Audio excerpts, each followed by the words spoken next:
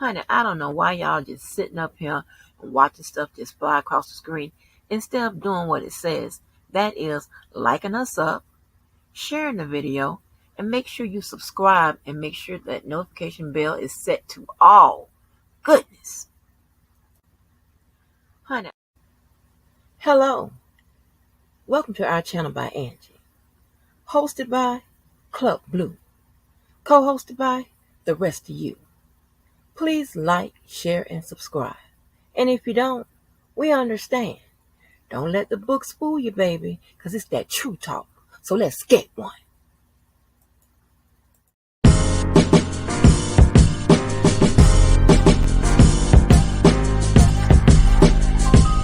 Hey, hey, hey, hey, hey, hey. If you hear me, if you hear me, if you hear me, hit that like the book time. Hit that like the book time, man. Like the book time, man. Yeah. Yes. What's good with it? What's good with it? Yes. Yes. What's going on?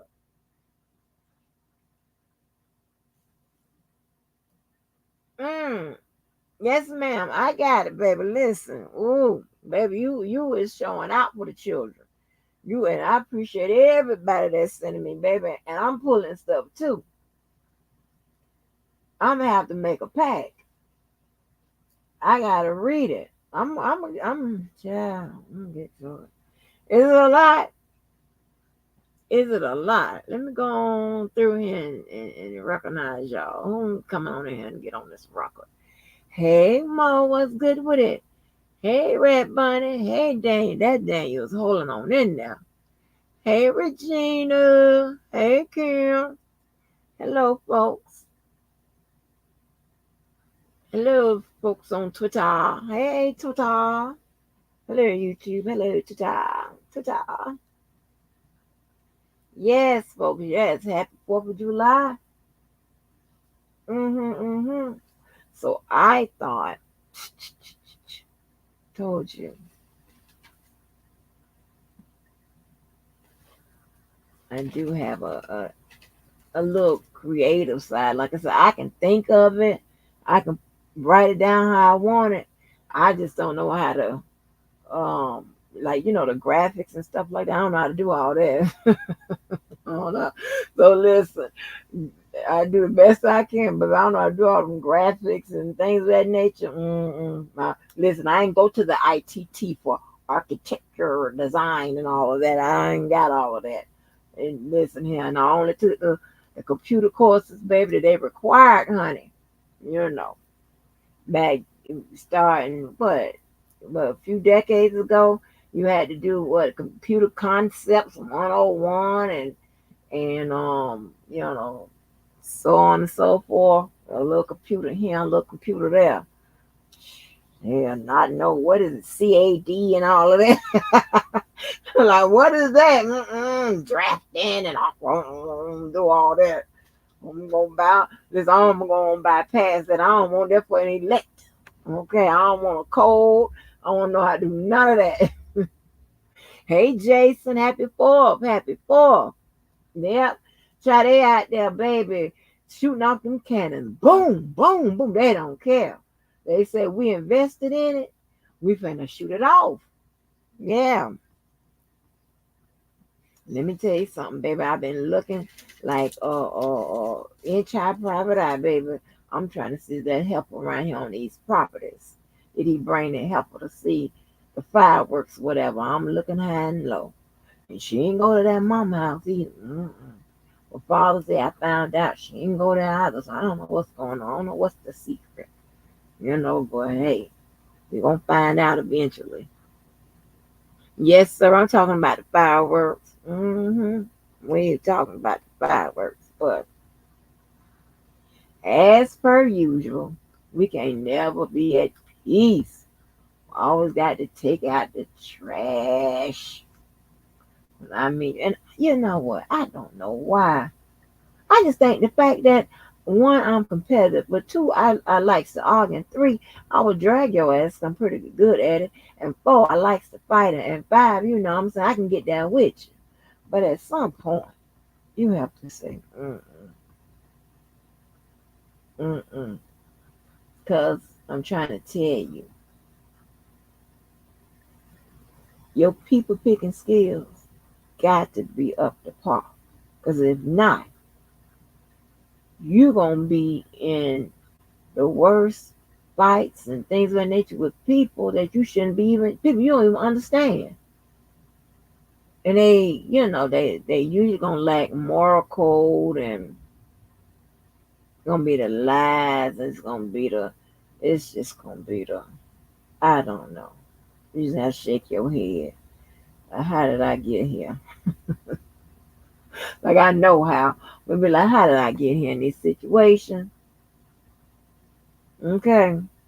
Like when you arguing with somebody that's trying to argue with you. Now all these people are contradict themselves, hypocrites, and so on. So let me go and get this out of the way. Like I said, I'm taking out the trash. I ain't gonna call it housekeeping because that's what civilized people call it. I'm just taking out the trash. It ain't that much. That's, you know, it's a lot, but um, I'm just gonna put it on the front porch, and I'm gonna let the people take it out. 'Cause baby, anybody got time for this? Um, you know, when you hear people with the contradictory nature and the hypocrites, I just saying I just can't get it. And I think they don't know the true meaning of the word, or they just don't care, or they think, you know, oh, they can do whatever, and then when you do it, it's a problem, right? I don't get that. Now, I heard somebody, if you want to, I'm going to use their terminology. I heard somebody giving the same woman a tutorial. Like, what? When did you just try to crack slick and I just cracked your ass while I was up there? But now you giving out a goddamn tutorial. Just ignorant. And that's what I'm saying. I don't give a fuck how y'all feel about what I'm gonna say, whatever. I done said 1,000 times and I mean it, I stand on it. And ain't nobody that y'all heard me deal with, whatever, is ignorant. Sound like any you motherfuckers. Okay? And it is now listen, it is a small number of ignorant folks, but nonetheless, depending on the sector, the number is greater. Okay, the beef sector, you can, you know, they're gonna lack moral code and character and all that type of bullshit, whatever. You can expect that when you travel across the waters and see them other sectors and stuff like that. It's like a brand new day. It's like a brand new day. You be like, huh? It's different from night and day. I'm not gonna keep dealing with nobody. These people that didn't retain um, elementary basics. I'm not gonna deal with nobody that's using the word worser and shit like that. Don't know the difference between a comparative adjective and a superlative adjective. I'm not gonna do all of that.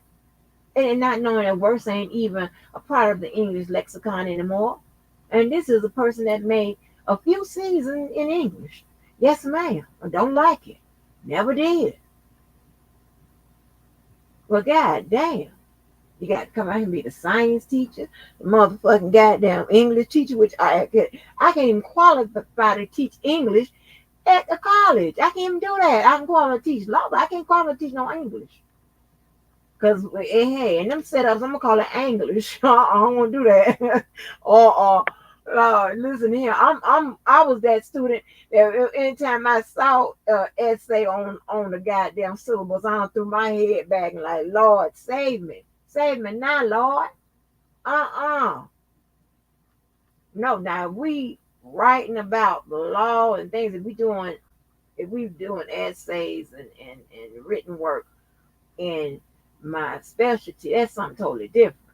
But I'm just talking about just to get on up out of here, to get credit for this. I'm like, oh Lord. I enjoy essays and work, written work in psychology, because that's stuff I enjoy. When it's anything like when you got to read them books and do them, I don't want to do none of that. And back when I was in ENC 1101 and all that bullshit, that's what we was doing. Get them books, read them books, APA, MLA, and all that shit. Like I got time for that. And get threatened by turning it in. I'm running through turning it in. We got to turn it in, y'all. So yeah. I'm not gonna do all of that. Then you got one idiot piggyback off the other idiot.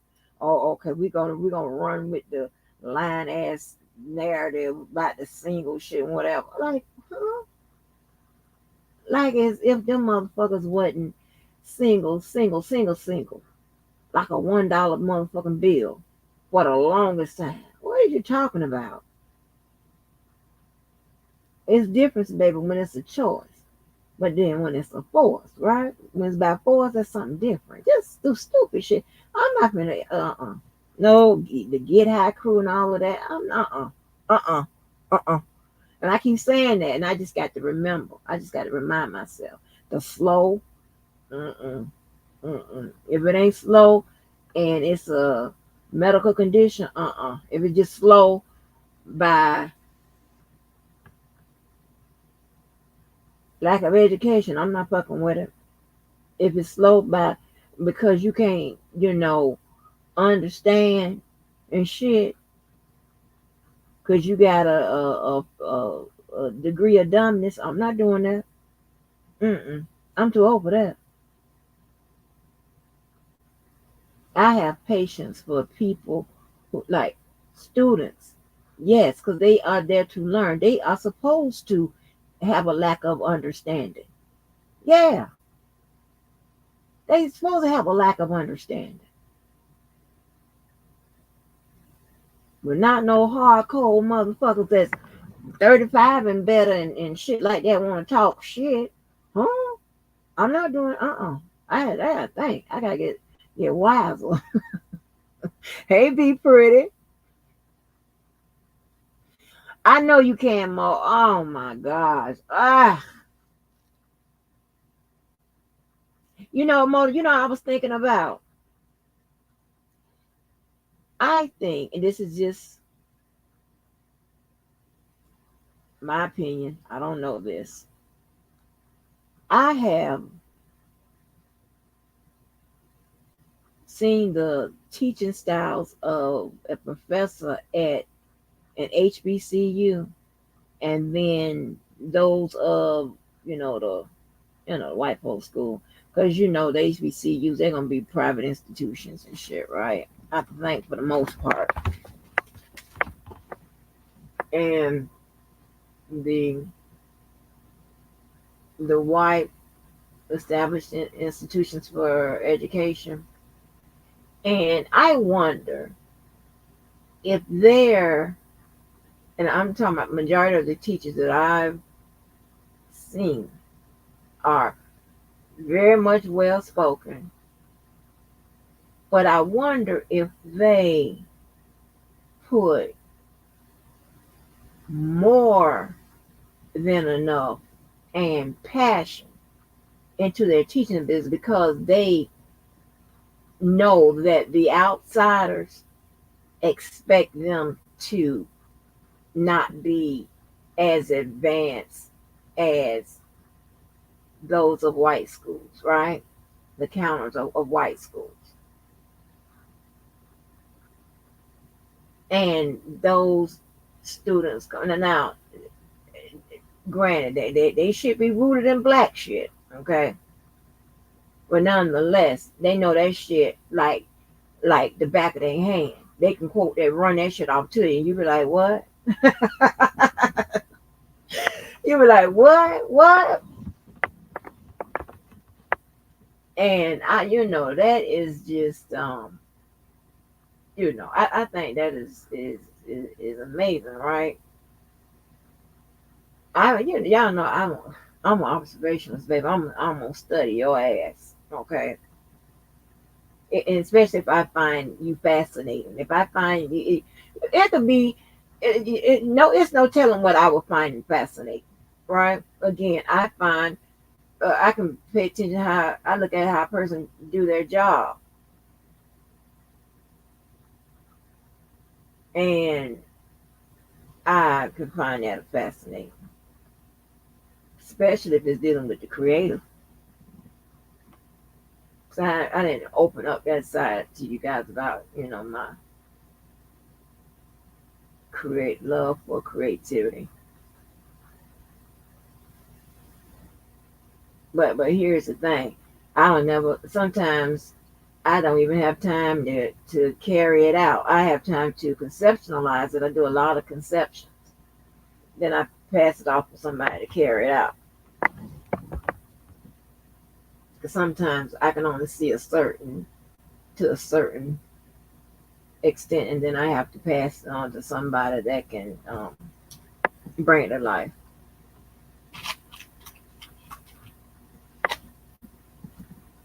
And then depending on what it is, with a lot of that, that's usually on the house, but then some of it, we'll get paid for it. Baby, I don't know. At this point, if I count them all up, I don't know how many streams of income I have. I really don't. Hey, I don't know. Sometimes it'd be 2 or 3 weeks before I've been an invoice to people, job.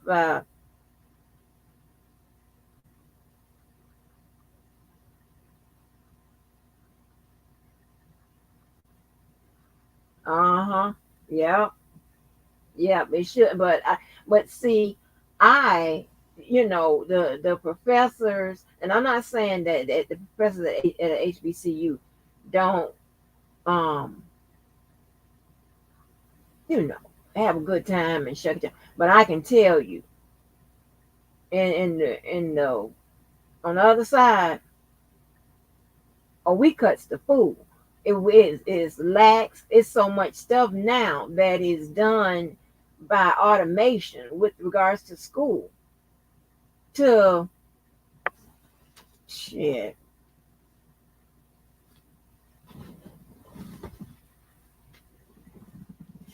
so much that the computer graded. They have so many so much of the curriculum, but with they have like the text and stuff like that. The text have the codes you put in. They do a lot of the stuff online. It automatically grades it, so on and so forth. So it's shit. Hell, it ain't much to do. It is, but it's not. It just depends on what you teach. But I see the dedication, and them HBCUs, y'all be giving people a lot of homework.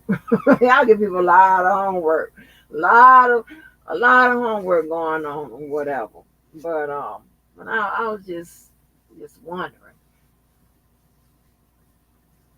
I wonder is that the case? It seems like they know that they have to be extra, because I had to get my friend, two of them actually. One I had to get when she told me that when she see a name like Shaniqua and all this and come across the area for her resume, she automatically be, my head jerked, and couldn't believe that Ramon still remember how I throw my head back. But I listen, you know, well, I'm an emotional creature sometimes, whatever, or I'm just normal and natural, and if it affects me, baby, I have to hey, I have to react in some kind of way. Could be physically, but definitely verbally, right? But then I had one to say when they see that they have a student from or HBCU or whatever, it's gonna be certain ones that they're gonna be like, okay.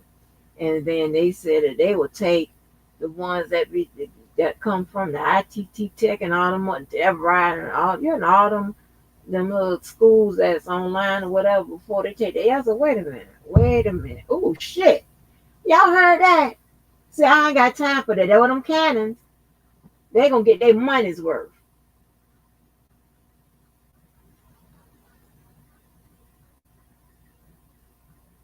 Hey, Ashley Sanders. I like people coming in new folks. Oh no, I got my message at Brown, which is an Ivy League school also. Yeah, my cousin was trying to go to Brown. Hey, Purple. Yep, where I currently adjunct, we do oral exams for every course. Yeah, AI is killing the traditional paper writing. The record-setting number of Americans who voted for Biden aren't going to vote for someone who has been charged with dozens of felonies because he tried to illegally disenfranchise their votes. Okay, come on through, Ashley Sanders. Y'all welcome Ashley Sanders. Ashley Sanders, I'm hoping. Because Ashley, I can't listen. I can't deal with no pit in the middle of my stomach. I can't do it. Y'all don't know those politics and stuff like that. It takes too much out of me. When I get involved with something, I get involved. Like when I tell you I over friend. When I over family, I over family. And when listen, despite what these people want you to think about me, I don't overlaw. Okay, but them baby, I be taking it personally, and I hate to lose. Child, I was in tears over that Hillary. hey, hey, I remember I was so tired because I worked so hard. I was so tired. I like to, see, when voting begins and the little, I think it's in New Hampshire, somewhere up there, about 10 people, whatever, live up there, they vote. And then when I see they vote, I usually stay up through the whole thing, right? Me and CNN and MSNBC and Fox, we ride it out. I be click, click, click, click, click. But sometimes, baby, I do the multi screens, right? I was so tired with Hillary and Trump till my daughter, she was in here because I had out there too, baby. And so you invested because you invested your time. Now you invested, okay? I fell asleep. It was like I was having PTSD, honey. I would jump up and be checking the numbers. And then I go on to sleep, and then what's your boy be on Fox News that the bigger guy that be calling it and stuff. That remember he got in trouble for calling it wrong or something, whatever his name is, but he's a Republican. I was like, baby, listen here, it was too much. Hey, Valiant Thor, Hunter Biden, Dad, please do not drop out of the presidential race. I need that damn pardon. Oh, okay, okay. They're coming in. So I don't want to go through all of that no more. I can't. But I got something to play. But anyway, let me finish taking out this trash. So and then you got two idiots talking about my numbers are down. First of all, I've never come on here ever worried about no numbers. This coming from two fools who had their channel long before mine, who numbers was never up. Like, what are you talking about? What are you talking about?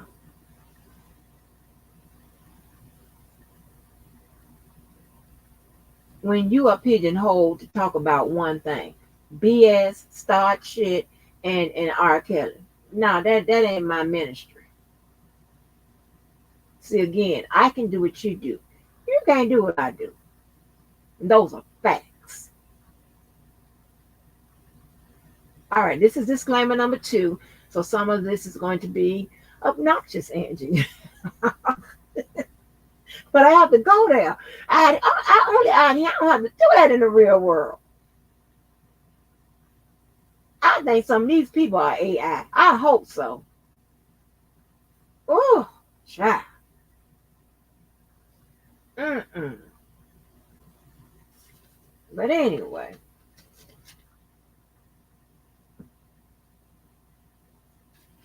like these folks got some nerve, honey.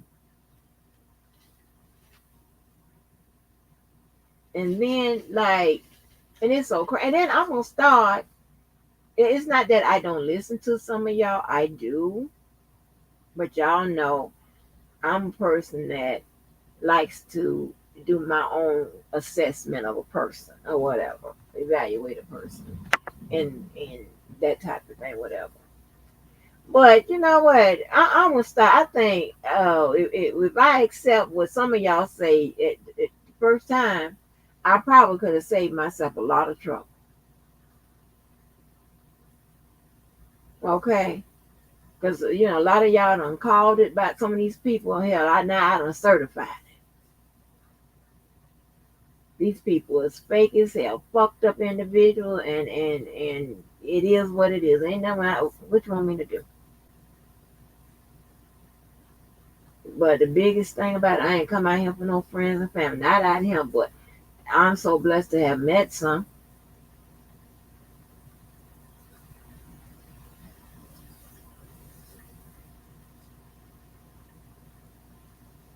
I'm blessed to have met some, honey.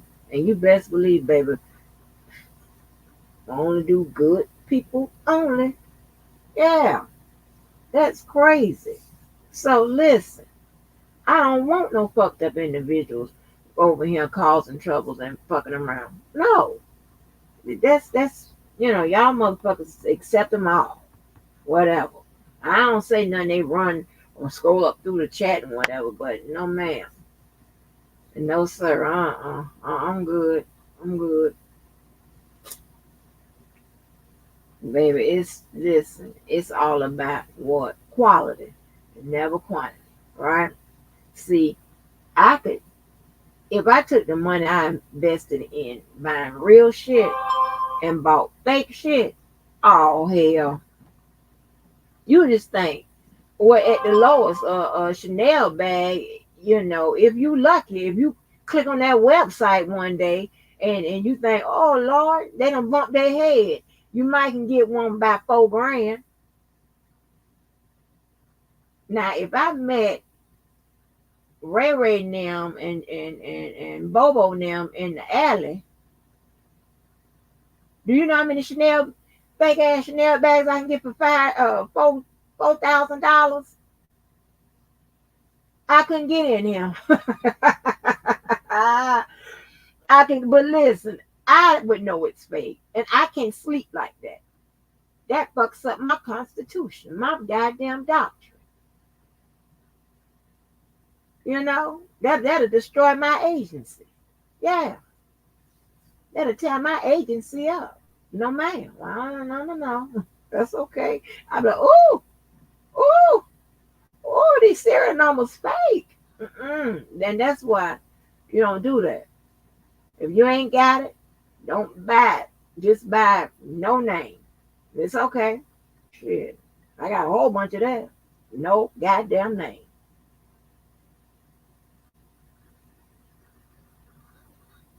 Just crazy. A lot of these people don't. Whew, they don't have they like morals and stuff like that. And I get it.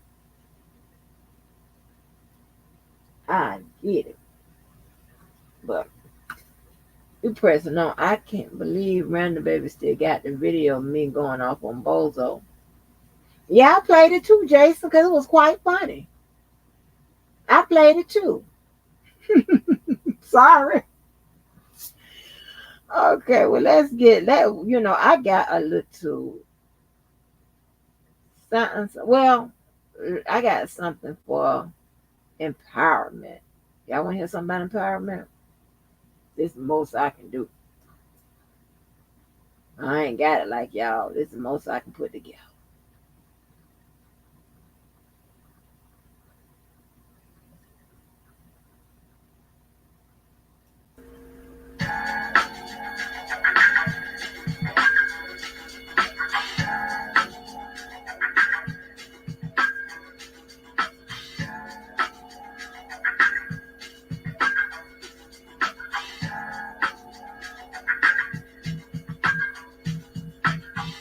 Let's talk about self-worth. Your self-worth should always be more than your net worth. See, I know my self-worth, and I act like I know it. When we calculate the taxes of our life work, some of us have to use the long form, and sadly, some of us must use the short form. When you talk about the interest, principals, and dividends that were paid through and by service, what will take me about 10 days to talk about, it may only take you 10 minutes.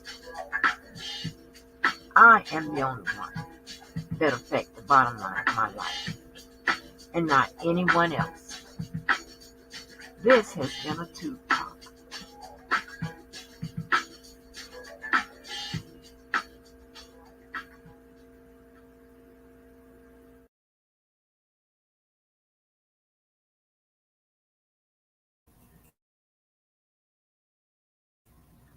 I'm so goofy.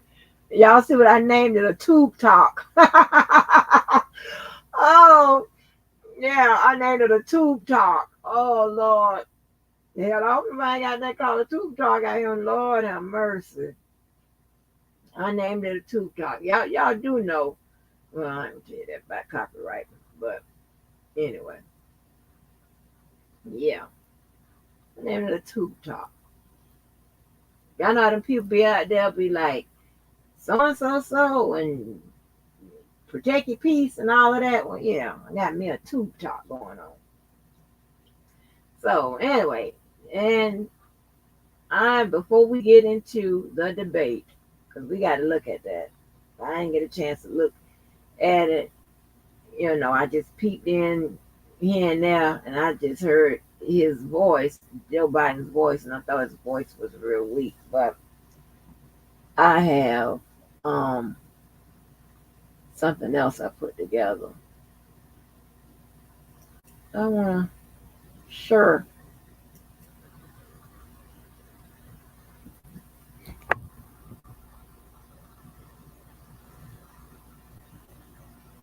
I just sat here and did this for the last 2 hours. So I ain't no damn voice.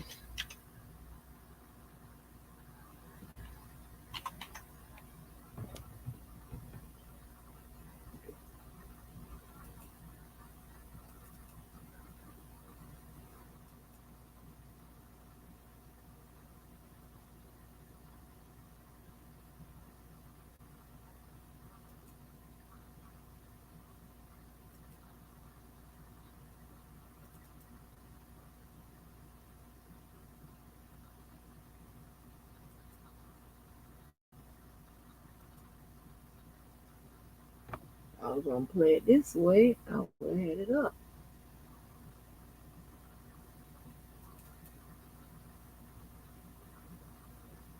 Now it's some more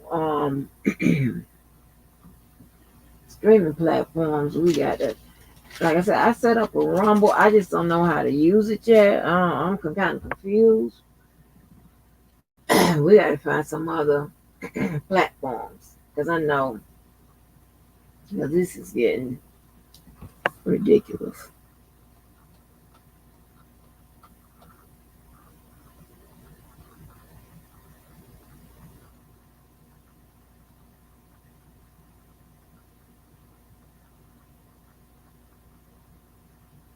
What is my 455?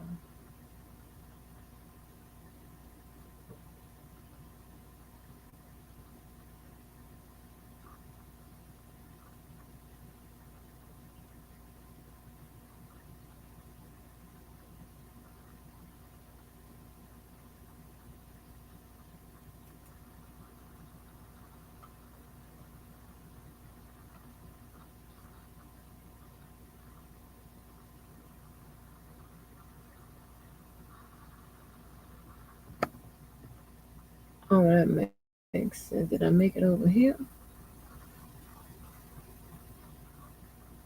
Oh, hold on. I got to share from over here. Duh. Okay, so all that goddamn long time I took to make this. Okay.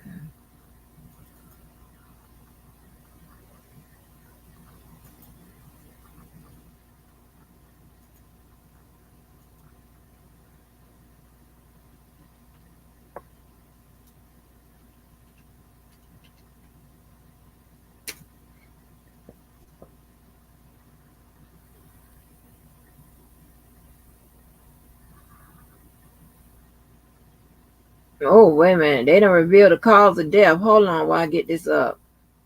So With people are Kiki. still reacting to the tragic loss of Kiki Jabbar, star of Love and Marriage Huntsville. Well, now it appears that we are finding out what may have caused her passing. Here we go now.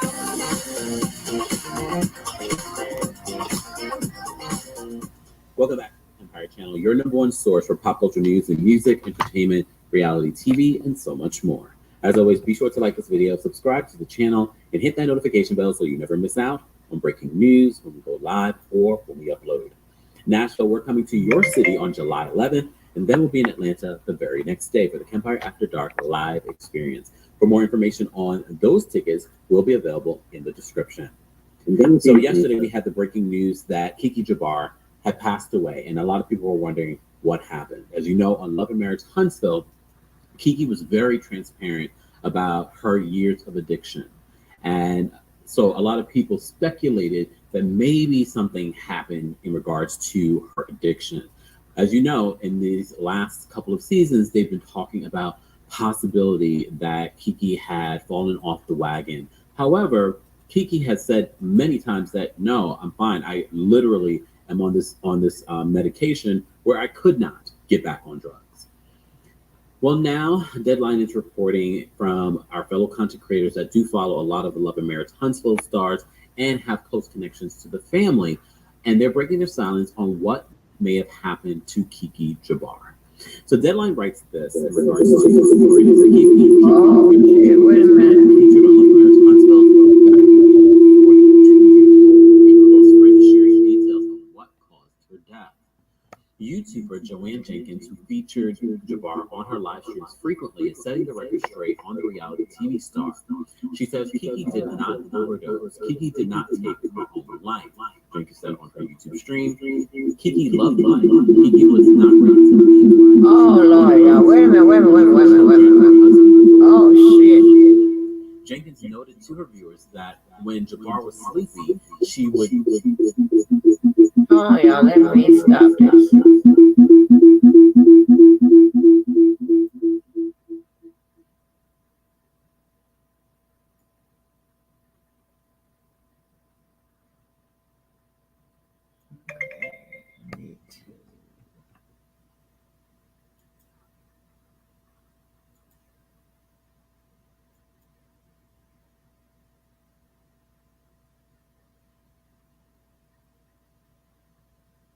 Oh, let me see if you can still hear. Okay. All right. Well, I got the video up anyway. Um.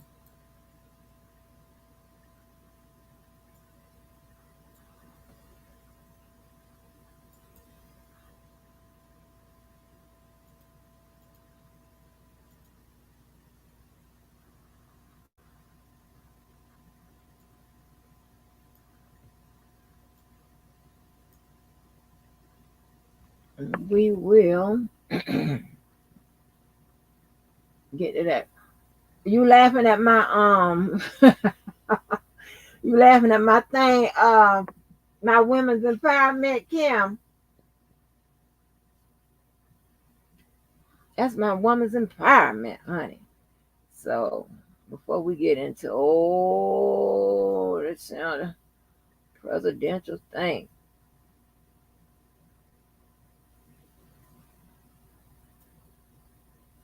What? You see how creative I am. You see how I did it with the taxes and stuff like. Did you catch it?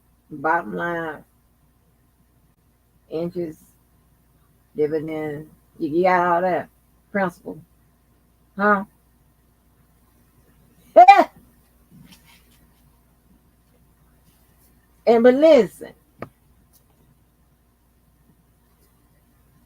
if they stop fucking with people telling lies and whatever, I won't have to show them that they are lying. They don't understand that. But listen, if you think I'm playing, listen to this.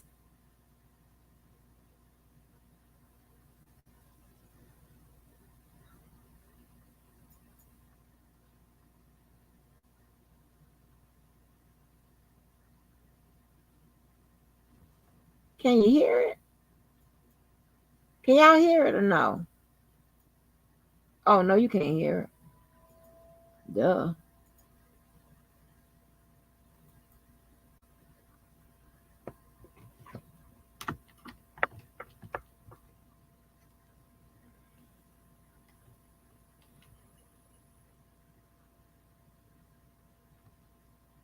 Let me see if you can hear it now.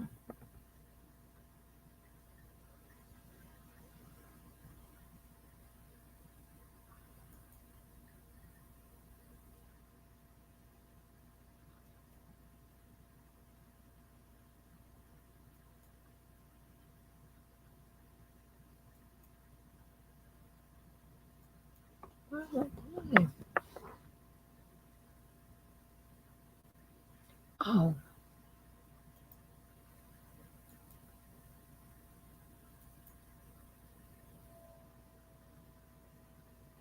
I can't hear nothing.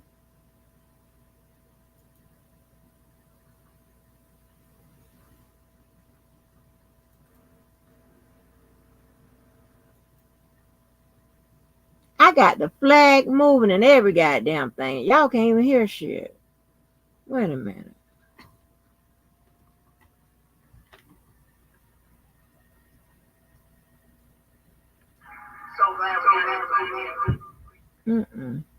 Can't do that. Hold on.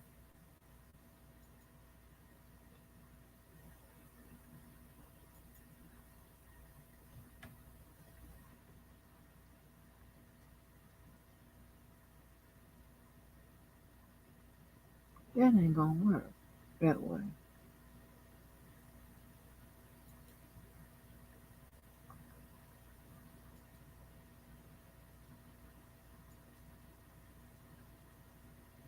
Okay, I know what to do. Let me send it on to the mother load. Child, you listen here. These little side computers, baby. Now someday I can get both of the computers to work together, and then I forget what I did. Baby, I don't have time to be doing all that thinking. Hold on.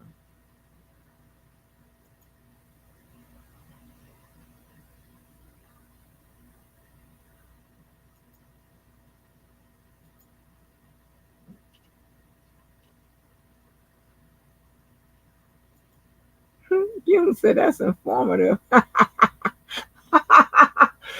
Cal. Hey, Diva. Yeah. Kim said that's informative. Yeah, let a motherfucker know. That's informative, all right. That's on the let a motherfucker know type deal. Like, what am I doing? I keep asking myself the dumbest question. I keep doing it.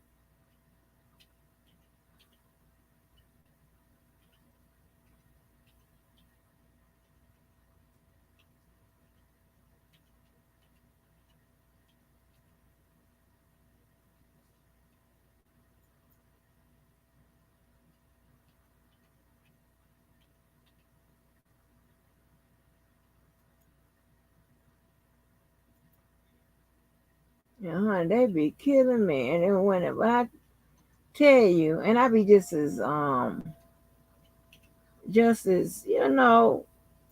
matter of fact when I tell you, I'm gonna be telling you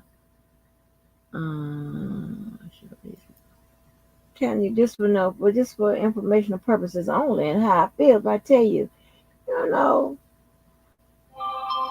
you fake as fuck, or fuck the benefit or whatever. Don't like they be acting like they surprised. And then I tell you why I feel that I'm gonna stop all of that. I am. I'm just gonna be like, okay, this is what I think, and that's it. I don't give you no reason why. Shit. Okay, I don't put it on this side, so I can really get rid of you off this side.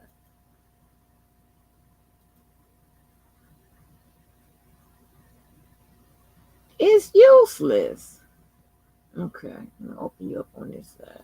I had the flag waving and everything, y'all.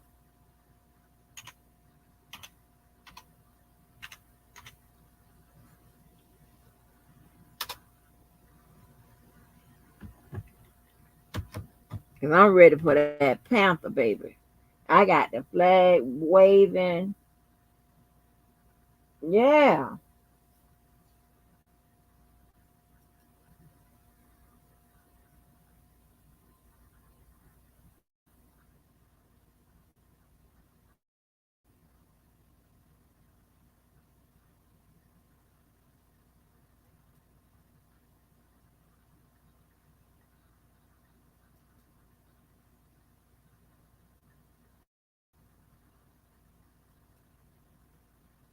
Mm.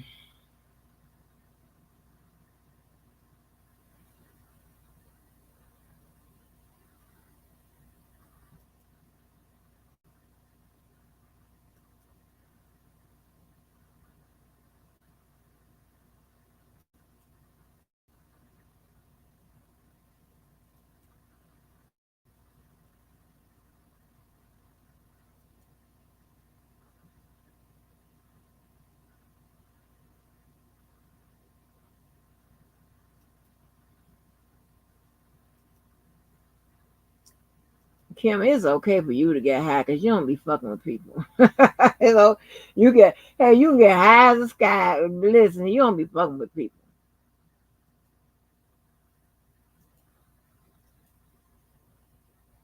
Now,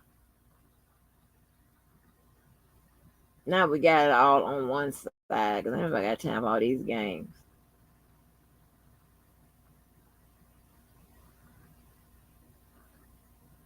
Now, okay.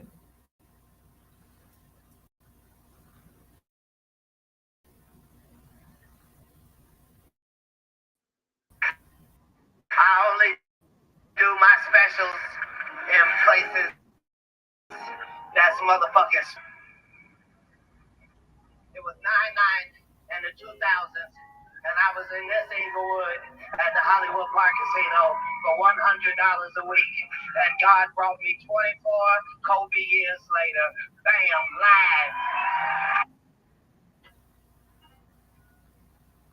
So glad we got everybody here. Where's all the white people in the building? Make some noise, white people. Oh, thank y'all so much. Where's all the Hispanics? Where's me, familia in the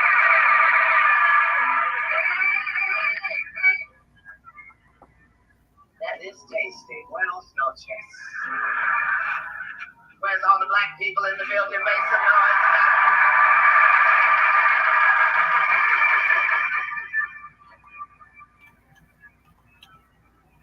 Not working, niggas. I appreciate you. What a blessing. That's the best part of this whole thing is the fact that the people that like me happen to be some of the smartest, best looking, funniest people in the whole world. And there's something I can do to say thank you enough. Okay.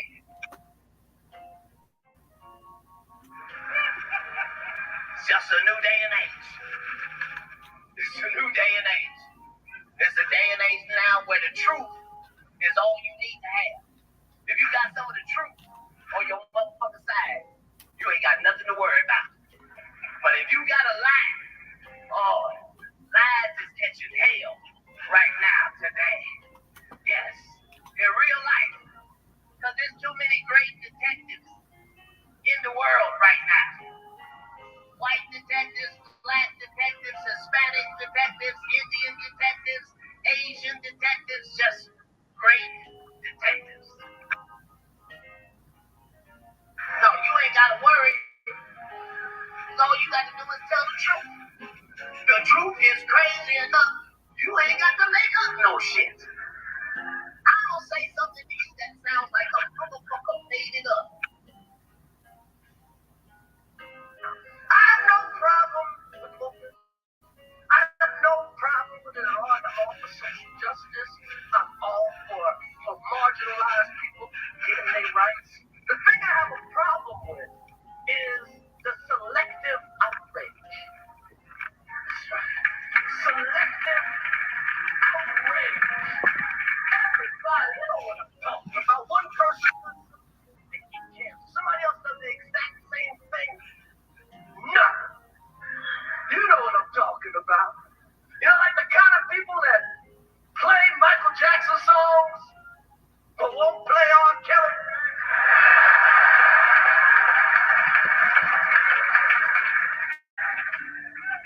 Same crime.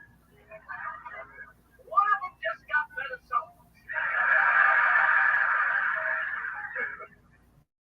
That's right. Oh, I play Start Something. It's a party. I play Bump and Grind. Now you an activist. So everybody's scared. Everybody full of shit.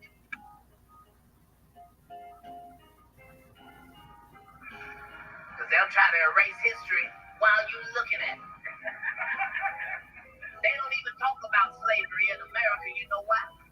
Because they don't want to give no credit to the people that got black people out of slavery in the first place. They don't want them to get no shine. So they erased it from history. But I'll say it right here in front of the world. Black women got black people out of slavery in America. That's the facts. As a group, black women did that without assistance. There was no group of black men that got together, said, fuck this shit, nigga, we're not doing this. Slave no, motherfucking more.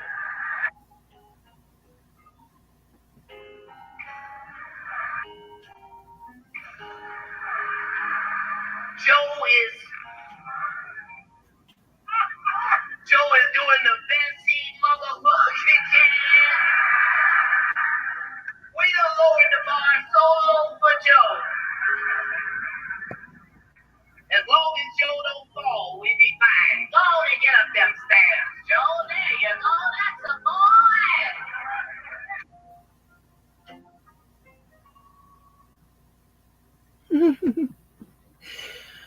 Oh Lord, I had to get those clips.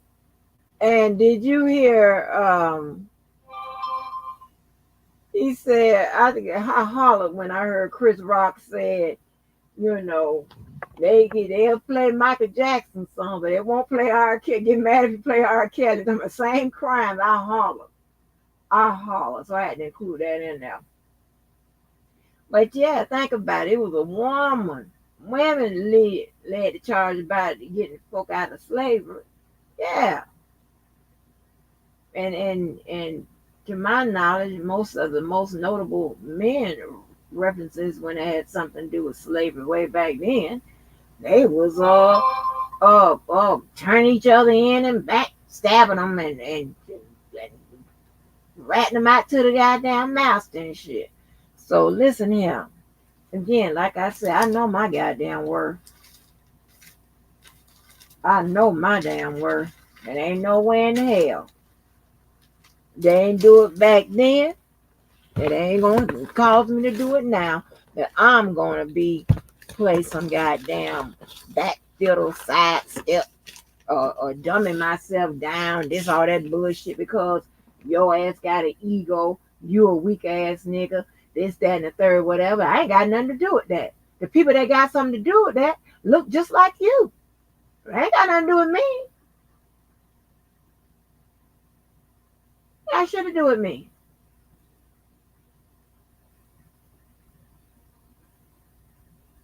I'm an equal opportunity cusser out. My cussing is bilingual. I cuss the men out as well as the women. I don't care. I don't discriminate. If I got time for that, I don't have to be no little docile little, oh, I agree with everything you say. I believe everything you say. I ain't no dumb. I got a big head. My head is huge. I ain't got to do that. They know what's perfect. Y'all ain't gonna believe this little tidbit of information. The men I surround myself with, they don't even expect that. They already know. And guess what? They like it. Yeah. They like it. So what you want me to do? Look like I'm up, little nigga. In the voice of my baby daddy, Chris Brown. I'm up. My queen said, let my people go. Yeah. And I had the flag flying because that's 4th of July. I get it. But I made sure I include all the people. That's why I got the clip when he said, all different races of people. But in the music in the background, because you had to do that, because that shit from Netflix. The music in the background, that is Lift Every Voice and Sing. When got me old Negro spiritual. Yeah.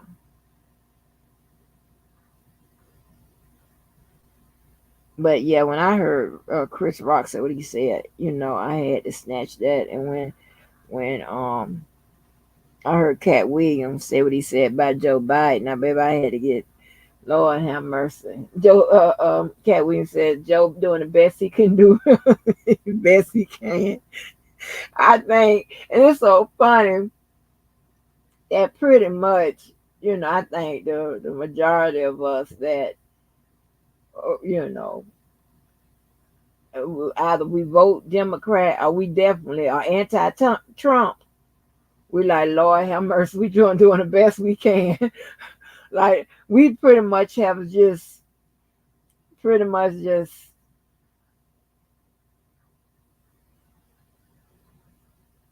it didn't good. Maybe ain't pick it up. Yeah. But it don't matter because I'm manipulated anyway. Child. We just like, Lord have mercy, help us now.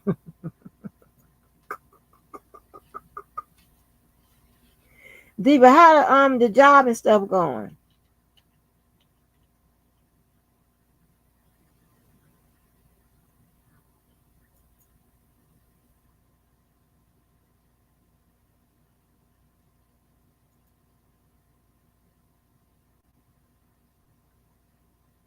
I mean, we've accepted what it is when it comes to this election.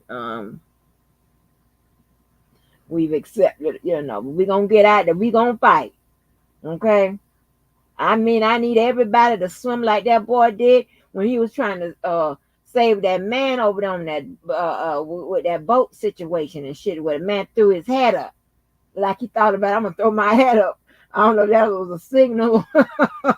Now that, to me, I know the chair part was stole the clip, but that hat had to come in a close second because how he flipped it up like that was some kind of smoke signal. Honey, I'll never forget that. Well, it was the boy swimming, the chair, and that hat. Oh Lord. Oh, okay. You never liked that song? Lift every heart. You never like that? You know what made me say like that song? And I didn't even know that they were sung it until later on. That's what it was. When they sung it on Penitentiary 2 in the ring, when before they went to boxing, in place of the national anthem and all of that. Mm-hmm. So let me see if I got Trump. I think I got Trump them on this side. They on the right side, Lord. Let's get to this now. And I like one thing I like about them, they ain't faking it.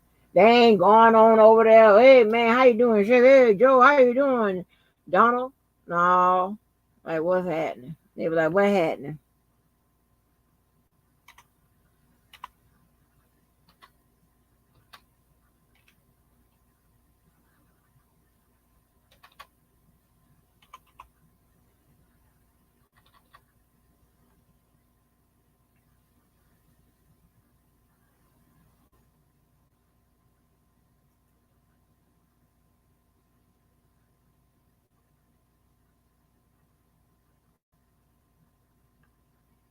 What's the name of the presidential debate, Lord?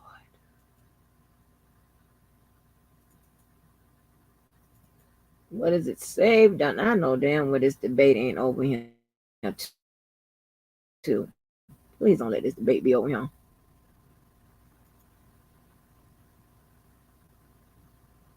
On this side.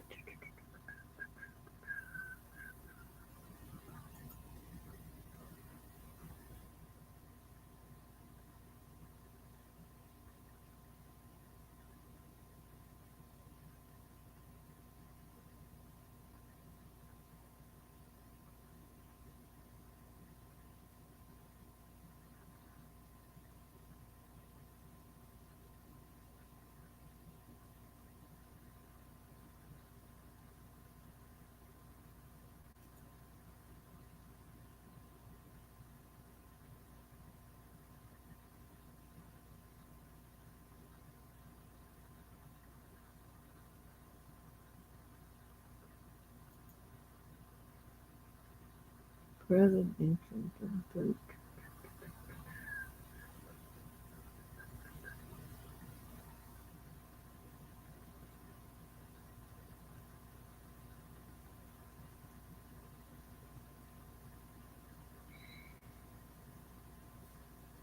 Yeah, it just be, I don't know.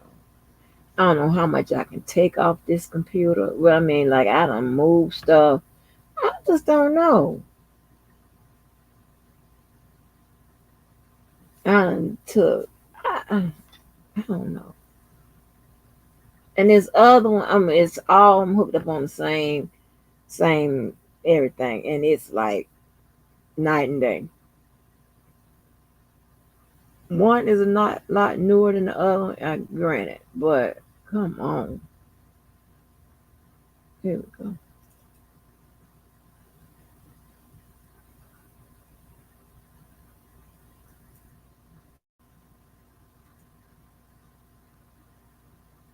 Project 20. I didn't want to vote after reading some of the stuff about Biden. I haven't, Diva.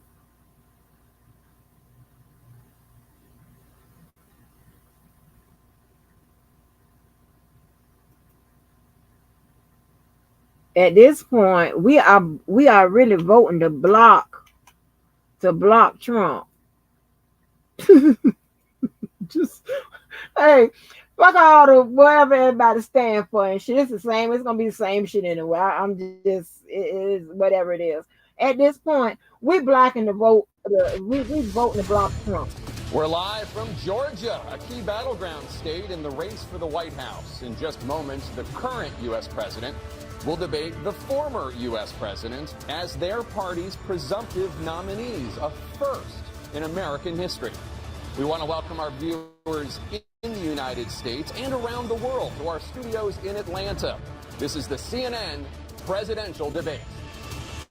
This debate is being produced by CNN and is coming to you live on CNN, CNN International, CNN.com, CNN Max, and CNN Espanol. This is a pivotal moment between President Joe Biden and former President Donald Trump in their rematch for the nation's highest office. Each will make his case to the American people with just over 4 months until Election Day. Good evening, I'm Dana Bash, anchor of CNN's Inside Politics and co-anchor of State of the Union. I'm Jake Tapper, anchor of CNN's The Lead and co-anchor of State of the Union. Dana and I will co-moderate this evening. Our job is to facilitate a debate between the two candidates tonight. Before we introduce them, we want to share the rules of the debate with the audience at home. Former President Trump will be on the left side of the screen. President Biden will be appearing on the right. A coin toss determined their positions. Each candidate will have 2 minutes to answer a question and 1 minute each for responses and rebuttals. An additional minute for follow-up, clarification, or response is at the moderator's discretion.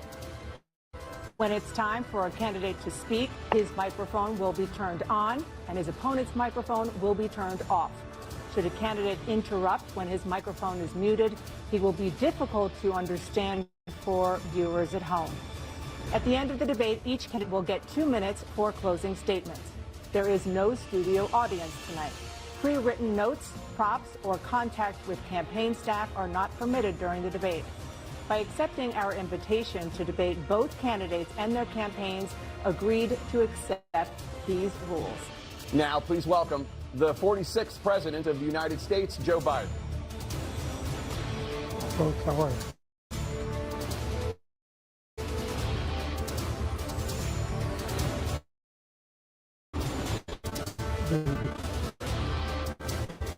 And he's welcome the 40th President of the United States, Donald Trump.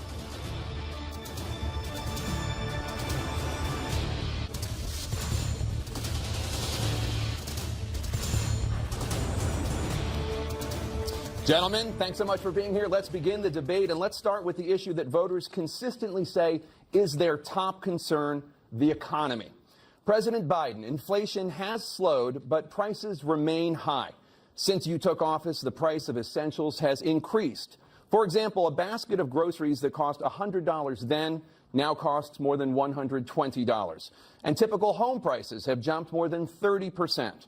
What do you say to voters who feel they are worse off under your presidency than they were under President Trump? We got to take a look at what I was left when I became president, what Mr. Trump left me. We had an economy that was in free fall. The pandemic was so badly handled. Many people were dying. All he said was, it's not that serious. Just inject a little bleach into your arm. You'll be all right. The economy collapsed. There were no jobs. Unemployment rate rose to 15%. It was terrible. And so what we had to do is try to put things back together again. And that's exactly what we began to do. We created 15,000 new jobs. We brought out the position where we have 800,000 new manufacturing jobs. But there's more to be done. There's more to be done. Working class people are still in trouble. I come from Scranton, Pennsylvania. I come of households where the kitchen table, if the things weren't able to be met during the month, it was a problem. Price of eggs, the price of gas, the price of housing, the price of a whole range of things. That's why I'm working so hard to make sure I deal with those problems. And we're going to make sure that we reduce the price of housing. We're going to make sure we build 2 million new units. We're going to make sure we cap rents so corporate greed can't take over. The combination, what I was left with in corporate greed, is the reason why we're in this problem right now. In addition to that, we're in a situation where if you take a look at all that was done in his administration, he didn't do much at all. By the time he left, things were in chaos, literally chaos. And so we put things back together. We created, I said, those jobs. We make sure we had a situation where we brought down the price of prescription drugs, which is a major issue for many people, to $15 for an insulin shot as opposed to $400. No senior has to pay more than $200 for any drug, all the drugs they can include beginning next year. And the situation is and we're going to make that available to everybody, to all Americans. So we're working to bring down the price around the kitchen table, and that's what we're going to get done. Thank you. President Trump? We have the greatest economy in the history of our country. We have never done so well. Everybody was amazed by it. Other countries were copying us. We got hit with COVID, and when we did, we spent the money necessary so we wouldn't end up in a Great Depression, the likes of which we had in 1929. By the time we finished, so we did a great job. We get a lot of credit for the economy, a lot of credit for the military, and no wars, and so many other things. Everything was rocking good. But the thing we never got the credit for, and we should have, is getting us out of that COVID mess. He created mandates that was a disaster for our country. But other than that, we had given them back a country where the stock market actually was higher than pre-COVID, and nobody thought that was even possible. The only jobs he created are for illegal immigrants and bounce-back jobs, a bounce-back from the COVID. He has not done a good job. He's done a poor job, and inflation's killing our country. It is absolutely killing us. Thank you. President Biden? Well, look, the greatest economy in the world, he's the only one who thinks that, I think. I don't know anybody else who thinks he had the greatest economy in the world. And, you know, the fact of the matter is that we find ourselves in a situation where his economy, he rewarded the wealthy. He had the largest tax cut in American history, $2 trillion. He raised a deficit larger than any president has in any one term. He's the only president other than Herbert Hoover who's lost more jobs than he had when he began, since Herbert Hoover. The idea that he did something that was significant. And the military, you know, when he was president, they were still killing people in Afghanistan. He didn't do anything about that. When he was president, we were still finding ourselves in a position where you had a notion that we were this safe country. The truth is, I'm the only president this century that doesn't have this decade, that doesn't have any troops dying anywhere in the world like he did. President Trump, I want to follow up if I can. Am I allowed to respond to him? Well, I'm going to ask you a follow-up. You can do whatever you want with the minute that we give you. I want to follow up. You want to impose a 10% tariff on all goods coming into the U.S. How will you ensure that that doesn't drive prices even higher? It's not going to drive them higher. It's just going to cost countries that have been ripping us off for years, like China and many others, in all fairness to China. It's going to just force them to pay us a lot of money, reduce our deficit tremendously, and give us a lot of power for other things. But he made a statement. The only thing he was right about is I gave you the largest tax cut in history. I also gave you the largest regulation cut in history. That's why we had all the jobs. And the jobs went down, and then they bounced back, and he's taking credit for bounce-back jobs. You can't do that. He also said he inherited 9% inflation. No, he inherited almost no inflation, and it stayed that way for 14 months. And then it blew up under his leadership because they spent money like a bunch of people that didn't know what they were doing, and they don't know what they were doing. It was the worst, probably the worst administration in history. There's never been. And as far as Afghanistan is concerned, I was getting out of Afghanistan, but we were getting out with dignity, with strength, with power. He got out. It was the most embarrassing day in the history of our country's life. President Trump, over the last 8 years, under both of your administrations, the national debt soared to record highs. And according to a new nonpartisan analysis, President Trump, your administration approved $8.4 trillion in new debt, while so far President Biden, you've approved $4.3 trillion in new debt. So, former President Trump, many of the tax cuts that you signed into law are set to expire next year. You want to extend them and go even further, you say. With the U.S. facing trillion-dollar deficits and record debt, why should top earners and corporations pay even less in taxes than they do now? Because the tax cuts spurred the greatest economy that we've ever seen just prior to COVID. And even after COVID, it was so strong that we were able to get through COVID much better than just about any other country. But we spurred, that tax spurred. Now, when we cut the taxes, as an example, the corporate tax was cut down to 21% from 39%, plus beyond that. We took in more revenue with much less tax, and companies were bringing back trillions of dollars back into our country. The country was going like never before, and we were ready to start paying down debt. We were ready to start using the liquid gold right under our feet, the oil and gas right under our feet. We were going to have something that nobody else has had. We got hit with COVID. We did a lot to fix it. I gave him an unbelievable situation with all of the therapeutics and all of the things that we came up with. We gave him something great. Remember, more people died under his administration, even though we had largely fixed it. More people died under his administration than our administration, and we were right in the middle of it, something which a lot of people don't like to talk about. But he had far more people dying in his administration. He did the mandate, which is a disaster, mandating it. The vaccine went out. He did a mandate on the vaccine, which is the thing that people most objected to about the vaccine. And he did a very poor job, just a very poor job. And I will tell you, not only poor there, but throughout the entire world, we're no longer respected as a country. They don't respect our leadership. They don't respect the United States anymore. We're like a third world nation between weaponization of his election, trying to go after his political opponent. All of the things he's done, we've become like a third world nation, and it's a shame. The damage he's done to our country, and I'd love to ask him, and will, why he allowed millions of people to come in here from prisons, jails, and mental institutions to come into our country and destroy our country. President Trump, we will get to immigration later in this block. President Biden, I want to give you an opportunity to respond to this question about the national debt. He had the largest national debt of any president in a 4-year period, number one. Number two, That $2 trillion tax cut benefited the very wealthy. What I'm going to do is fix the tax system. For example, we have 1,000 trillionaires in America. Billionaires in America. And what's happening? They're in a situation where they, in fact, pay 8.2% in taxes. If they just paid 24%, 25%, either one of those numbers, they'd raise $500 billion, I should say, in a 10-year period. We'd be able to wipe out his debt. We'd be able to help make sure that all those things we need to do, child care, elder care, making sure that we continue to strengthen our health care system, making sure that we're able to make every single solitary person eligible for what I've been able to do with the COVID, with dealing with everything we have to do with, look, if we finally beat Medicare. This is bad. Thank you, President Biden. President Trump?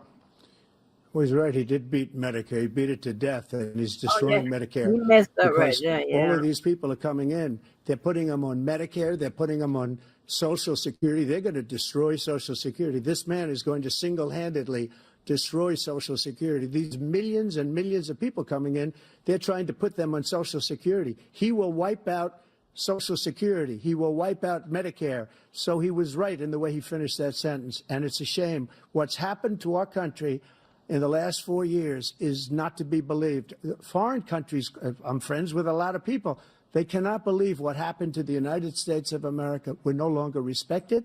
They don't like us. We give them everything they want, and they think we're stupid. They think we're very stupid people. What we're doing for other countries, and they do nothing for us. What this man has done is absolutely criminal. Thank you, President Trump. Dana? This is the first presidential election since the Supreme Court overturned Roe v. Wade. This morning, the court ruled on yet another abortion case, temporarily allowing emergency abortions to continue in Idaho, despite that state's restrictive ban. Former President Trump, you take credit for the decision to overturn Roe v. Wade, which returned the issue of abortion to the states. Correct. However, the federal government still plays a role in whether or not women have access to abortion pills. They're used in about 2/3 of all abortions. As president, would you block abortion medicine? First of all, the Supreme Court just approved the abortion bill, and I agree with their decision to have done that, and I will not block it.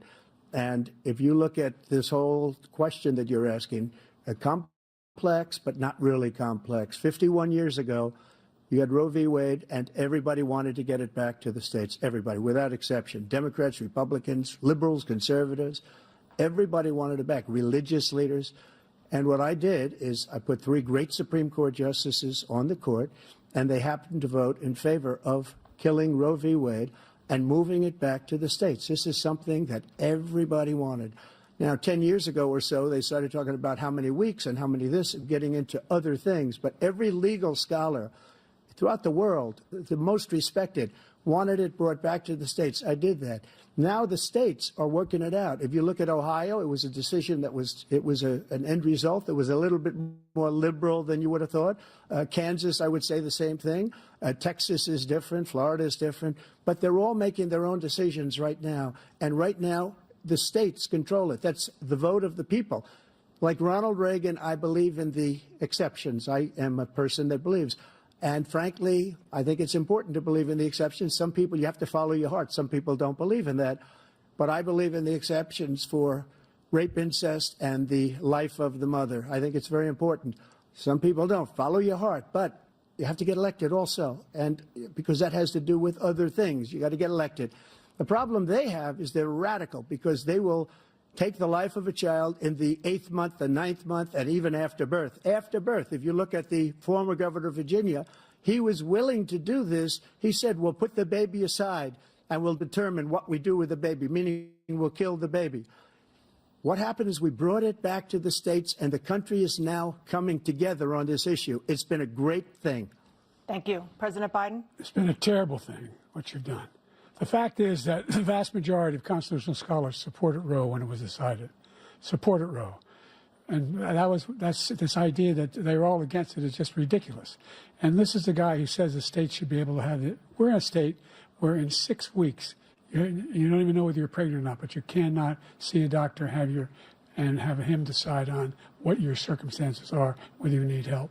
The idea that states are able to do this is a little like saying we're going to turn civil rights back to the states. Let each state have a different rule. Look, there's so many young women who have been, including a young woman who just was murdered, and he went to the funeral. The idea that she was murdered by an immigrant coming in, they talk about that. But here's the deal: there's a lot of young women who are being raped by their in-laws, by their spouses, brothers and sisters, it's just ridiculous, and they can do nothing about it. And they try to arrest them when they cross state lines. Thank you. There have been many young women murdered by the same people he allows to come across our border. We have a border that's the most dangerous place anywhere in the world, considered the most dangerous place anywhere in the world. And he opened it up, and these killers are coming into our country, and they are raping and killing women. And it's a terrible thing. As far as the abortion is concerned, it is now back with the states. The states are voting. In many cases, it's frankly a very liberal decision. In many cases, it's the opposite. But they're voting, and it's bringing it back to the vote of the people, which is what everybody wanted, including the founders, if they knew about this issue, which, frankly, they didn't. But they would have. Everybody wanted it brought back. Ronald Reagan wanted it brought back. He wasn't able to get it. Everybody wanted it brought back, and many presidents had tried to get it back. I was the one to do it. And again, this gives it the vote of the people, and that's where they wanted it. Every legal scholar wanted it that way. Staying on the topic of abortion, President Biden, 7 states, I'll let you do that. This is the same topic. 7 states have no legal restrictions on how far into a pregnancy a woman can obtain an abortion. Do you support any legal limits on how late a woman should be able to terminate a pregnancy? I supported Roe v. Wade, which had 3 trimesters. The first time is between the woman and the doctor.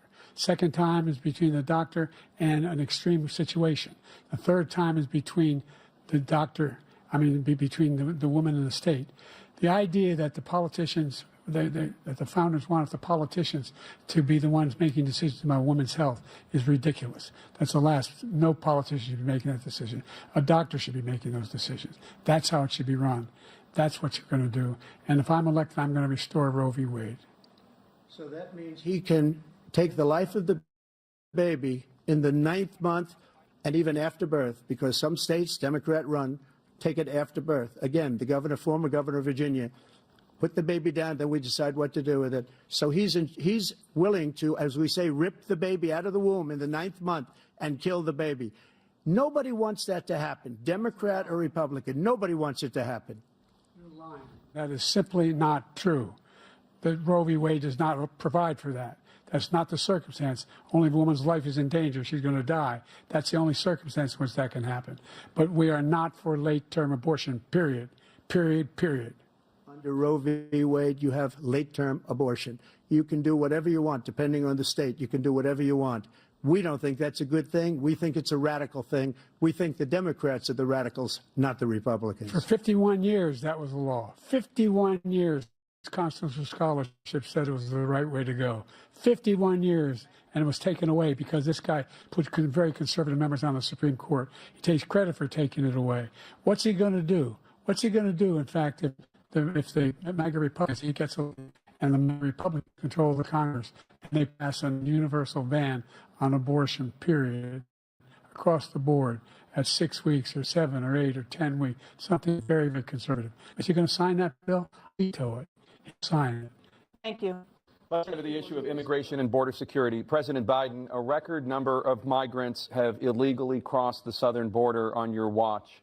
Overwhelming border states and overburdening such as New York and Chicago, and in some cases causing real safety security concerns.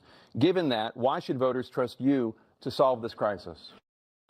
Because we worked very hard to get a bipartisan agreement that not only changed all of that, it made sure that a situation where you had no certainty where they could come across the border with the number of border police there are now. We significantly increased the number of asylum officers. Significantly, by the way, the Border Patrol endorsed me, endorsed my position. And of the situation, separating babies from them in cages, making sure the families were separated. That's not the right way to go. What I've done since I've changed the law, what's happened? I've changed it in a way that now you're in a situation where there are 40% fewer people coming across the border illegally. That's better than when he left office. And I'm going to continue to move until we get the total ban on the total initiative relative to what we do with more border control, more asylum officers. President Trump?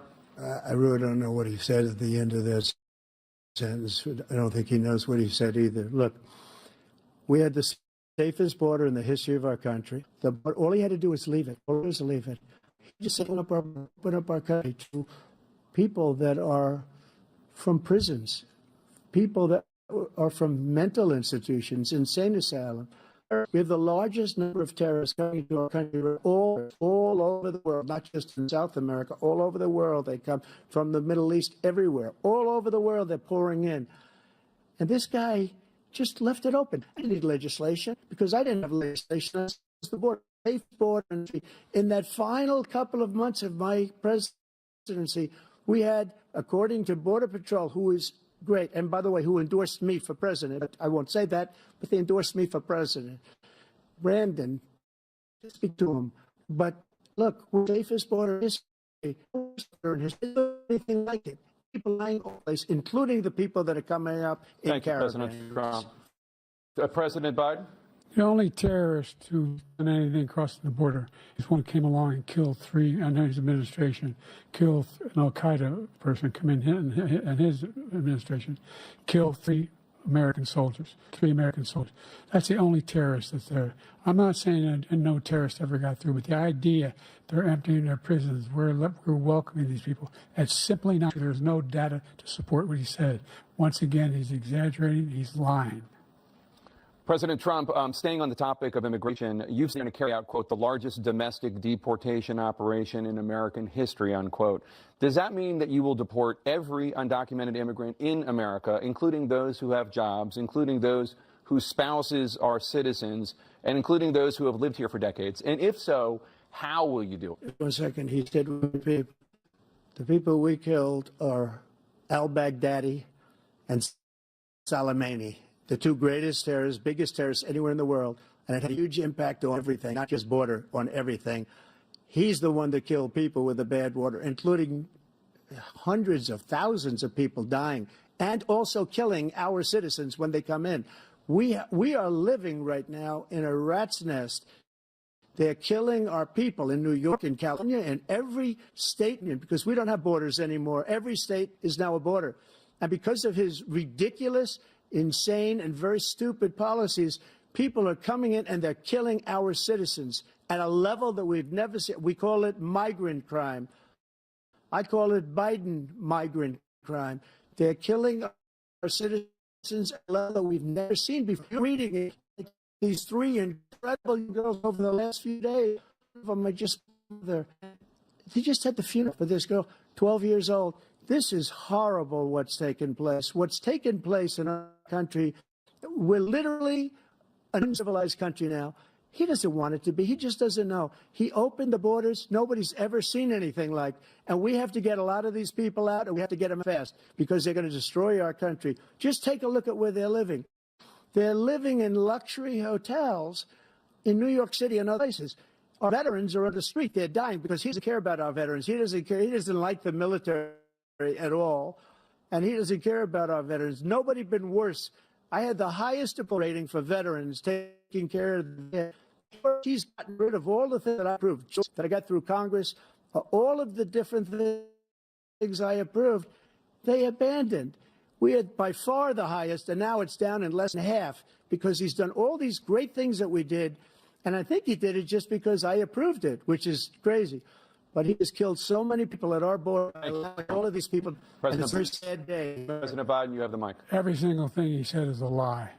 Every single one. For example, veterans are a hell of a lot better off since I passed the PACT Act. 1 million of them now have insurance, and their families have it. Their families have it because what happened, whether it was Agent Orange or burn pits, they're all being covered now. And his group opposed that. We're also in a situation where we We have great respect for veterans. My son spent a year in Iraq. Later was burned back with poor glioma. I was recently on D-Day, and I spoke all about those heroes that died. I went to the World War II cemetery, World War I cemetery he refused to go to. He was standing with a star general, and he told me, he said, I don't want to go in there because they're a bunch of losers and suckers. My son was not a loser, was not a sucker. You're the sucker, you're the loser. President Trump? First of all, that was quote, sucker and losers. They made it. It was in a third-rate magazine that's failing, like many of these magazines. He made that up. He put it in commercials. We've notified him. We had 19 people that said I didn't say it. And think of this. Who would say I'm at a cemetery or I'm talking about our veterans? Because nobody's taking better care. I'm so glad this came up, and he brought it up. There's nobody that's taken better care of our soldiers than I have. To think that I would, in front of generals and others, say suckers and losers. We have 19 people that said it was never said by me. It was made up by him, just like Russia was made up, just like the 51 intelligence agents are made up, just like the new thing, 16 are talking, it's the same thing. 51 intelligence agents said that the laptop was Russia disinformation. It wasn't. That came from his son, Hunter. It wasn't Russia disinformation. He made up the suckers and losers, so he should apologize to me right now. Four-star general standing to your side was on your staff who said you said it, period. That's number one. And number two, the idea that I have to apologize to you for anything along the line. We've done more for veterans than any president has in American history.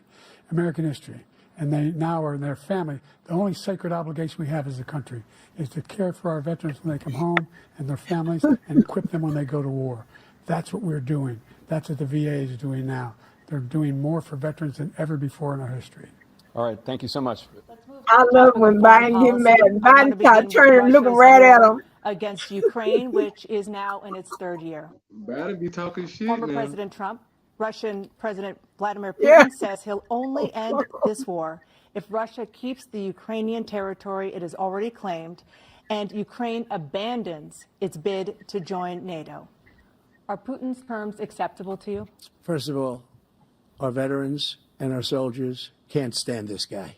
They can't stand him. They think he's the worst commander-in-chief, if that's what you call him, that we've ever had. They can't stand him. So let's get that straight. And they like me more than just about any of them. And that's based on every single bit of information. As far as Russia and Ukraine, if we had a real president, a president that knew, that was respected by Putin, he would have never invaded Ukraine. A lot of people are dead right now, much more than people know. You know, they talk about numbers. Right, you can double those numbers, maybe triple those numbers. He did nothing to stop it. In fact, I think he encouraged Russia from going in.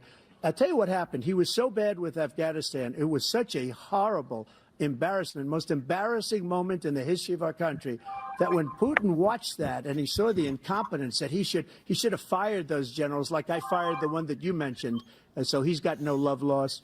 But he should have fired those generals. No general got fired for the most embarrassing moment in the history of our country, Afghanistan, where we left billions of dollars of equipment behind. We lost 13 beautiful soldiers, and 38 soldiers were obliterated. And by the way, we left people behind, too. We left American citizens behind. When Putin saw that, he said, you know what? I think we're going to go in and maybe take this was his dream. I talked to him about it, his dream. The difference is he never would have invaded Ukraine. Never. Just like Israel would have never been invaded in a million years by Hamas. You know why? Because Iran was broke with me. I wouldn't let anybody do business with them. They ran out of money. They were broke. They had no money for Hamas. They had no money for anything. No money for terror. That's why you had no terror at all during my administration. This place, the whole world is blowing up under him. President Biden? I've never heard so much malarkey in my whole life. Look, the fact of the matter is that we're in a situation where, let's take the last point first. Iran attacked American troops, caused brain damage for a number of these troops, and he did nothing about it recently, not when he was president. They attacked. He said they're just having headaches. That's all it is. He didn't do a thing when the attack took place, number one. Number two, we got over 100,000 Americans and others out of Afghanistan during that airlift. Number three, we found ourselves in a situation where, if you take a look at what Trump did in Ukraine, this guy told Trump, do whatever you want, and do whatever you want. And that's exactly what Trump did to Putin, encourage him, do whatever you want. And he went in. And listen to what he said when he went in. He was going to take Kyiv in 5 days, remember? Because it's part of the old Soviet Union. That's what he wanted to reestablish, Kyiv. And he, in fact, didn't do it at all. He wasn't able to get it done. And they've lost thousands and thousands of troops, 500,000 troops. President Trump, I never said to you that. for 1 minute, I just want to go back to my original question, which is, are Putin's terms acceptable to you? Keeping the territory in Ukraine? No, they're not acceptable. But look, this is a war that never should have started. If we had a leader in this war, he led everybody along. He's given $200 billion now or more to Ukraine. He's given $200 billion. That's a lot of money. I don't think there's ever been anything like it. Every time that Zelensky comes to this country, he walks away with $60 billion. He's the greatest salesman ever. And I'm not knocking him. I'm not knocking anything. I'm only saying the money that we're spending on this war, and we shouldn't be spending, it should have never happened. I will have that war settled between Putin and Zelensky as president-elect before I take office on January 20th. I'll have that war settled. People being killed so needlessly, so stupidly, and I will get it settled, and I'll get it settled fast before I take office. President Biden, you have a minute. The fact is that Putin is a war criminal. He's killed thousands and thousands of people. And he has made one thing clear. He wants to reestablish what was part of the Soviet Empire, not just a piece. He wants all of Ukraine. That's what he wants. And then do you think he'll stop there? Do you think he'll stop when if he takes Ukraine? What do you think happens to Poland? What do you think of Belarus? What do you think happens to those NATO countries? And so if you want a war, you ought to find out what he's going to do, because if in fact he does what he says and walks away, by the way, all that money we give Ukraine are from weapons we make here in the United States. We give them the weapons, not the money at this point. And our NATO allies have produced as much funding for Ukraine as we have. That's why we're strong. Thank you. Moving on to the Middle East.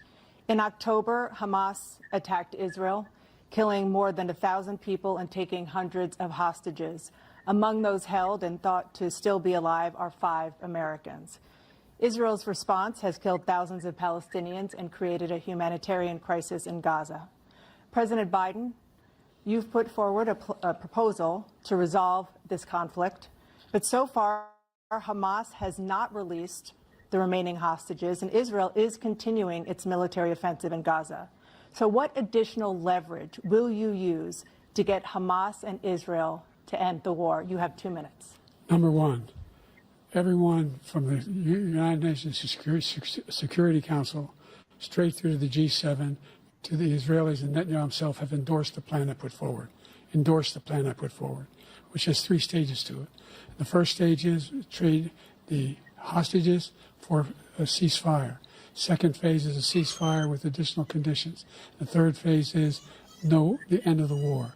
The only one who wants the war to continue is Hamas, number one. They're the only ones standing out. We're still pushing hard to get them to accept. In the meantime, what's happened? In Israel, we're finding that the only thing I've denied Israel was 2,000-pound bombs. They don't work very well in populated areas. They kill a lot of innocent people.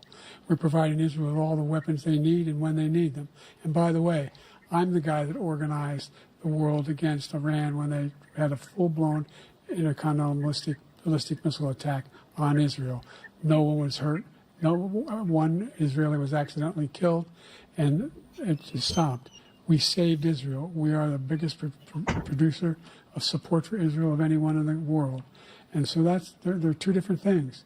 Hamas cannot be allowed to be continued. We continue to send our experts and our intelligence people as to how they can get Hamas like we did bin Laden.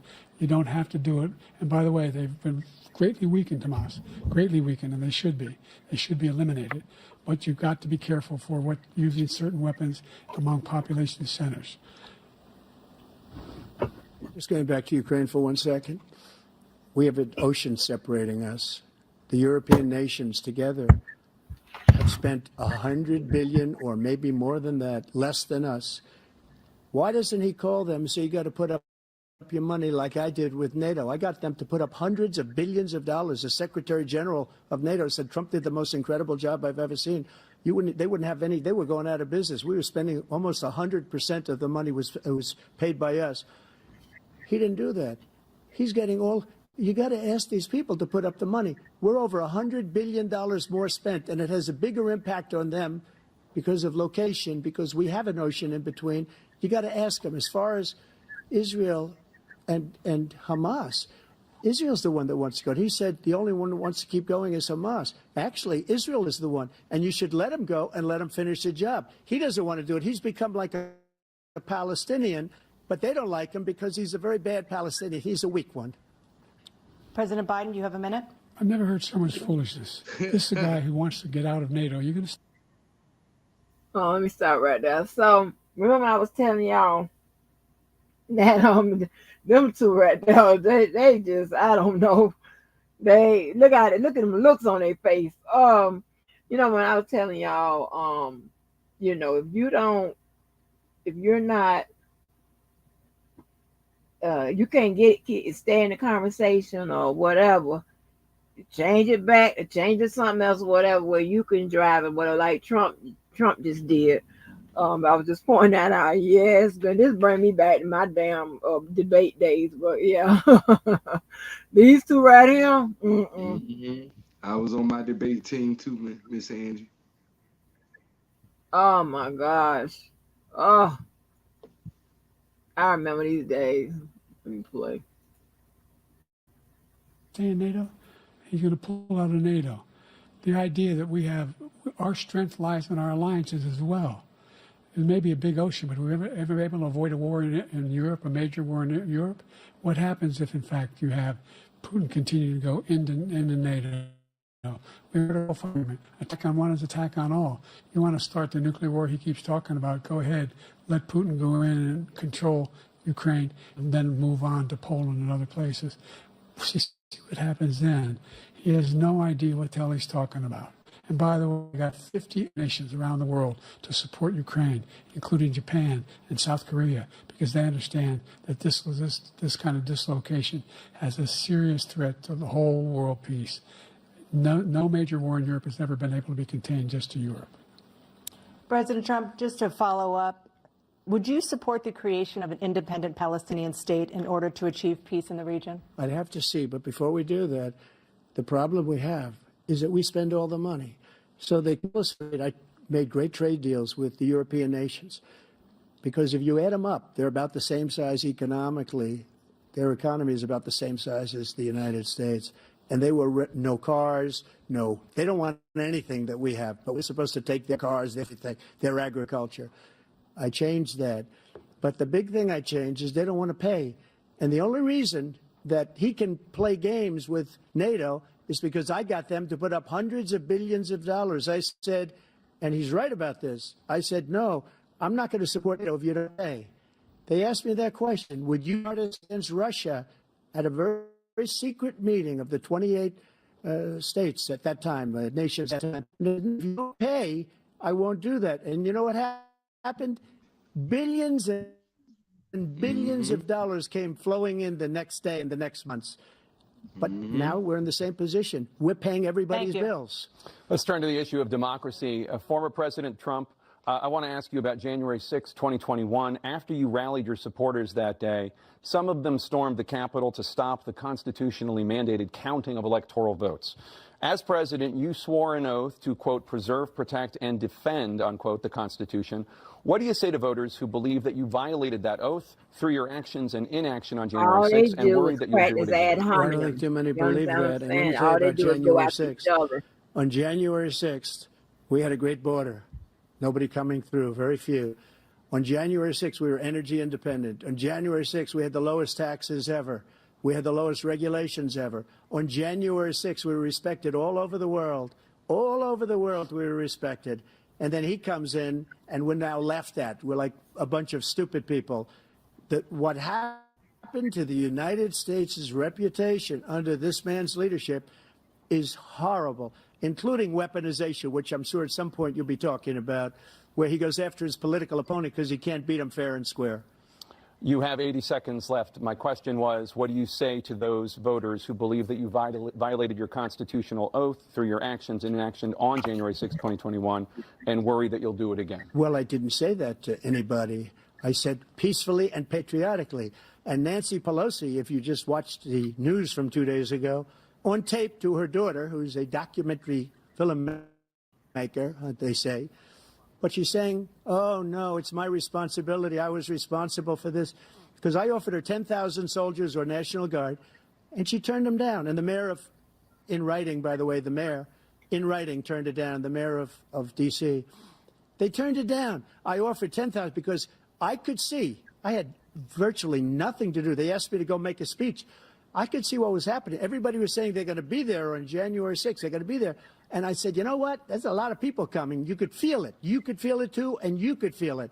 And I said, they ought to have some National Guard or whatever. And I offered it to her. And she now admits that she turned it down. And it was the same day she was, I don't know, she can't be very happy with her daughter because it made her into a liar. She said, I take full responsibility for January 6th. President Biden?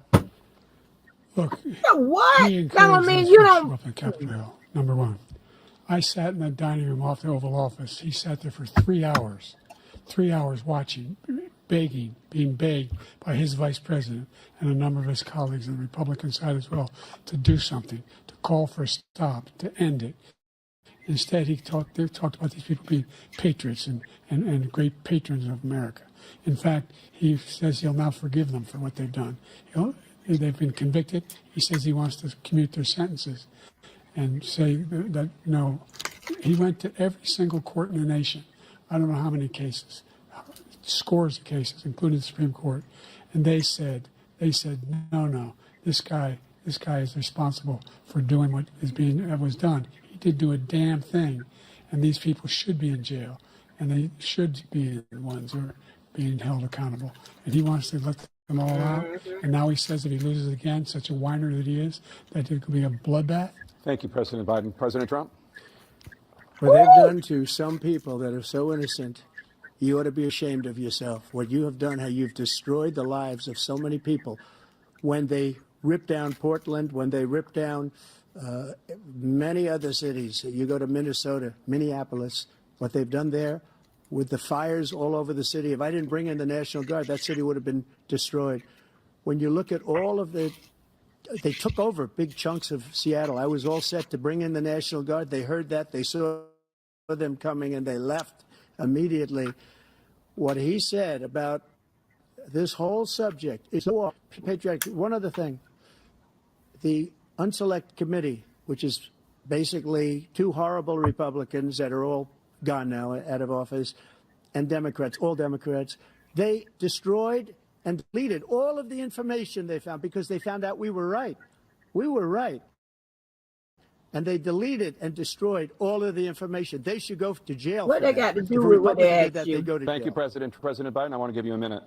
The only person on this stage is a convicted felon is the man I'm looking at right now. And the fact of the matter is, what he's telling you is simply not true. The fact is that there was no effort on his part to stop what was going on up in Capitol Hill. And all those people, every one of those who were convicted, turned over desks, turned over statues. The idea that those people are patriots, come on. When I asked him about the first two debates we had, first time around, I said, will you denounce the Proud Boys? He said, no, I'll tell them to stand by. The idea he's refusing, will you denounce these guys? Will you denounce people we're talking about now? Will you denounce the people who attacked that Capitol? What are you going to do? I'm going to give you a minute, President Trump, for a follow-up question I have. You hear them? They shooting out behind my head. These people, you said if reelected, you would, quote, have a right to go after, unquote, your political opponents. You just talked about members of the Select Committee on January 6th going to jail. Your main political opponent is standing on stage with you tonight. Can you clarify exactly what it means about you feeling you have every right to go after your political opponents? Well, I said my retribution is going to be success. We're going to make this country successful again because right now it's a failing nation. my retribution is going to be a success. But when he talks about a convicted felon, his son is a convicted felon at a very high level. His son is convicted, going to be convicted probably numerous other times. Should have been convicted before, but his Justice Department let the statute of limitations lapse on the most important things. But he could be a convicted felon as soon as he gets out of office. Joe could be a convicted felon with all of the things that he's done. He's done horrible things. All of the death caused at the border, telling the Ukrainian people that we're going to want $1 billion or you change the prosecutor. Otherwise, you're not getting $1 billion. If I ever said that, that's quid pro quo. That we're not going to do anything. We're not going to give you $1 billion unless you change your prosecutor having to do with the son. This man is a criminal. This man, you're lucky. You're lucky. I did nothing wrong. We'd have a system that was rigged and disgusting. I did nothing wrong. Thank you, President Trump. President Biden, you have said, I'm coming right to you, sir. You want to respond? Go ahead. I'll give you a minute to respond. The idea that I did anything wrong relative to what you're talking about is outrageous. It's simply a lie, number one. Number two, the idea that you have a right to seek retribution against any American just because you're president is wrong. It's simply wrong. No president's ever spoken like that before. No president in our history has spoken like that before. Number three, the crimes that you are still charged with, and think of all the civil penalties you have. How many billions of dollars do you owe in civil penalties for molesting a woman in public, for doing a whole range of things, of having sex with a porn star on the night while your wife was pregnant? I mean, what are you talking about? You have the morals of an alley cat. Take a minute, sir. I didn't have sex with a porn star, number one. Number two, that was a case that was started and moved. They moved a high-ranking official, a DOJ, into the Manhattan DA's office to start that case. That case is going to be appealed and won. We had a very terrible judge, a horrible judge, Democrat. The prosecutor were all high-ranking Democrats, appointed people, and both the civil and the criminal. He basically went after his political opponent because he thought it was going to damage me. But when the public found out about these cases, because they understand it better than he does, he has no idea what these cases are. But when they found out about these cases, you know what they did? My poll numbers went up, way up. You know that because you're reporting it. And we took in more money in the last 2 weeks than we've ever taken in the history of any campaign. I don't think any campaign has ever taken. Hundreds of millions of dollars came pouring in because the public knows it's a scam and it's a guy that's after his political opponent because he can't win fair and square. Thank you, President Trump. President Biden, you have said, quote, Donald Trump and his MAGA Republicans are determined to destroy American democracy. Do you believe that the tens of millions of Americans who are likely to vote for President Trump will be voting against American democracy? The more they know about what he's done, yes. The more they know about what he's done. And there's a lot more coming. He's got a lot of cases down the road coming around.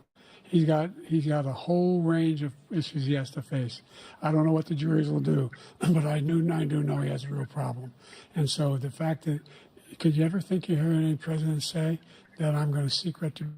Do you ever hear any presidents say that I thought Hitler had some good ideas? What got me involved to run in the first place after my son had died, I decided in Iraq, because of Iraq, I said I wasn't going to run again. Until I saw what happened in Charlottesville, Virginia. People coming out of the woods carrying swastikas, torches, and singing the same anti-Semitic bile they sang back in Germany. And the young woman got killed. I spoke to the mother, and they asked him, they said, What do you think of those people? The ones who got killed, the one who tried to stop it, and the ones he said, I think they're fine people on both sides. What American president would ever say, Nazis coming out of fields, carrying torches, singing the same anti-Semitic bile, carrying swastikas, were fine people? And this is the guy who says Hitler's done some good things. I'd like to know what they are. The good things Hitler's done, that's what he said. This guy has no sense of American democracy. President Trump. Jake, both of you know that story has been totally wiped out because when you see the sentence, it said 100% exoneration on this. So he just keeps it going. He says he ran because of Charlottesville. He didn't run because of Charlottesville. He ran because it was his last chance. He's not equipped to be president. You know it, and I know it. It's ridiculous. We have a debate. We're trying to justify his presidency. His presidency is, without question, the worst president, the worst presidency in the history of our country. We shouldn't be having a debate about it. There's nothing to debate. He made up the Charlottesville story, and you'll see it's debunked all over the place. Every reasonable anchor has debunked it. And just the other day it came out where it was fully debunked.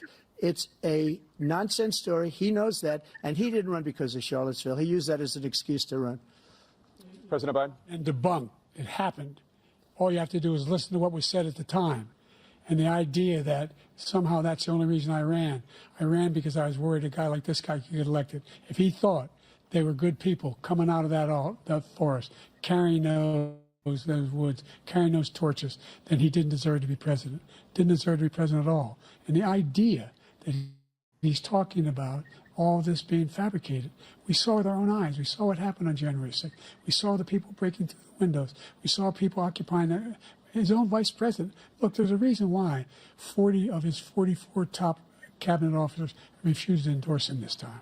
His vice president hasn't endorsed him this time. So why? Why? They know him well. They serve with him. Why are they not endorsing him? Thank you, President Biden. We're going to be right back with more from the CNN presidential debate.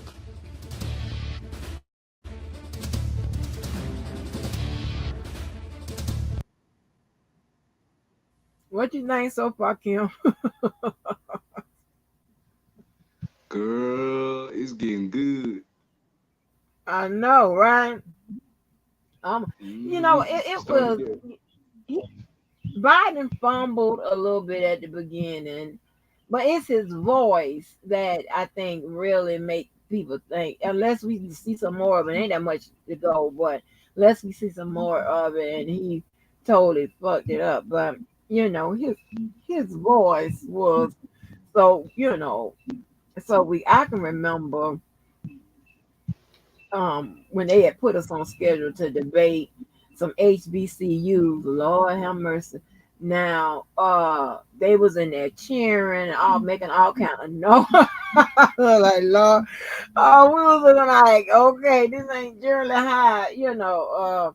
I mean, cheering loud and stuff, but it was crazy. But you know, Biden seems you can tell somebody that well Biden is a lawyer, so 9 out of 10 times he was on a debate team, but definitely he's been in someone's courtroom. And when we turn and look at that opponent,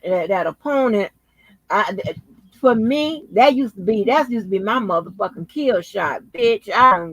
I be looking like, of course I wasn't saying that out, but I be looking like, oh, you know, let me try to tell you to stay away from ad hominem and stuff. But sometimes, in their cases, they know each other, so they can attack each other. When we go into debates, we don't be knowing them people, you know. So we to attack them is really like what we gonna say? Like, oh, you stupid. No, I don't call you stupid. You on the debate.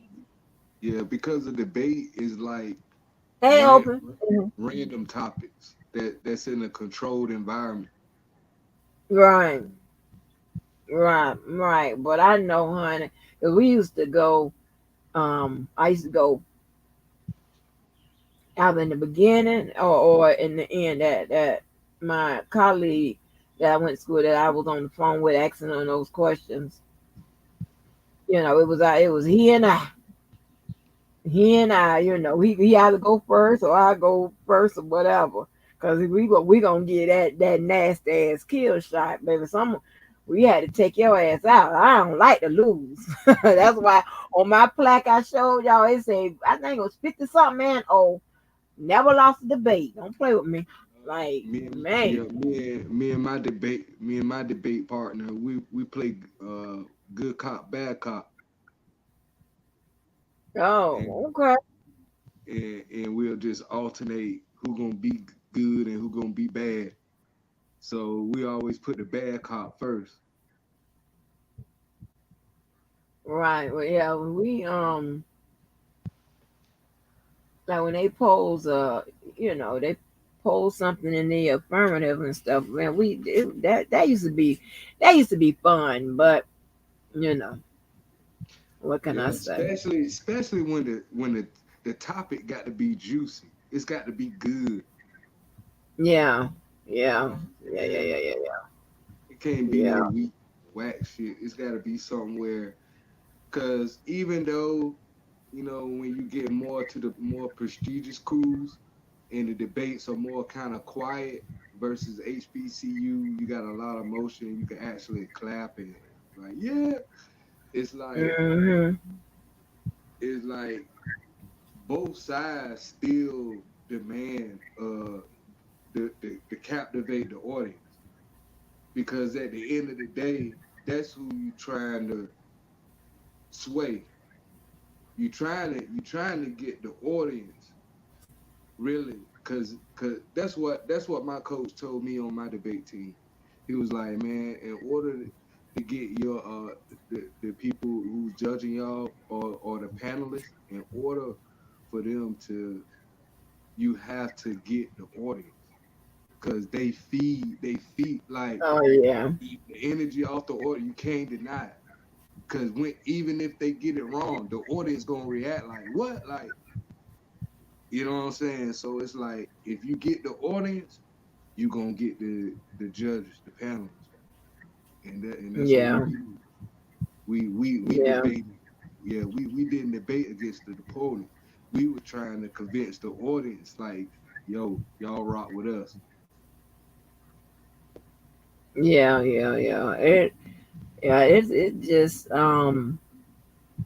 it was just I don't know, that was a good time. And like we had gotten so, and then I got on an external debate team, and so that kind of had us traveling other places or whatever. Yeah, we were tearing asses up. But Y'all that one place we went, Lord have mercy, that y'all AJ was y'all were in there. dressing y'all were Huh? dressing up in y'all finest. Yeah, no, we had a blazer. Yeah. That was way back in the day, baby. We had a blazer. We had a blazer. Hmm. Yeah, we going now looking. We going now looking.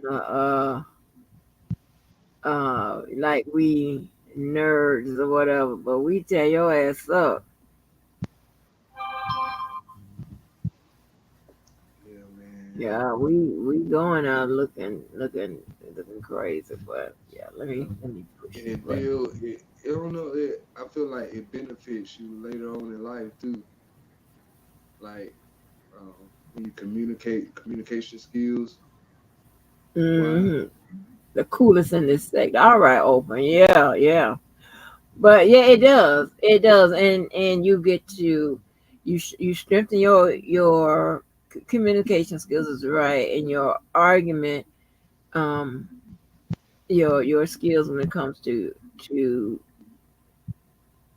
argument. But more important, it it sharpens your skills when you have to think on your feet. You understand what I'm saying? And so it was always a good time. Impressive, but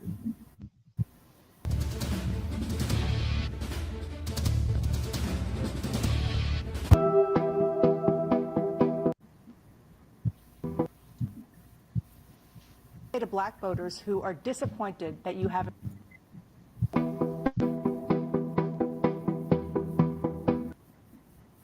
faced.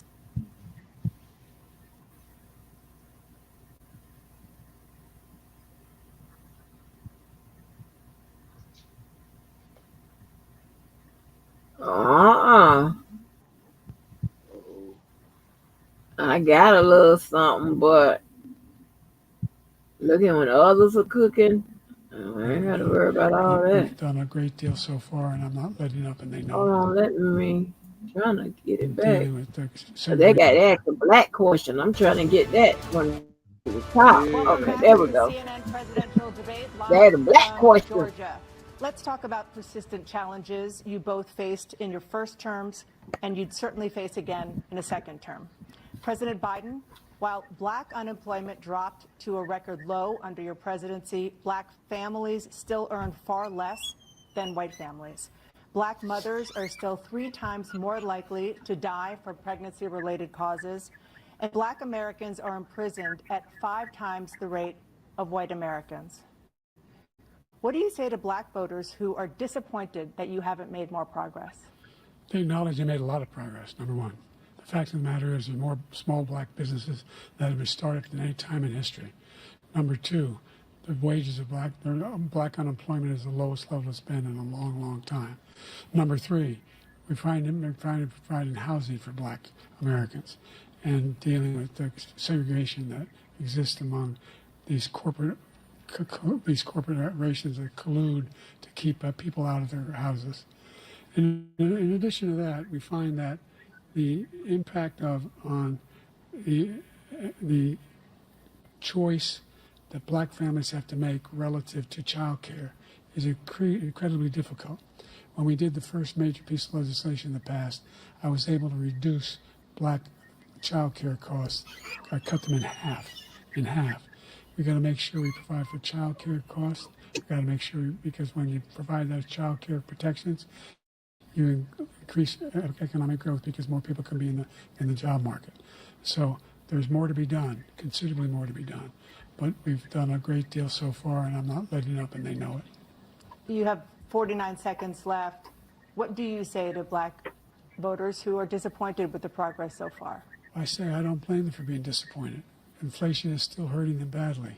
For example, I provided for the idea that any Black family, first-time home buyer, should get a $10,000 tax credit to be able to buy their first home so they can get started.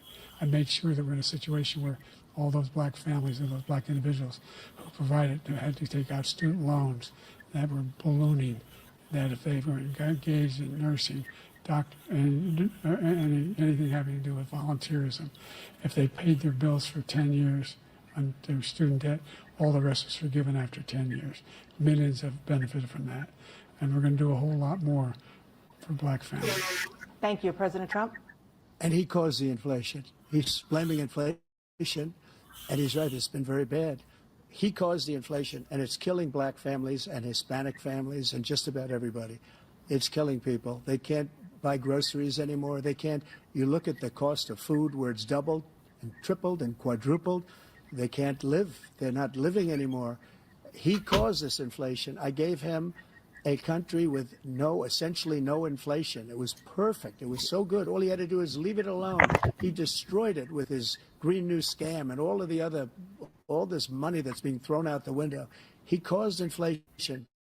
As sure as you're sitting there, the fact is that his big kill on the Black people is the millions of people that he's allowed to come in through the border. They're taking Black jobs now, and it could be 18, it could be 19, and even 20 million people. They're taking Black jobs, and they're taking Hispanic jobs, and you haven't seen it yet, but you're going to see something that's going to be the worst in our history. Thank you. President Biden?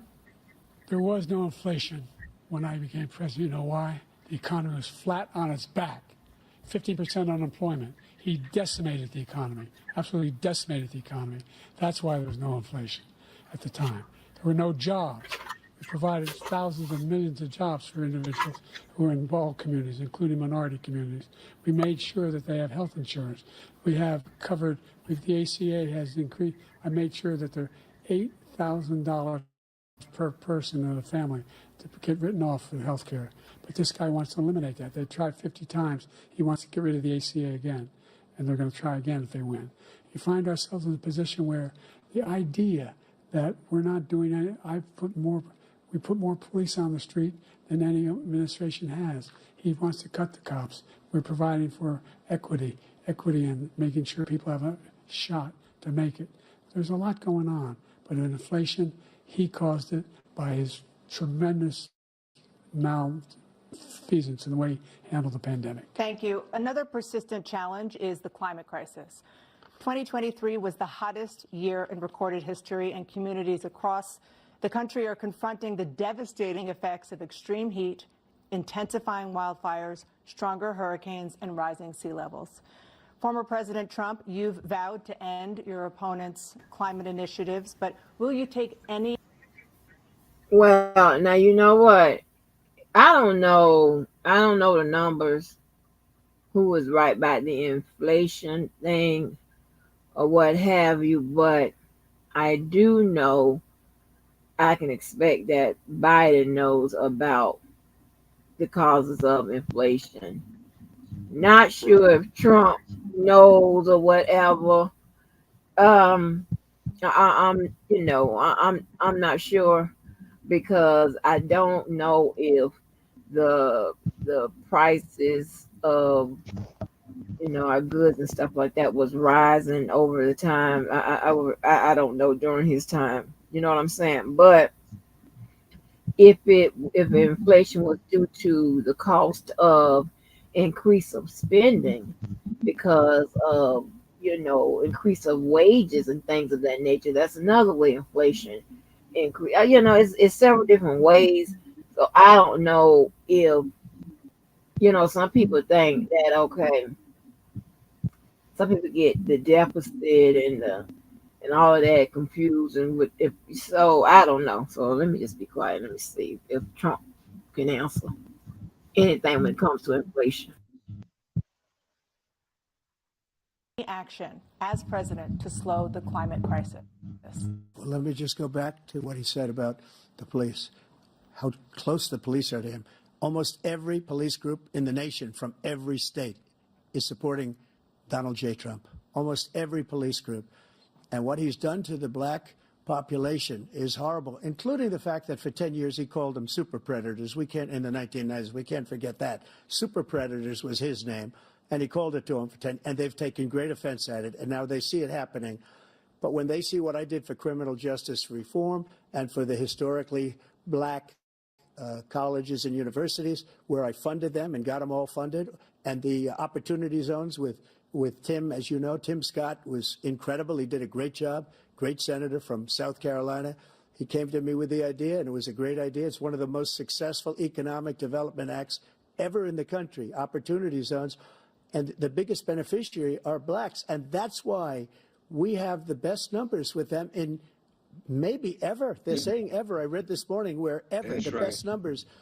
He's lost much of the black population because he's done a horrible job for black people. He's also done a horrible job for Hispanics. But when you see these millions of people pouring into our country and they're going to take the jobs, and it's already started, and you haven't seen anything yet, it's a disaster. 38 seconds left. President Trump, will you take any action as president to slow the climate crisis? So I want absolutely immaculate clean water, and I want absolutely clean air, and we had it. We had H2O. We had the best numbers ever, and we were using all forms of energy, all forms, everything. And yet, during my 4 years, I had the best environmental numbers ever.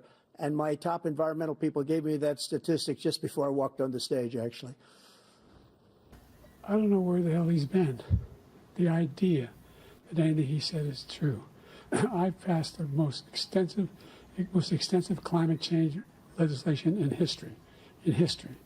We find ourselves, and by the way, black colleges. I came up with $15 billion for HBCUs, historic black universities and colleges, because they don't have those. They don't have the kind of contributors that they have to build these laboratories and the like.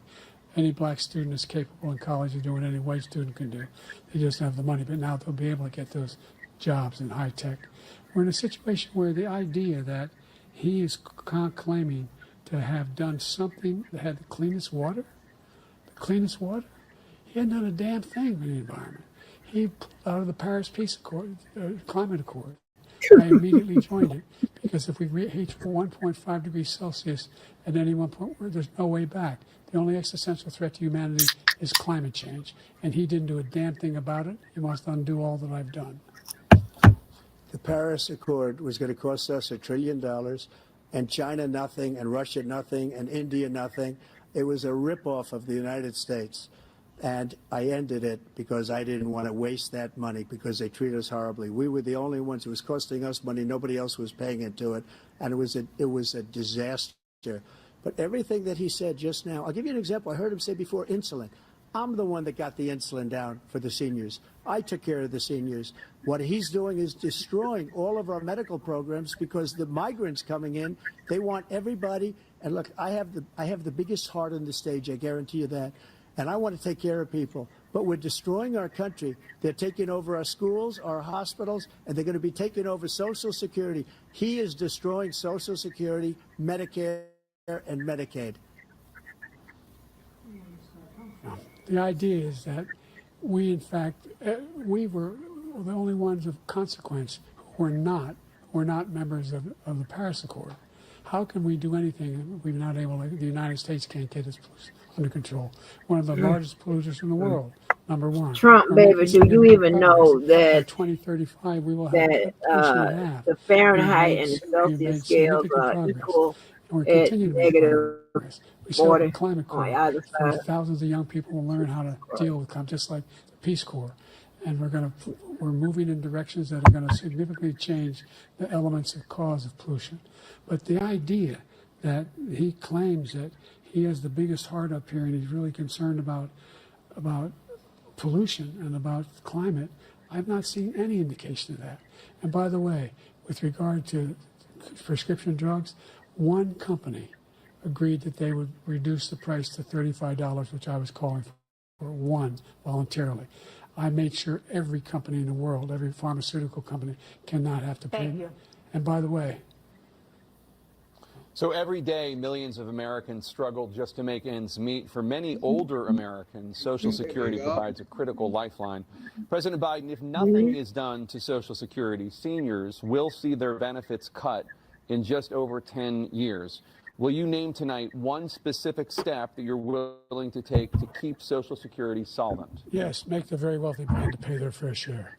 Right now, everybody making under $170,000 pays 6% of their income, of their paycheck, every single time they get a paycheck from the time the first one they get when they're 18 years old. The idea that they're going to, I'm proposing that everybody, they pay, the millionaires pay 1%.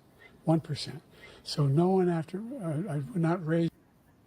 We need some kind of savings plan specifically for Social Security. Now, what goes in there or whatever, what makes up that savings plan and how you grow it. Maybe you grow it by investing it in the market, whatever. I don't know. You got to think out of the box or something. If, but with a lot of this stuff, if the government, took advantage of the markets with more things, maybe, I don't know. You know what I'm saying? Shit, hell, this shit we used to talk about, but I'll go ahead. The cost of Social Security for anybody under $400,000. After that, it began to make the wealthy begin to pay their fair share by increasing from 1% beyond to be able to guarantee the program for life. So you still have 82 seconds left. Are there any other measures that you think that would be able to help keep Social Security solvent, or is that one enough? Well, no, that one enough will keep it solvent, but the biggest thing will do it if we defeat this man, because he wants to get rid of Social Security. He thinks there's plenty to cut in Social Security. He's wanting to cut Social Security and Medicare both times.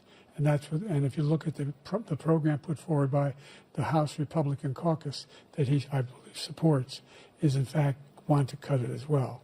The idea that we don't need to protect our seniors is ridiculous.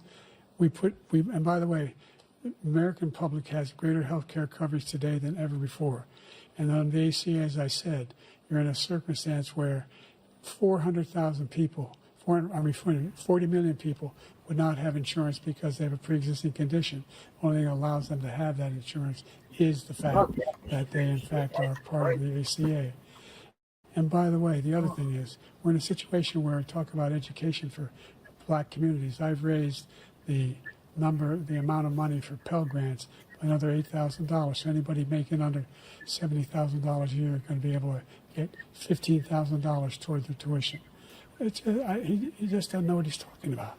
Thank you, President Biden. President Trump. So I've dealt with politicians all my life. I've been on this side of the equation for the last 8 years. I've never seen anybody lie like this guy. He lies. I've never seen it. He can look you in the face. About so many other things, too. And we mentioned the laptop. We mentioned Russia, Ukraine. Everything he does is a lie.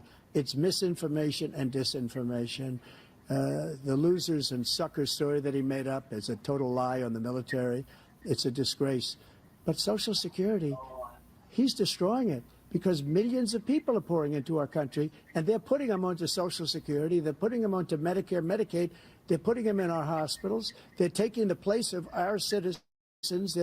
What they're doing to the VA, to our veterans, is unbelievable. Our veterans are living in the street, and these people are living in luxury hotels. He doesn't know what he's doing, and it's really coming back. I've never seen such anger in our country before. President Biden?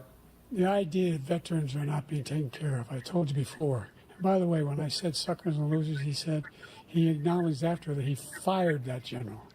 That general got fired because he's the one who acknowledged that that's what he said. He was the one standing with Trump when he said it, number one. Number two, the idea that we're going to be in a situation where all these millions and millions, the way he talks about it, illegal aliens are coming into the country and taking away our jobs. There's a reason why we have the fastest growing economy in the world, the reason why we have the most successful economy in the world. We're doing better than any other nation in the world. And by the way, those 15 Nobel laureates he talked about being phony, those 15 Nobel laureates, economists, they all said that if Trump is reelected, we're likely to have a recession and inflation is going to increase and go up. And by the way, worst president in history, 159 presidential scholars voted him the worst president in the history of the United States of America. President Biden, thank you so much. Let's turn to the cost of child care, which many American families struggle to afford. President Trump, both you and President Biden have tried to address this issue, but the average cost of child care in this country has risen to more than $11,000 a year per child. For many families, the cost of child care for 2 children is more than their rent. In your second term, what would you do to make child care more affordable? Just to go back, the general got fired because he was no good. And if he said that, that's why he made it up. But we have 19 people that said I didn't say it, and they're very highly respected, much more so than him. The other thing is, he doesn't fire people. He never fired people. I've never seen him fire anybody. I did fire a lot. I fired Comey because he was no good. I fired a lot of the top people at the FBI, drained the swamp. They were no good. Not easy to fire people. You'd pay a price for it, but they were no good. I inherited these people. I didn't put him there. I didn't put Comey there. He was no good. I fired him. This guy hasn't fired anybody. He never fires. He should have fired every military man that was involved with that the Afghanistan horror show, the most embarrassing moment in the history of our country. He didn't fire. Did you fire anybody? Did you fire anybody that's on the border that's allowed us to have the worst border in the history of the world? Did anybody get fired for allowing 18 million people, many from prisons, many from mental institutions? Did you fire anybody that allowed our country to be destroyed? Joe, our country is being destroyed as you and I sit up here and waste a lot of time on this debate. This shouldn't be a debate. He is the worst president. He just said about me because I said it. But look, he's the worst president in the history of our country. He's destroyed our country. Now all of a sudden he's trying to get a little tough on the border. He came out with a nothing deal, and it reduced it a little bit, like this much. It's insignificant. He wants open borders. He wants our country to either be destroyed or he wants to pick up those people as voters. And I don't think we just can't let it happen. If he wins this election, our country doesn't have a chance, not even a chance, of coming out of this rut. We probably won't have a country left anymore. That's how bad it is. He is the worst in history by far. Thank you, President Trump. President Biden? We're the most admired country in the world. We're the United States of America. There's nothing beyond our capacity. We have the finest military in the history of the world, the finest in the history of the world. No one thinks we're weak. No one wants to screw around with us. Nobody, number one. Number two, the idea that we're talking about worst presidents. I wasn't joking. Look it up or go online. 159 or 58, don't hold me the exact number, presidential historians, they've had meetings and they voted who's the worst president in American history. One through best to worst. They said he was the worst in all of American history. That's a fact. That's not conjecture. He can argue they're wrong, but that's what they voted. The idea that he is doing anything to do long way from friends. For virtually nothing to child care. We should significantly increase the child care tax credit. We should significantly increase the availability of women and men or single parents to be able to go back to work and we should encourage businesses to have. Thank you, President Biden. Facilities. President Trump, the question was about what would you do to make child care more affordable, if you want to take your minute. Just so you understand, we have polling, we have other things that they rate him the worst because what he's done is so bad. And they rate me, I'll show you, I will show you, and they rate me one of the best, okay? And if I'm given another 4 years, I will be the best. I think I'll be the best. Nobody's ever created an economy like us. Nobody ever cut taxes like us. He's the only one I know. He wants to raise your taxes by 4 times. He wants to raise everybody's taxes by 4 times. He wants the Trump tax cuts to expire. So everybody, including the two of you, are going to pay 4 to 5 times. Nobody ever heard of this before. All my life, I'd grow up and I'd see politicians talking about cutting taxes. When we cut taxes, as I said, we did more business. Apple and all these companies, they were bringing money back into our country. The worst president in history by far, and everybody knows it.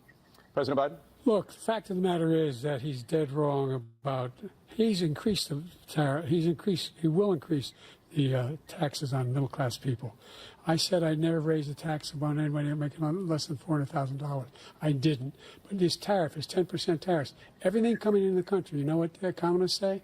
That's going to cost the average American $2,500 a year more because they're going to have to pay the difference in food and all the things that we're importing. I got Number you. 2, he's in a situation where he talks about how he has not raised, he's somehow helped the middle class. Middle class have been devastated by you.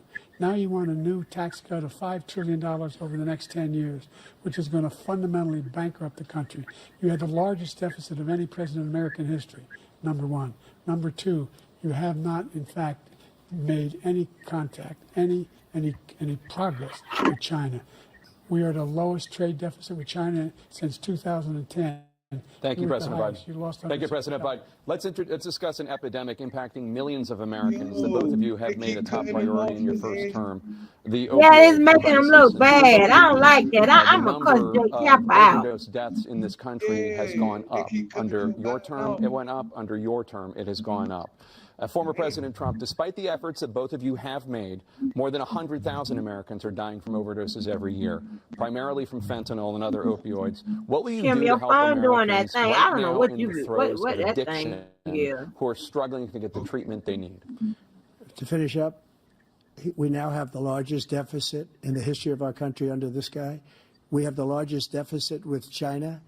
He gets paid by China. He's a Manchurian candidate. He gets money from China. So I think he's afraid to deal with them or something. But do you notice he never took out my tariffs because we bring in so much money with the tariffs that I imposed on China. He never took them away. He can't because it's too much money. It's tremendous. And we saved our steel industries, and there was more to come, but he hasn't done that. But he hasn't cut the tariffs because he can't, because it's too much money.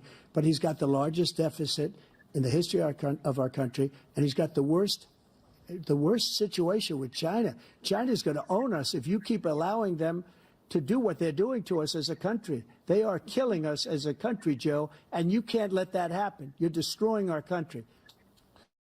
So, President Trump, you have 67 seconds left. The question was, what are you going to do to help Americans in the throes of addiction right now who are struggling to get the treatment they need? Jake, we were doing very well at addiction until the COVID came along. We had the 2.5, almost 3 years of like nobody's ever had before, any country, in every way. And then we had to get tough. And it was the drugs pouring across the border it started to increase. We got great equipment. We bought the certain dog that's the most incredible thing that you've ever seen, the way they can spot it. We did a lot. And we were getting very low numbers, very, very low numbers. Then he came along. The numbers, have you seen the numbers now? It's not only the 18 million people that I believe is even low because the gotaways, they don't even talk about gotaways. But the numbers of the amount of drugs and human trafficking in women coming across our border, the worst thing I've ever seen, at numbers that nobody's ever seen under him because the border's so bad. But the number of drugs coming across our border now is the largest we've ever had by far. President Trump, thank you. President Biden? Fentanyl and the byproducts of fentanyl went down for a while. And I wanted to make sure we use the machinery that can detect fentanyl, these big machines that roll over everything that comes across the border. And it costs a lot of money. That was part of this deal we put together, this bipartisan deal. more fentanyl machines, more be able to detect drugs, more numbers of agents, more numbers of all the people at the border. And when we had that deal done, he called his Republican colleagues, said, "Don't do it. It's going to hurt me politically." No, he never argued it's not a good bill. It's a really good bill. We need those machines. We need those machines. And we're coming down very hard in every country in Asia in terms of precursors for fentanyl, and Mexico is working with us to make sure they don't have the technology to be able to put it together. That's what we have to do. We need those machines. Thank you, President Biden. President Trump, and again, the question is about Americans in the throes of addiction right now struggling to get the treatment they need. Well, this does pertain to it. He ended Remain in Mexico. He ended catch and release. I made it catch and release in Mexico, not catch and release here. We had so many things that we had done, hard negotiations with Mexico, and I got it all for nothing. It's just like when you have a hostage. We always pay $6 billion for a hostage. Every time we say it's a hostage. Now we have a hostage, a Wall Street Journal reporter, I think a good guy, and he's over there because Putin is laughing at this guy, probably asking for billions of dollars for the reporter. I will have him out very quickly as soon as I take office. Before I take office, I said, by literally, as soon as I win the election, I will have that reporter out. He should have had him out a long time ago, but Putin's probably asking for billions and billions of dollars because this guy pays it every time. We had 2 cases where we paid $6 billion for 5 people. I got 58 people out, and I paid essentially nothing. Thank you, President Trump. Dana? Let's turn to concerns that voters have about each of you.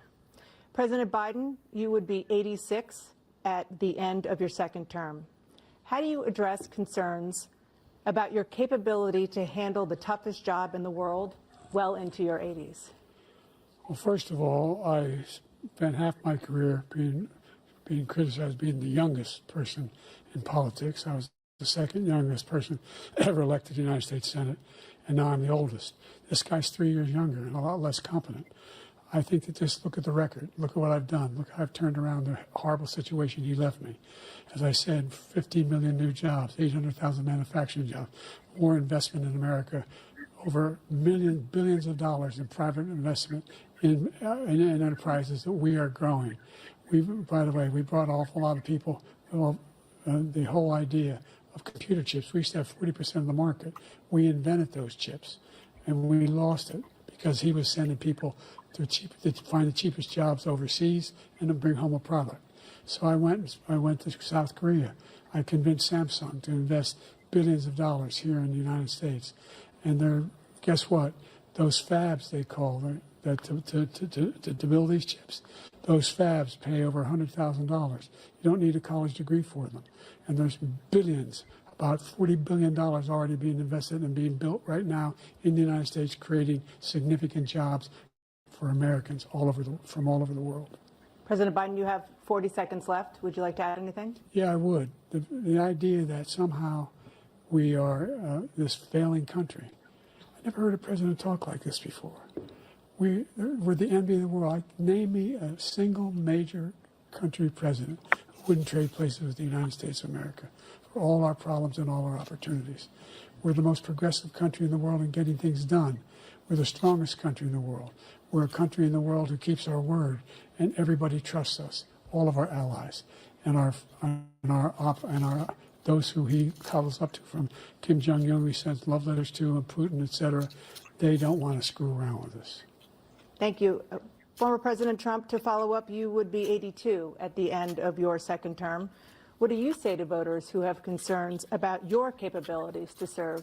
Well, I took 2 tests, cognitive tests. I aced them, both of them, as you know. We made it public. He took none. I'd like to see him take one, just one, a real easy one.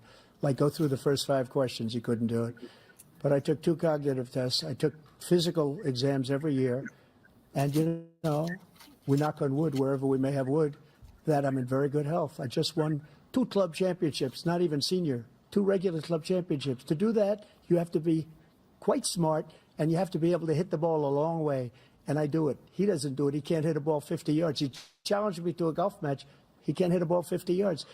I think I'm in very good shape. I feel that I'm as in good a shape as I was 25, 30 years ago. Actually, I'm probably a little bit lighter, but I'm in as good a shape as I was years ago. I feel very good. I feel the same. But I was willing to take a cognitive test. And you know what? If I didn't do well, I aced them. Dr. Ronnie Jackson, who's a great guy when he was White House doctor. And then I took another one, a similar one. And one of them said they've never seen anybody ace him. Thank you. President Biden? You can see he is 6'5" and only 223 pounds, or 235 pounds. Well, you said 6'4", 200. Well, anyway, that's what anyway, just take a look at what he says he is and take a look at what he is. Look, I'd be happy to have a driving contest with him. I got my handicap, which when I was vice president, down to a 6. But by the way, I told you before, I'm happy to play golf with you if you carry your own bag. Think you can do it? That's the biggest lie. He's a 6 handicap of all. I was an 8 handicap. Yeah. 8. Never. But I had, how many? I've seen you swing. I know you swing. Okay, let's not act like children. President Trump, we're going to 21 Let's not act like children. You to are a child. specific concern that voters have about you. Do you pledge tonight that once all legal challenges have been exhausted, that you will accept the results of this election, regardless of who wins, and you will say right now that political violence in any form is unacceptable? Well, I shouldn't have to say that, but of course I believe that. It's totally unacceptable.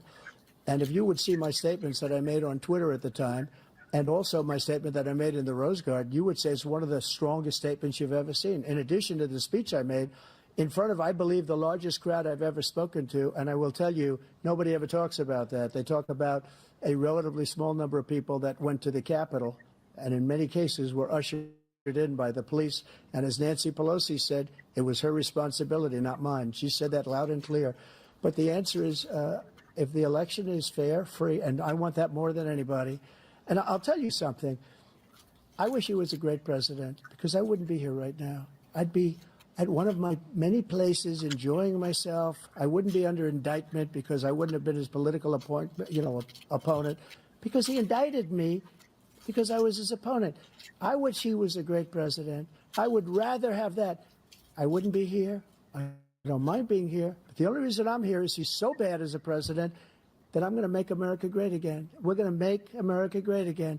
We're a failing nation right now. We're a seriously failing nation. And we're a failing nation because of him. His policies are so bad. His military policies are insane. They're insane. These are wars that will never end with him. He will drive us into World War III, and we're closer to World War III than anybody can imagine. We are very, very close to World War III, and he's driving us there. And Kim Jong-un and President Xi of China, Kim Jong-un of North Korea, all of these, Putin, they don't respect him. They don't fear him. They have nothing going with this gentleman, and he's going to drive us into World War III. You want a World War III, let him follow and win, and let Putin say, do what you want, NATO. Just do what you want. There's a thing called Article 5. An attack on one is an attack on all, and required response. The idea, I can't think of a single major leader in the world who wouldn't trade places with the job I've done and what they've done. Because we're a powerful nation. We have wonderful people. It's because of the people, not me. It's because of the American people.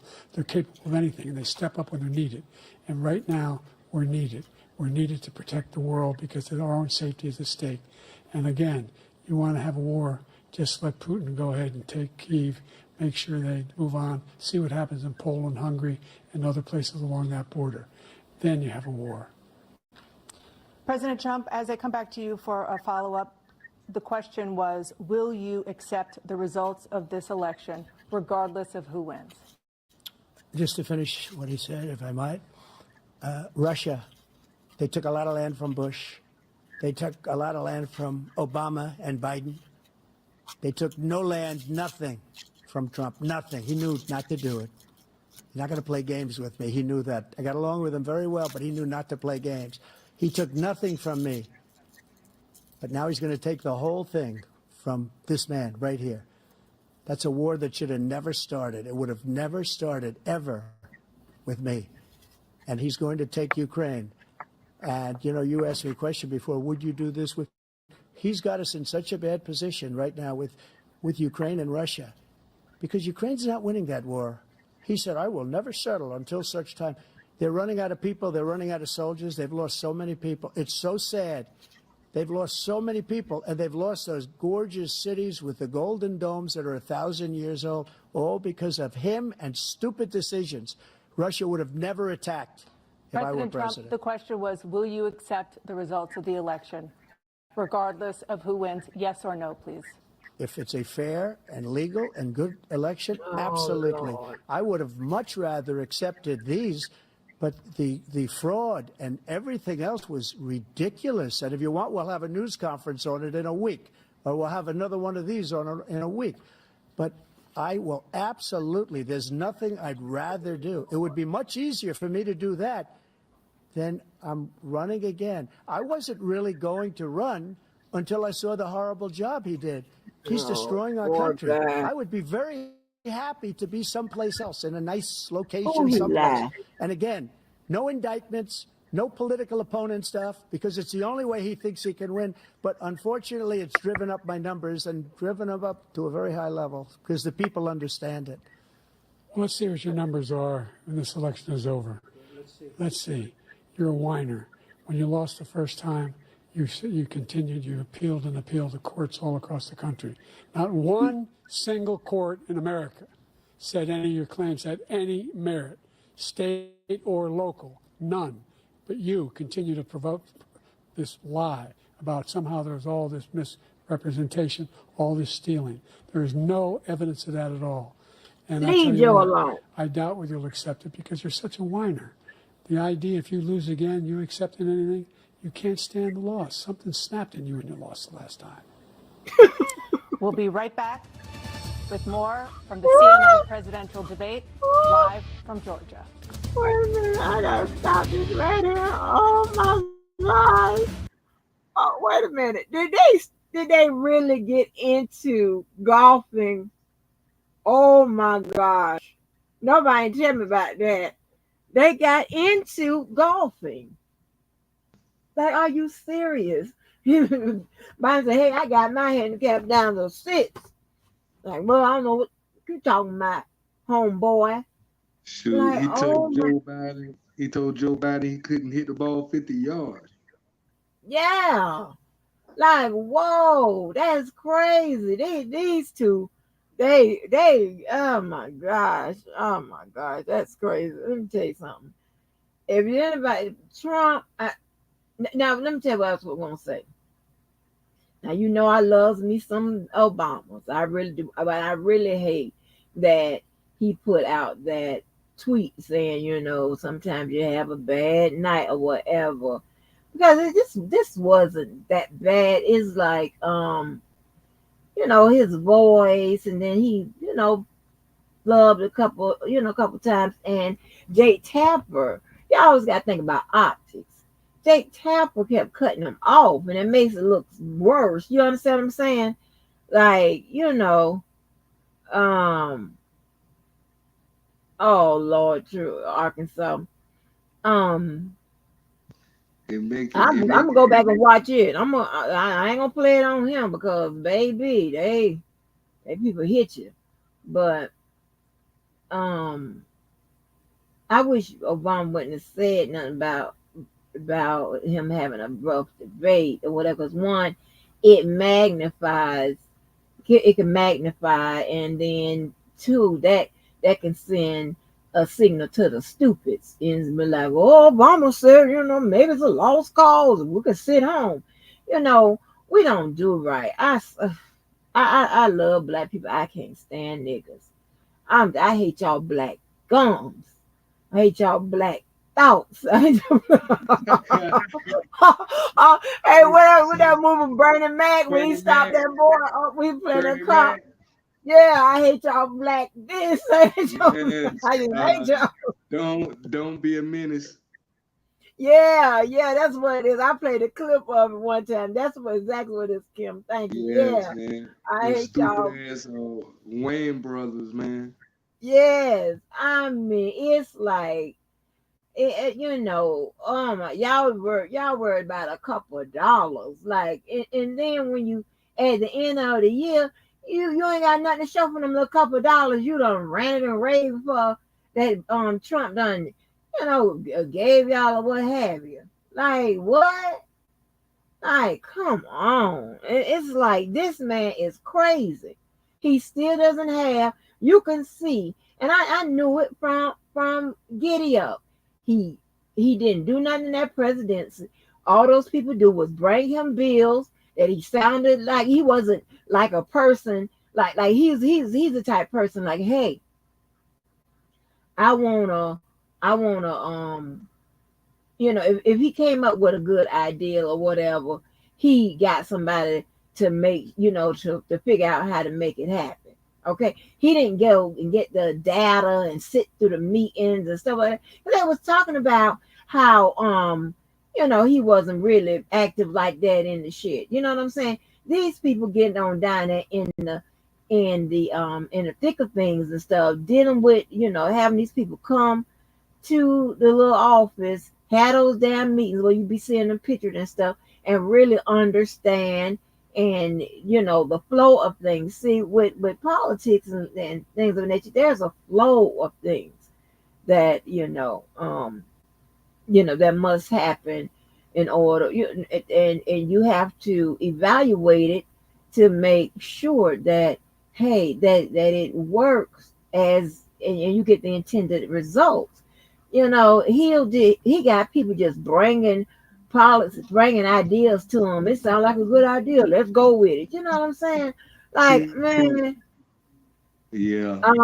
Trump. Yeah. He's not. But at the same time, would you rather have somebody going to all these meetings, doing all this stuff, and they not fully competent?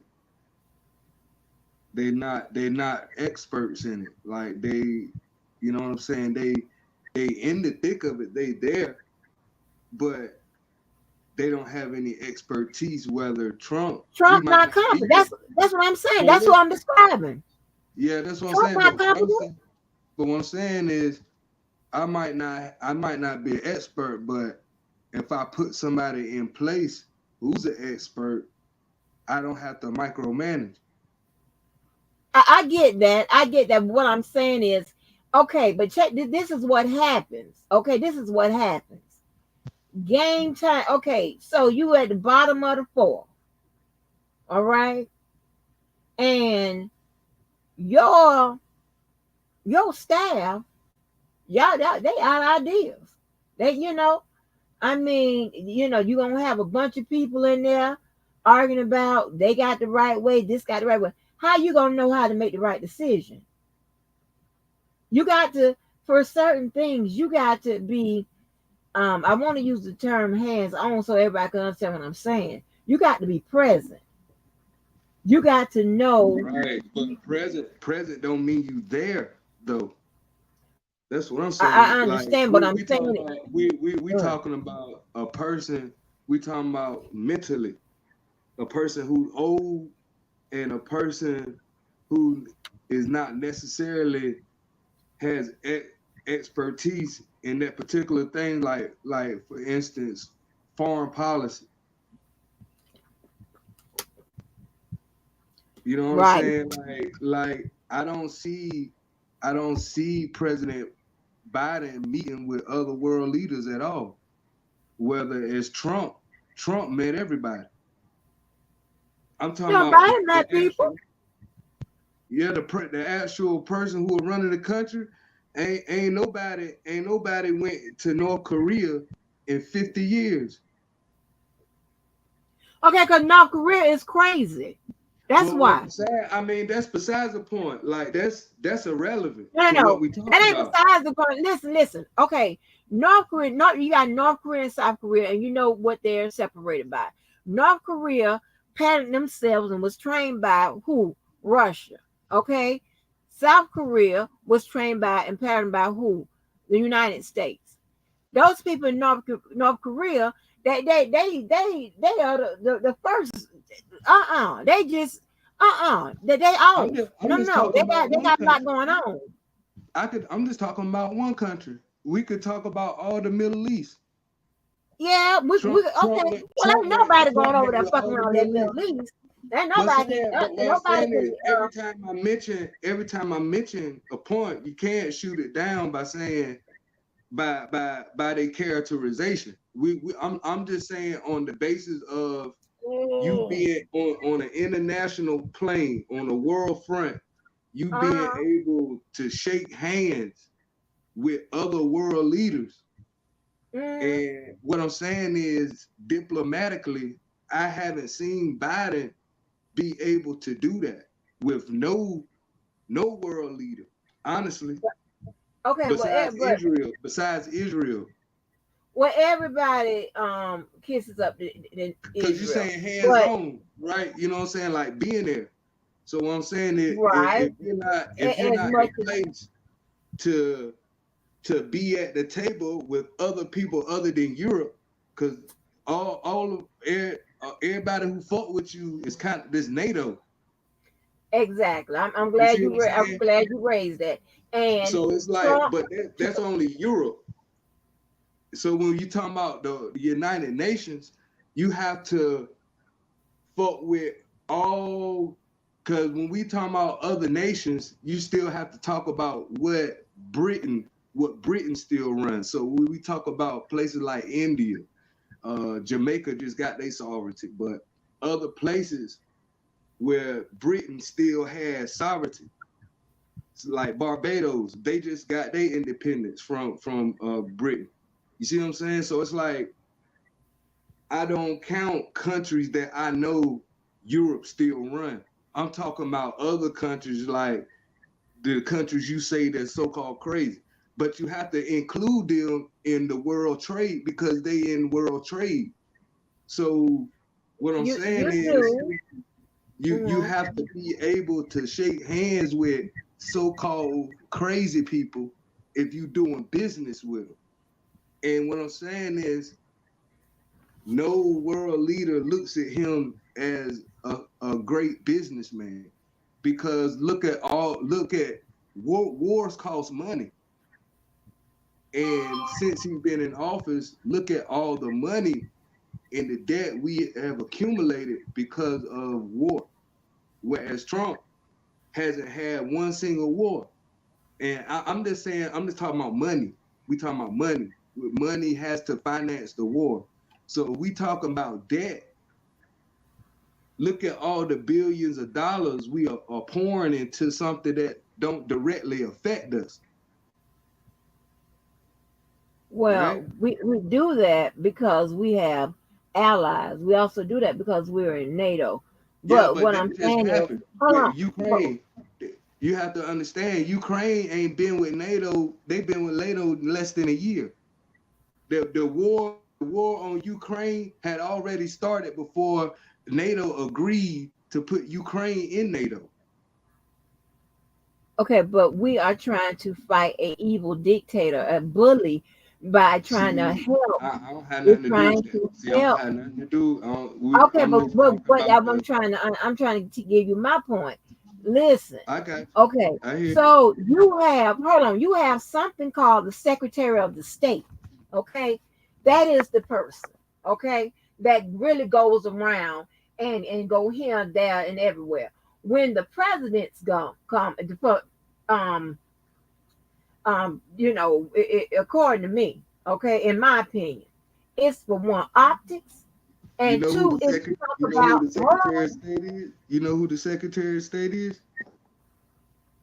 Shit, no, I don't forgot. Hey, Jim Carrey, Kerry, for all I know, shit, who the Secretary of State? Who is it now? Shit, I don't know. That's how far removed I am from this. But you got you finna get cussed out, Kimberly. I'm finna cuss you out. You gotta cuss me out, man. I'm just playing with you.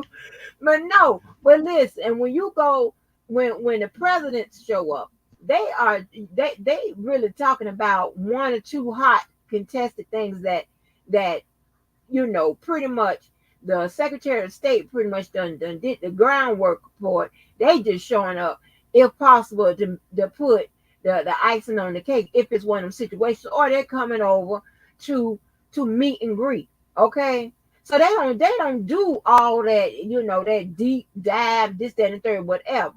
All right. So you just prove my point by saying you don't have But to. none of them do. None of them do. But that's Trump what I'm was saying. out. Wait a minute. You're not letting me talk. Trump was out kissing evil dictators' asses. Look at the people he was dealing with. Look at the people he was dealing with. He's dealing with people that are anti this world movement, pretty much. He's dealing with people who take advantage of imports and exports and things of that nature, whatever. That's the type of people he was dealing with. He's dealing with, crazy people, pretty much. So I can't compare that to when you're really trying to, when you got a president that's really looking for solutions to a problem. He's not going nowhere where there are problems. What I'm saying is, now here's the thing. Let me explain that. Traditionally, we always know that Russia is a problem. But Russia, that man didn't have a problem with Trump. Okay? What I'm saying, so Trump is not going nowhere, again, where he's in opposition with somebody. He's not doing that. So he's not making no hard travel or something. He ain't doing his big one or his real one. Pause. He ain't doing that. He's not going nowhere where it's going to be some solutions and all this bullshit.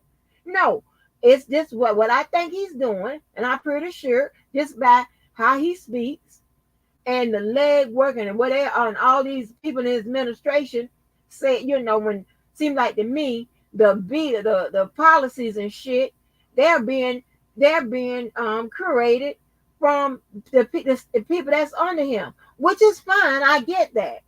But I need a president that has some detailed information, more intel, and just like when they get briefings on the war and stuff like that, and all the other shit's going on. They say that man was fucking around with them motherfucking briefings and shit like that. I don't want nobody like that. I need that's one job. I just don't need you to you gotta be. I would ask that you would be fair because our current president. Oh, fuck him. Oh, you heard that? Oh, go ahead. I'm just saying, the current president been charged with the same thing. What's that? What? Fucking with documents and taking them home, lying about it and shit. Like they all do that shit. Oh, okay. Well, yeah. So I would. Yeah, but he ain't been charged with no insurrection. He don't have 4 indictments. The only reason why, because he refused to take the competency test from the doctor. It don't have nothing to do with no insurrection. Trump sat on the ball of his ass and watched those people break into that Capitol where poor Nancy Pelosi. I like little Nancy. That's my girl. I like old Nancy. Bad news, man. I'm sorry to tell you, she approved Agenda 21. I don't fuck with Nancy, bro. I don't even know what's Agenda 21. That got something to do with weed. What's Agenda 21? Oh my God! See, this is what I would. Baby, I'm at the loop. What's Agenda 21? Agenda 21 is what the whole United Nations go by, all 176 countries. It's a declaration to the whole United Nations. This is public information. Hold on, let me make sure this ain't no white wing talk. Wait a minute. Go ahead. No, this ain't no right wing talk. This is somebody who's informed, who trying to show somebody who's uninformed. We can go there. You know what I'm saying? International. We talking about international banking, international trade, the United Nations. We're not talking about no small talk. We talking about the real deal, the world stage. It is a non-binding action plan by the United Nations. Okay. Non-binding. Right. Keep talking. But that don't mean it go both ways. It go both ways. No, you supposed to be informing the uninformed. And you know, listen, this is a lawyer. When I see non-binding, let me Agenda 21 you talk. exists. I'm gonna read on it. Good. You talking? I'm gonna get up to speed right So meaning you didn't know what Agenda 21 was. So Agenda 21 is a non-binding situation where you have everybody under one umbrella on how shit gonna go. It was fucking with Europe, and it's a real document that is implemented. It say non-binding, but we all know what language means. Non-binding, that's you know what I mean. That could go both ways. Right. So you could when you word shit like that, you word it for your benefit. No, I'm not, baby. I'm reading it. I'm reading it.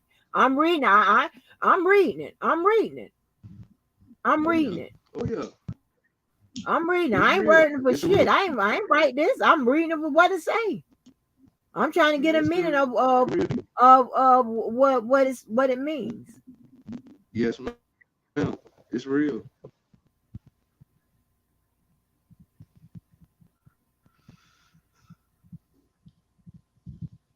So it impacts the government. I mean the environment.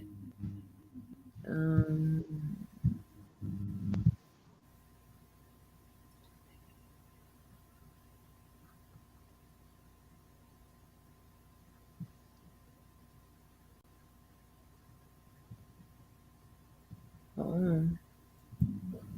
then you could pull up on YouTube Nancy Pelosi introducing the Agenda 21 to Congress. Yeah, you a hater. In 1992.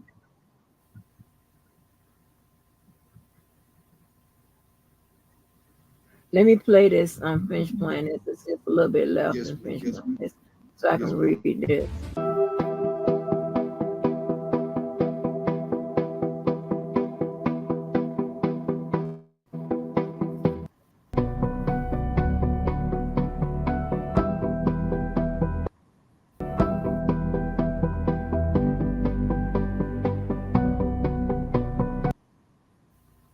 You have 2 minutes. We've made significant progress from the debacle that was left by President Trump in his last term. We find ourselves in a situation where, number one, we have to make sure that we have a fair tax system. I ask anyone out there in the audience or anyone out watching this debate, do you think the tax system is fair? The fact is that I said nobody even making under $400,000 had a single penny increase in their taxes, and will not. And if I'm reelected, that'll be the case again. But this guy has increased your taxes because of the deficit. Number one, he's increased inflation because of the debacle he left after the way he handled the pandemic, and he finds himself in a position where he now wants to tax you more by putting a 10% tariff on everything that comes into the United States of America. What I did when, for example, he wants to get rid of the ability of Medicare for us to be able to negotiate drug prices with the big pharma companies. Well, guess what? We got it down to $35 for insulin instead of $400. No more than $2,000 for every senior, no matter how much prescription they need. You know what that did? That reduced the federal debt by $160 billion over 10 years because the government doesn't have to pay the exorbitant prices.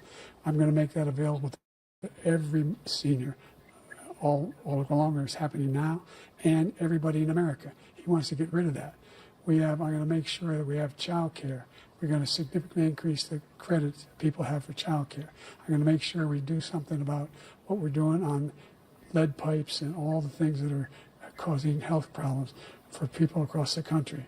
We're going to continue to fight to bring down inflation and give people a break.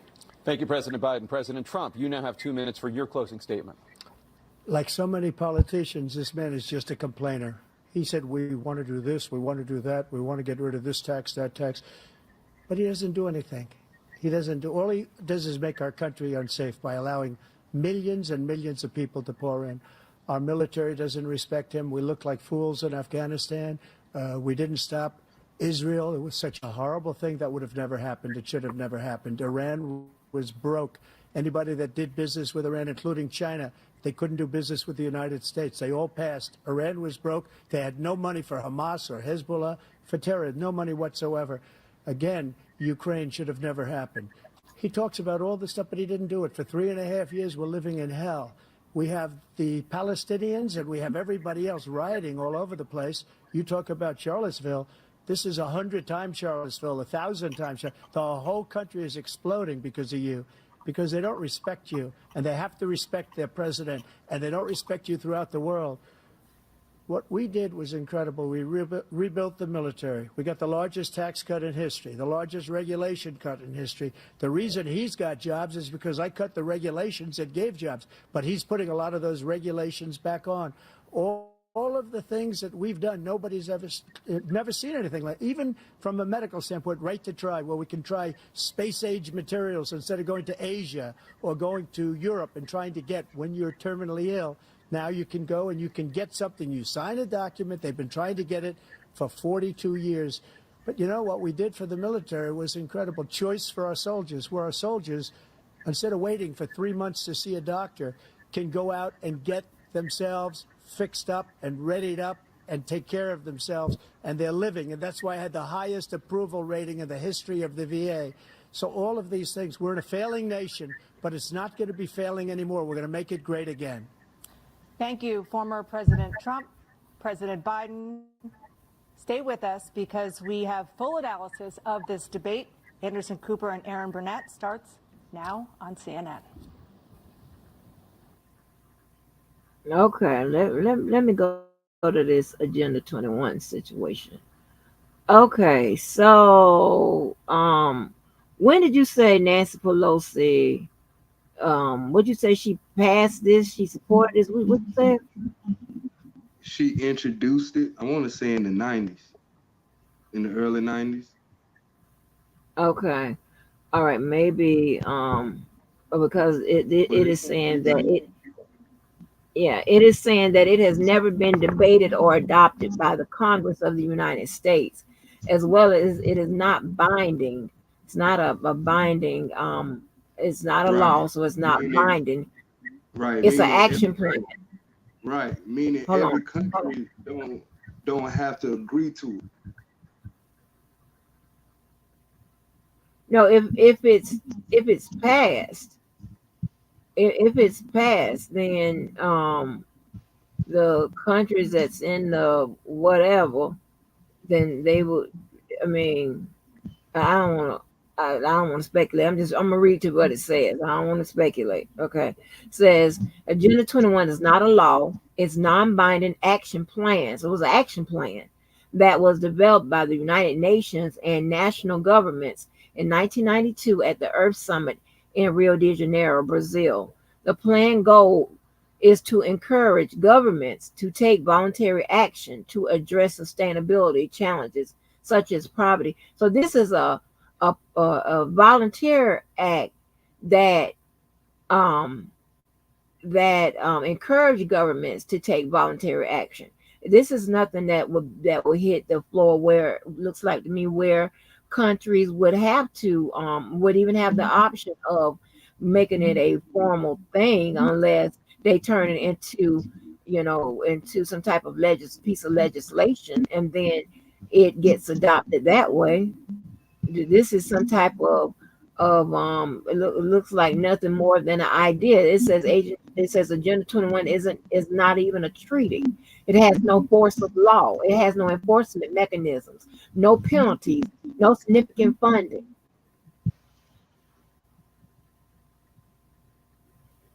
And you gonna do what now, sir? Baby, you got baby, I slug and slang and bang, yeah. I ain't even know nothing about this. See how But guess what? Big Daddy.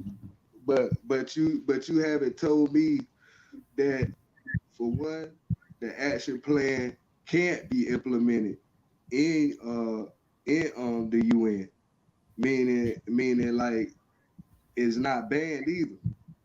No, I didn't tell you it was banned. I said that they would have to actually go through a They, process of yeah, making it a part of. yeah, but it's not a mandate. A mandate don't mean you don't have the option to use it. Mandated mean you, in order to be a part of the UN, everybody have to fall under that umbrella.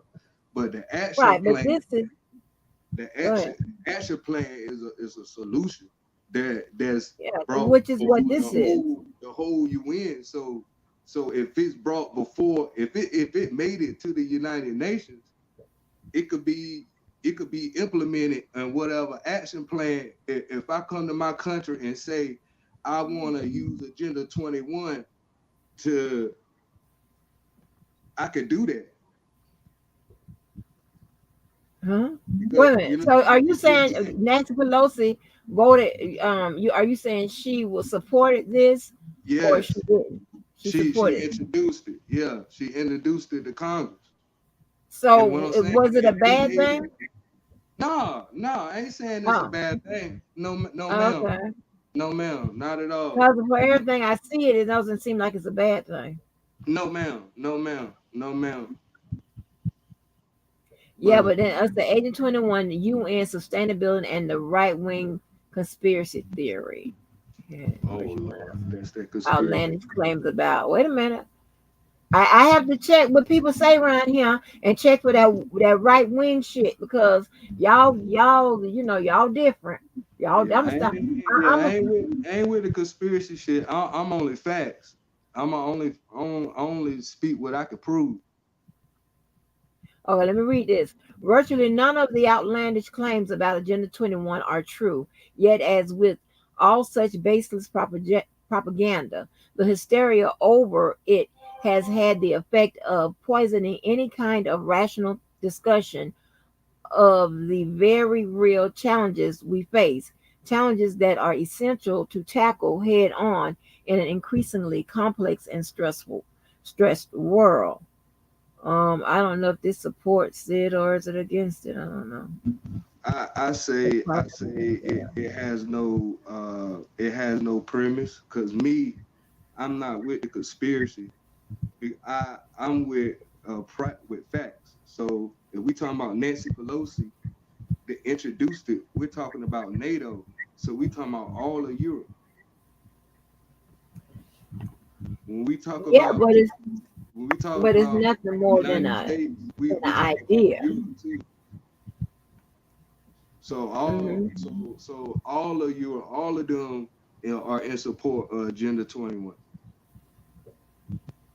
Well, it don't seem like it's a bad idea, but I don't know what the It take ain't back. bad. I ain't saying it's bad. I ain't saying it's Oh, bad. I'm just saying we talking about international. We talking about foreign policy. yeah, yeah. That's With that's foreign, what I'm talking yeah, about. with foreign policy, it's a lot that entails. I mean, and you have to know how. Yeah, you don't hit them bombs. Let me see if I can be quiet and hit them bombs. Wait a minute. Next time they do it, I'm gonna see if I can be quiet quick enough. Um, because this is my opinion. You have to have people that is in the that's doing real live. You have to have people, a president, to me, that I don't want to call it hands on because that's too simple, and that word really is usually um allocated to uh or relegated to like jobs and shit like that. But we Trump just he have Kim Kardashian bring him shit, all that type of shit, whatever, and he just looks good. I'm signing. I'm gonna do it. I'm putting it in. I'm gonna get the votes. Like okay.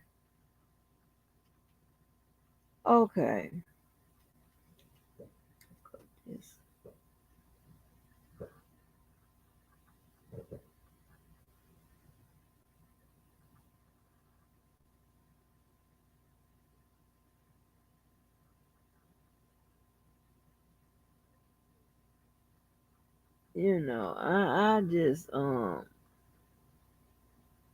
know what to say. I think that was a good debate. I think I do too. that was. I was really expecting a lot worse. I really was. Yeah, it wasn't bad. It wasn't bad. I think that we are so on edge now. Like if anything other than Michael Jordan showing up, we we like, oh, we was doing, we doing. We gonna have to do a lot of talking to some people. And then see the niggas gonna swing this vote. That's why I don't want to deal with niggas no more ever again in life. Y'all don't get. I'm done. It's like I don't even know what I be arguing. But for the most part, I done pretty much stopped arguing back and forth with some niggas right here. But other than that, mm-mm. These people can't even. Uh, and I won't talk to you like in regular life. Like I wouldn't, if you a fake ass bitch, I wouldn't fuck with you in regular. Like I don't mean like I don't have to not talk to people whatever, but just in depth and stuff like that, whatever. Like I say, I like the people I'm close to. I can groove and move with. I can't. I'm not gonna be arguing with no damn body who used the word worser and all this other shit. Like I understand the Chicago education. I get it. I get it. Something went wrong there. Something went wrong, but it went wrong for a long time. I don't know what the fuck happened, but I can tell you now. I'm not gonna do that. It's ridiculous. You don't hear it popping. You probably can hear it popping. What is it? Fireworks, Miss Angie? Yeah, like they got a cannon thing out here. But I tell you, they brought a machine or whatever because we can't do fireworks here like real ones. You could take your ass out there with a sparkle. They're illegal here. Certain ones are illegal. And they was taking their ass to Georgia and getting them, but if they catch you with them in Florida, they're gonna bust you. So they went ahead and got them like a firework generator. I don't know what to call it to send it up in the sky, make it look real pretty, but and they make use of it. So, but yeah, like nobody, like no American president with good sense. They're not gonna go visit Kim Jong Un and Putin like that or whatever. They're not gonna do it. I mean, that's just like visiting Bin Laden now, huh? And that's kind of subjective, Miss Angie. That's kind of subjective. You know what I mean? That's I mean, we all have different, views on it, and everybody's view is kind of valuable. So I could see Right. why you say that, but a lot of people don't feel like that. You know what I mean? Well, a lot of people aren't even like I mean they Russia poison people. Anybody got time for that? Like they be tripping. Anybody got time for that? Think about it this way. Trump said in a debate, if he was president, the war wouldn't even have happened. He wouldn't even have invaded. You see what I'm saying? Yeah, but that's one. Okay, that's a maybe, and that's because of his relationship with Putin, with who is crazy. Okay, the maybe can be predicated on his track record, and there were no wars. Yeah, but what about the other things that could have happened? Go by how long he been president. You see what I'm saying? What about the other things that could have happened? And here's the thing, right? If I'm not mistaken, we're not over there helping them fight. We're not over there helping them people fight. We just supply resources to them. We ain't helping them fight. That is helping them fight. And now, you know what I'm talking about physically. Now he said he's supplying them physical weapons. Well, we're not physically helping the fight, meaning we're not No. experiencing the loss of life. I mean, you don't have to physically be there to fund I somebody. know that, Kim. That's not what I'm saying. Listen to what I'm saying. I'm saying is that, you know, he's saying the fight wouldn't have started. I'm just building upon what you're saying. You're saying the fight would have never started, and so on and so forth. And I'm just saying, but we're not physically there fighting in that war. So, of course, we're helping with resources, but we're not physically over there fighting.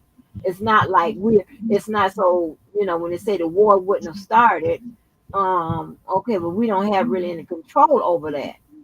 That's just that's We have but total that's control. speculating. Control That's over it. speculative. Huh? Like if you watch what's been going on with the Ukrainian war, he has been begging United Nations to let him in the NATO because of the war. Who have been begging? Totally because of funding. You can't fight a war without funding. I know that. I'm saying, who's been begging to get in the The president of Ukraine, which is also a former actor who played the president of Ukraine as an actor. So if you want to talk about Trump, that's Trump to the second power in Ukraine. He's a former actor who played a president. Right, but he's not a president of the United States. So that's not really my concern. But we are funding. We have sent over $132 billion. What I'm saying is no money, no war. So starve the people. So wait a minute. Not Trump. Them people invaded Ukraine, not the other way around. They started shit with them people. But Trump is saying there would be no invasion if he was president. That wouldn't have happened because that's speculation. Russia been trying to get their hands on that land. Yeah, they don't fought wars over. Right. So you can't say he's speculating. It's a bunch of shit Trump done said that wouldn't happen, we ain't gonna happen, whatever happened. Right. So you can't, you can, but if you want to believe him, like he can't control the mind of another. It's not like he gonna call them and say, hey, you better not go over there in Ukraine and shit. And that man been wanting that land since hell. He just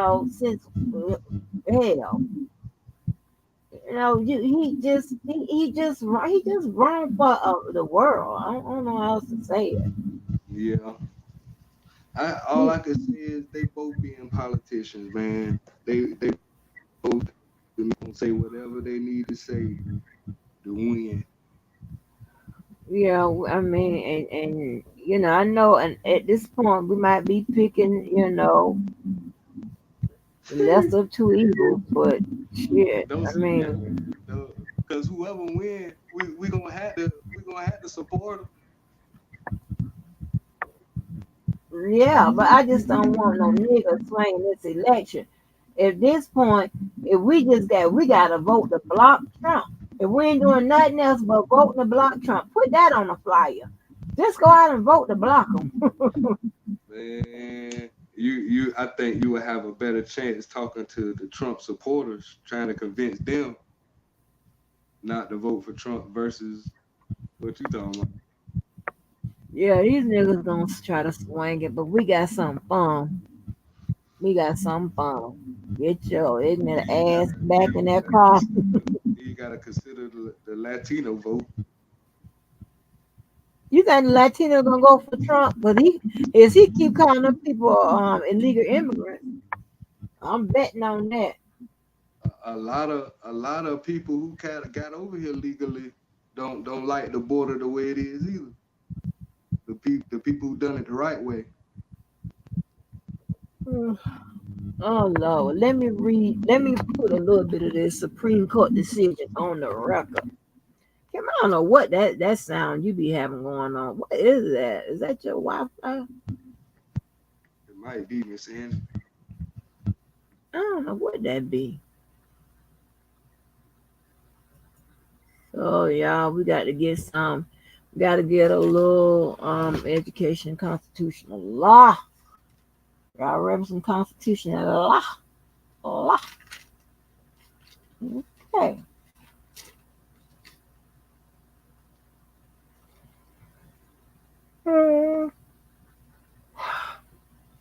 And me and Kim was about to go to blows, y'all. Hey, look, I'm already sick. Hey, Huh? look, you should. Hey, you that debate spirit was coming out your ass. Yeah. Wait a minute.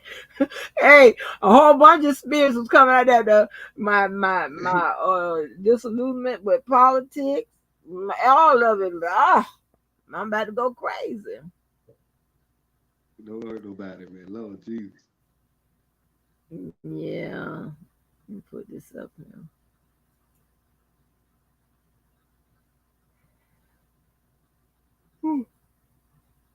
Y'all see it?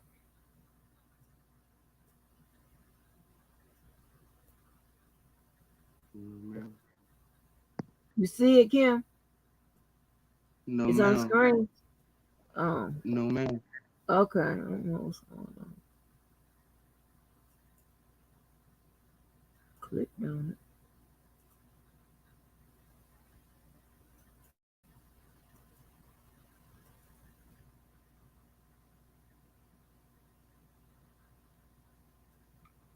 it. Okay.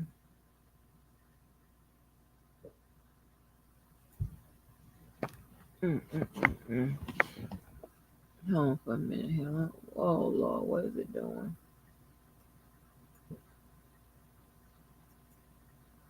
I shouldn't took that medicine. Oh, you heard that one? Yes, ma'am. You heard that?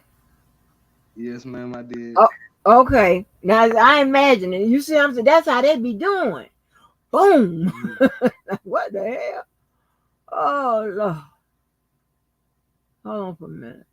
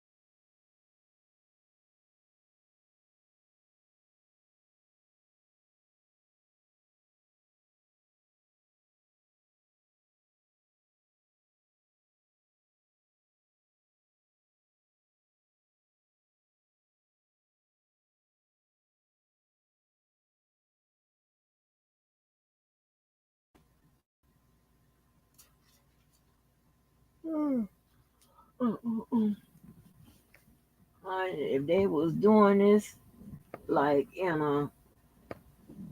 like on the regular streets and stuff, baby, cops be out of here. Out there. Don't play that. That's a shame. We can't even have no fireworks.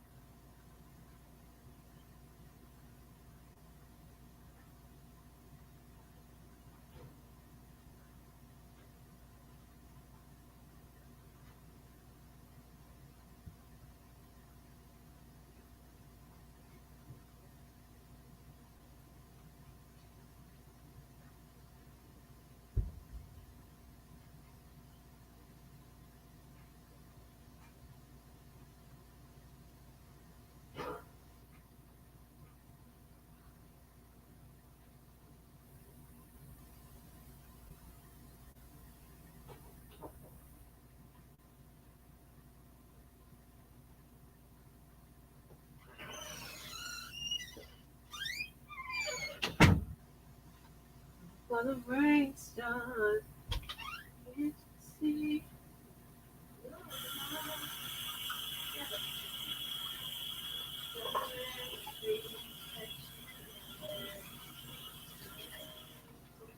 That's a brand new feeling.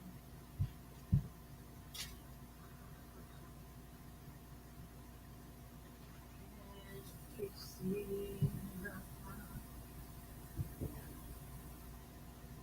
Don't let it be said to me.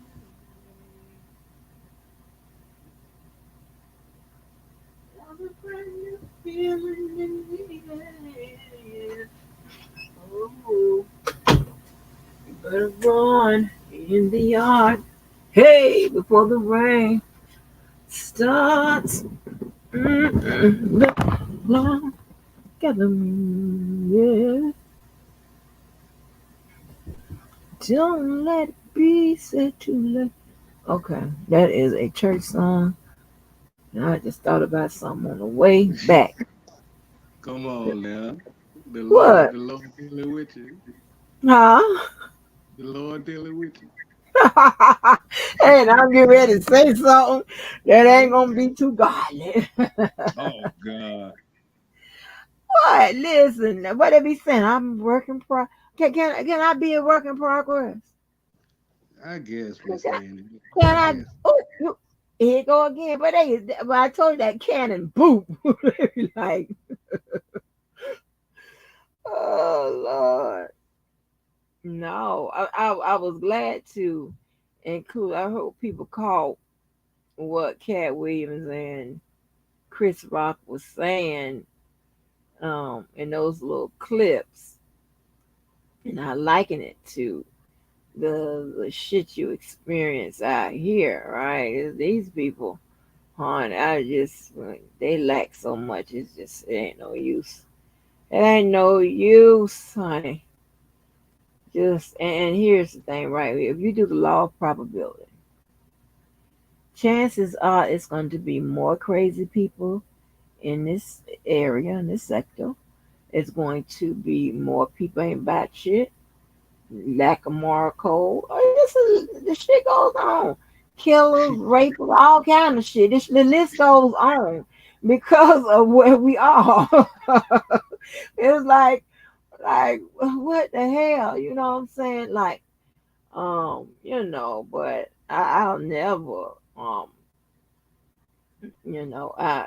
when people, I just laugh when, no, I don't. Let me stop lying. I don't laugh. I point back. Like, if people tell you to stop doing something and other motherfuckers are doing, like, come on. Like, what?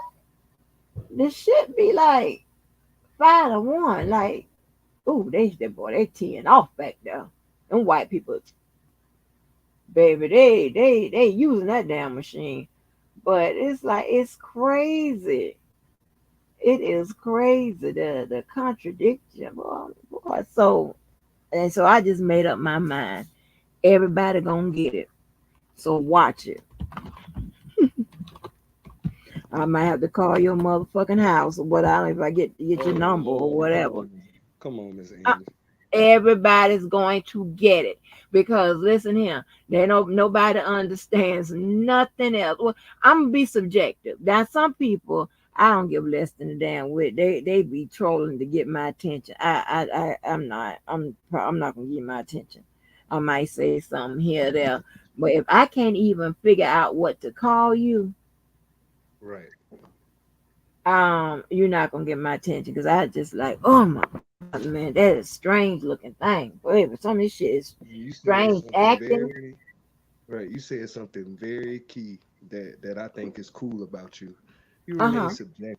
You remain subjective. Like you understand what it is, and that helps you be reasonable and rational in your actions. So I feel like if you do cut somebody out, you really feel like they deserve it, and you're not just. Yes, Kim. Yes. I got you. Yeah, I'm be real subjective, and it's not someone that I, that's a kind of lot crazy, of people. but it works. I said it's kind of crazy, but I see your logic. You got you just got crazy.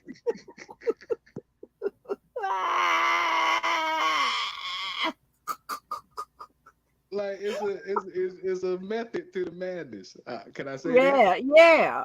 Cause they Oh, won't let me beat their ass or fight them. I keep telling you, I get you in the air. I mean, if I promise to God, if you feel that strongly about it, you ain't got to feel that strong about it. I'm gonna help you get him. Mhm. I'm crazy as hell, baby, when it comes to bullshit. Okay, I'm starting to get it. listen, I take shit I'm personally. starting to When get you it. come at me, and then especially for no reason, or you try to be on that funny shit, whatever, you gonna have a fucking problem. If I Yeah, turn and that then switch on, like and when then I you get fed up, that switch is mm, on. It mm, ain't coming off. I'm going to probably every time I think about, I'm gonna talk about your ass. and I'm gonna then talk. the Ooh, energy you huh? spend on I said the energy you spend on being analytical mixed with it's a crazy combination, man. You methodical with it. Like, God damn. Baby, I'm a lot to deal with. I listen. If you ain't in the you ain't listen. You ain't woman enough. You ain't man enough. You just gonna perish. Cause I ain't. I'll be looking. I can have a rational conversation with you, but I'll tell you straight. Let me tell you something. I don't like you, and here's the reasons why. Well, other than that, Wow. hey, what's happening? What's happening? Wow. Everybody good. Everybody made it. Everybody all right. These others, that's how it is. I don't fake the funk, baby, on a Everybody nasty tongue. good. Everybody made it. E- Everybody all right. Everybody, yes, they Uh, be asking for it and be going personal with your ass, and I think anybody that be trying to destroy you, whatever, that's personal. That's some personal shit there. So you might personally get it. Yeah, you just better hope. Um, think real hard overnight one night, because I have gotten out my bed, Kim. You just don't even understand. I have been sitting down and see, um, uh, people know they tell me, yeah, you have to watch her. She go missing for a long period of time. mm, My daughter be like telling my friends up, watch her, because if she know somebody in the place I got to go get, she be telling people, watch her. If my mom ain't back by 10 minutes, go get her. And she know her mama, cause baby, uh, uh, this man had done came out there just in time, because the white man was oh he was bracing for my punch, because he was leaning back with his hands up. I told you, I look like a 7 foot goddamn Amazon when I'm on your ass, and I had my arm back. And Kim, I swear for God, I couldn't understand why I couldn't launch that right. That right was going on his ass, because Mr. Barnes was holding my arm, and I couldn't. And I went looking back like, what the hell? My daughter was right. My daughter told him she know her wow. mama. Go get her. Go get her. Cause she knew when that See, white man, it was by racism. She knew in Gainesville was racist. She knew when that white man came by and said something I perceived as racist. And I be trying to be, easy with it, because they be watching me.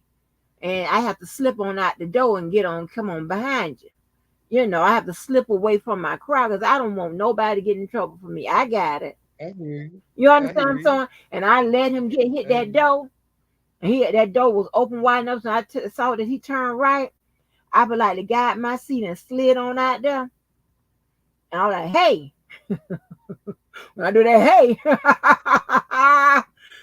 What you say? Blah, blah, blah, blah, blah, blah. Here I got up on him, and the white man was bracing for the punch.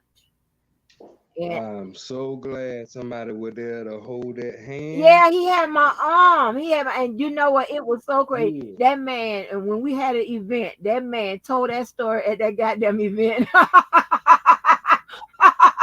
He said, I was holding on.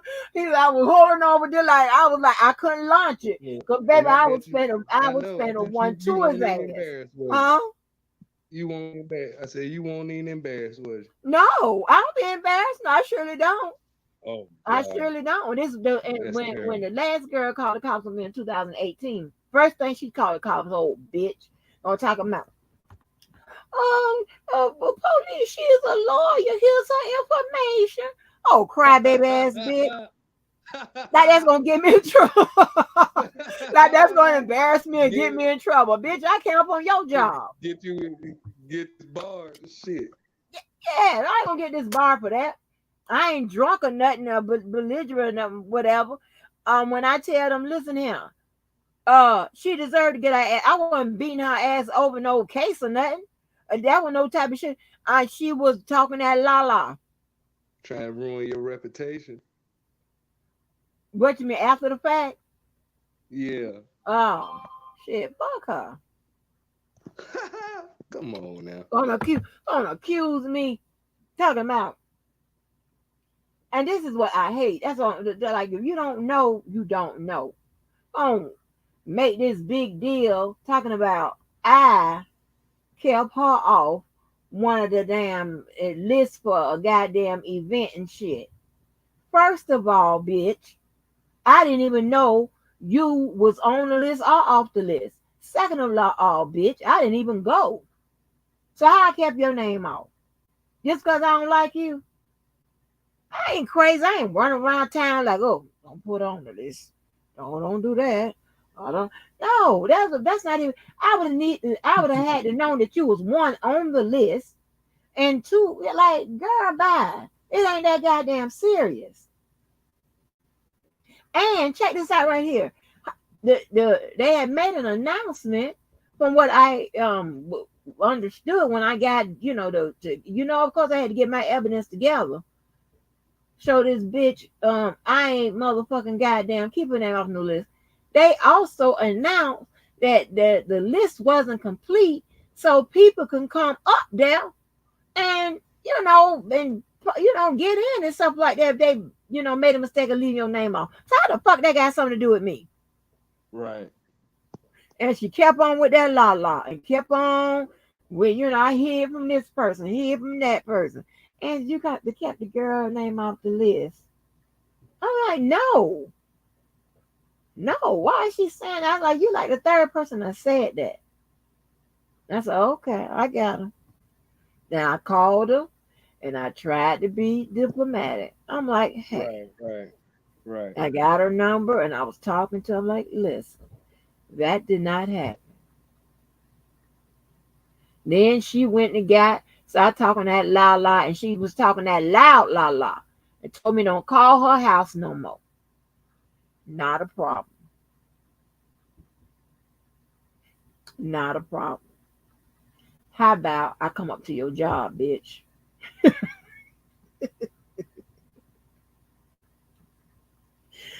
I want my daughter home so she could tell you how I went up to her school. How I went up to her damn school, her college, to get the motherfucking lady. That lady done sent me a $5,000 bill, baby. Lord Jesus. Yeah, For what? for my daughter's education, and she's on the scholarship, and plus she had Florida Bright Futures and all kinds of shit. So what are you talking about? And all I told her that you apparently can't add. That's all I told. Oh, and nigga. Okay. And she hung that phone up on me on Friday. I don't know why people do that to me on the Fridays and these organizations, these companies. Because I can't get you to Monday if you don't open to Monday. Baby. I went up there with my daughter, my grown daughter. And we had listen, it was, then they tried to say they wanted my daughter to apologize to the lady and the school. I said, listen here, I did it. Wow. She ain't apologizing for shit. I'm the one who went off. Okay? I'm the one who went off. She ain't doing a motherfucking thing. And I mean that. Fuck y'all. Are you crazy? You gonna make my daughter apologize? Hold on. You think I'm playing? Hold on. Oh, black bitch sitting up in there with that la on top of that la on the phone with me on a goddamn Friday. Hold on. Think I'm motherfucking playing. I don't tell no lie about these stories, baby.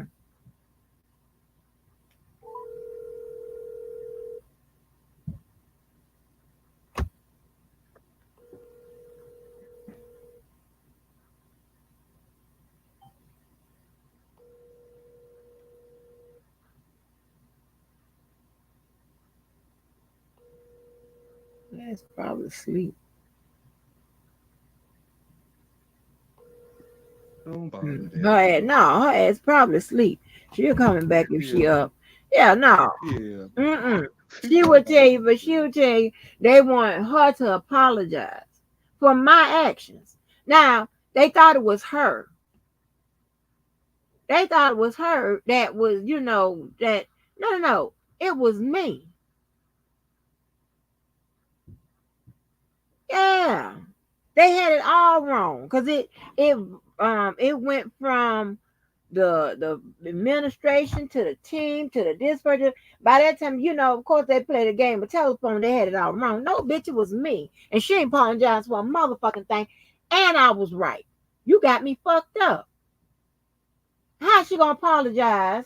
I'm definitely not apologizing, and I'm right. Wow. You can't add, bitch.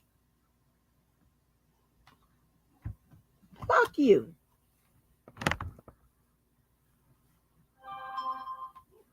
Oh, she. Hold on.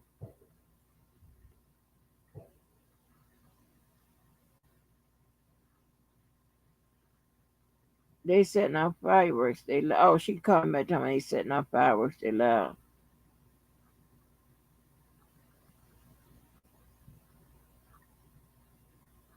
They going off over here too, Miss Angie.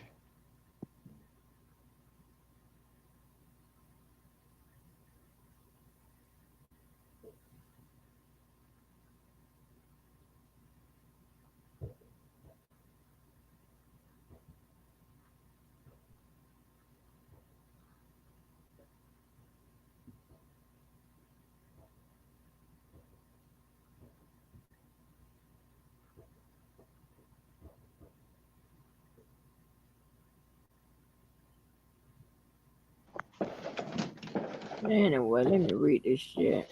I'm gonna read some of it because there's a lot of pages. I'm gonna read I'm gonna see if I can skip through. Okay, I'm gonna leave that out.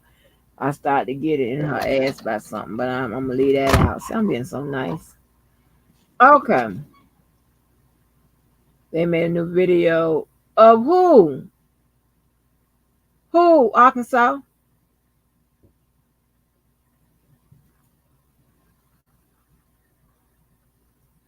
They be trying people in America.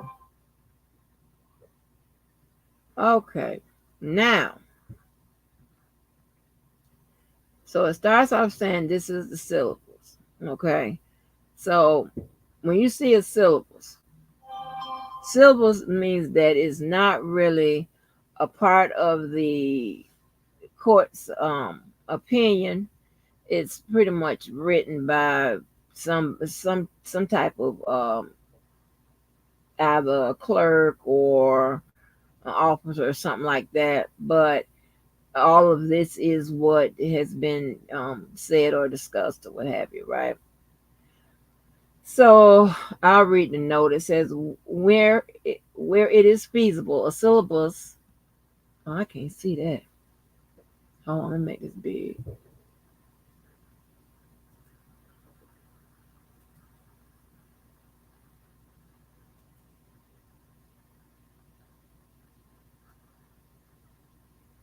A syllabus head note will be released as it is being done in connection with this case at the time the opinion is issued.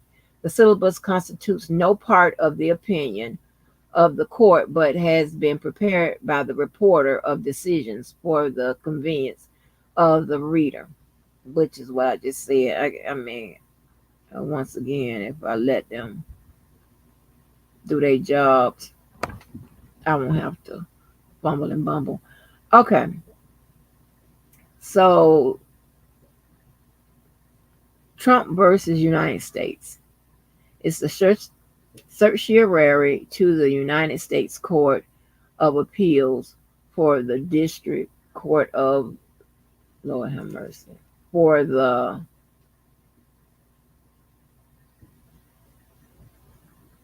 um, District Court of for the certiorari to the United States Court of Appeals for the District of Columbia Circuit. God damn, I can get my shit together. And the certiorari is pretty much allows the courts to hear the case, right? They petition for a writ of certiorari, and that means for the lower courts to bring the case up for review, and then the certiorari they review this case at their own discretion. Okay. It says a federal grand jury indicted former President Donald J. Trump on 4 counts for conduct that occurred during his presidency following the November 2020 election. The indictment alleged that after losing that election, Trump conspired to overturn it by spreading knowingly false claims of election fraud to obstruct the collecting, counting, and certifying of the election results. And again, you see the collecting, counting, and certifying. Most teachers, lawyers, and I don't know, people that act in a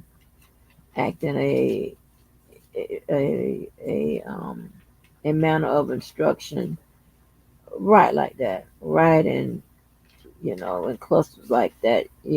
Sometimes they use assonance, which is pretty much the repetition of a vowel sign, and then they also use consonants, which is repeated consonant sounds, and then my favorite alliterations, which is a combination of both. So anytime you see clusters like that, I always tell you the 3 B's, and all of that, the 3 R's, so on and so forth. That's what I've been meaning. Just to give you a refresher. It says Trump moved to dismiss the indictment based on presidential immunity, arguing that a president has absolute immunity from criminal prosecution for actions performed within the outer perimeter of his official responsibilities and fell within the core of his official duties. The district court denied Trump's motion to dismiss, holding that former presidents do not possess federal criminal immunity for any acts. The D.C. Circuit affirmed. Both the district court and the D.C. Circuit declined to decide whether the indicted conduct involved official acts. So are they saying that it was some unsettled? Hey, Byron. Oh, no. Oh, no, Arkansas. Okay, it says held under our constitutional structure of separated powers. The nature of presidential power entitles a former president to absolute immunity from criminal prosecution for actions within his conclusive and preclusive constitutional authorities. And he is entitled to act at least presumptive. He's entitled to at least presumptive immunity from prosecution for all his official acts. There is no immunity for unofficial acts. Wow. His official acts. Unofficial acts. So there must be many acts without when he's not in office. Okay. Because I don't think it means that acts when okay, well that's what it means. All right, it says this case is the first criminal prosecution in our nation's history of a former president for actions taken during his presidency. Determining whether and under what circumstances such a prosecution may proceed requires careful assessment of the scope of the presidential power under the Constitution. That means that they have to what? Interpret. The nature of that power requires that a former president have some immunity from criminal prosecution for official acts during his tenure in office, at least with respect to the president's exercise of his core constitutional powers. This immunity must be absolute.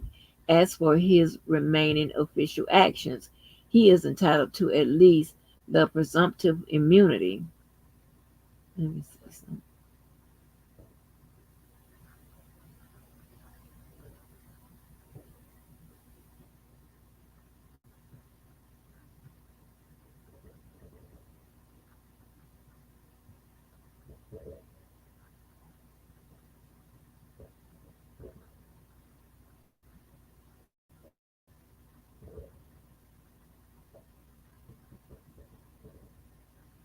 Okay, there's more of the syllabus.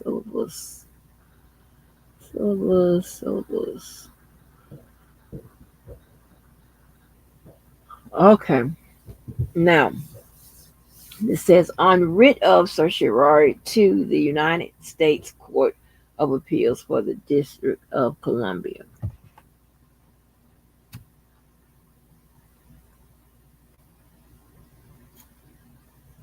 Oh, excuse me.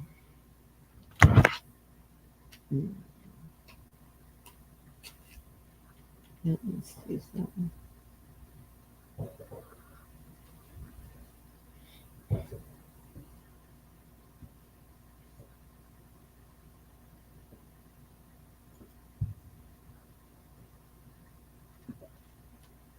Okay. This is Chief Justice Roberts. He delivered the opinion.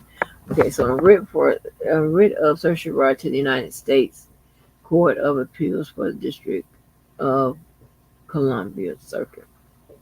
All right, July 1st, 2024. Chief Justice Roberts delivered the opinion of the court. Okay, so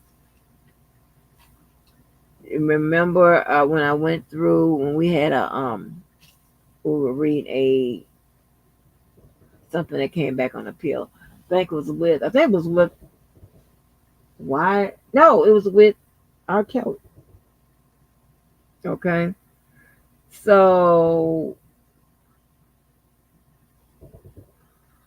we got when I skip through this, we'll see what type of opinions were written.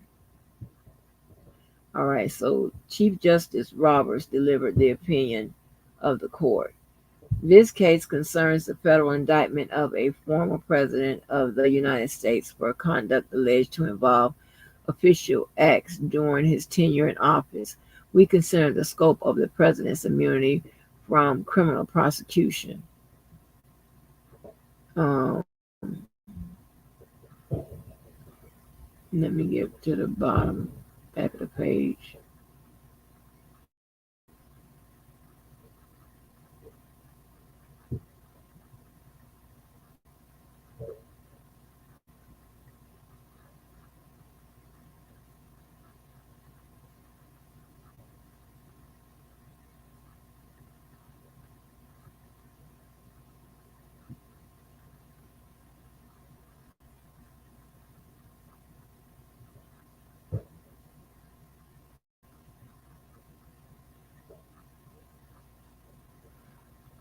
Oh.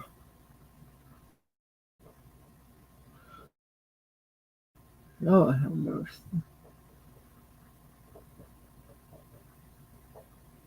Of course, they was gonna choose to read this. I mean, review this for Agent Orange.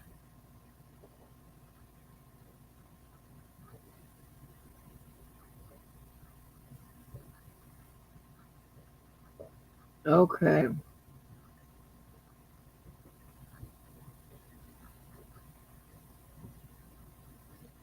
So let me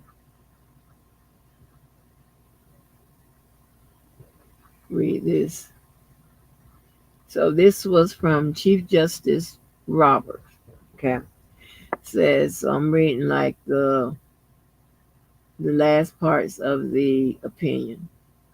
Said, it is these enduring principles that guide our decision in this case. The president enjoys no immunity for his unofficial acts. And not everything the president does is official. The president is not above the law, but Congress may not criminalize the president's conduct in carrying out the responsibilities of the executive branch under the Constitution and the system of separated powers designed by the framers have always demanded an energetic, independent executive. The president, therefore, may not be prosecuted for his exercising his core constitutional powers, and he is entitled, at a minimum, to a presumptive immunity from prosecution for all of his official acts. That immunity applies equally to all occupants of the Oval Office, regardless of politics, policy, or party. There were another 3P. So, question. Is he trying to be, was that a dig? Like, what did he say? Energetic.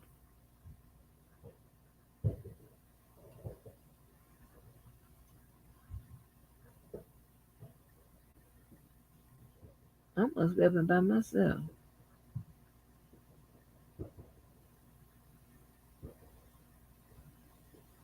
What was it? Ask everything official. What is it?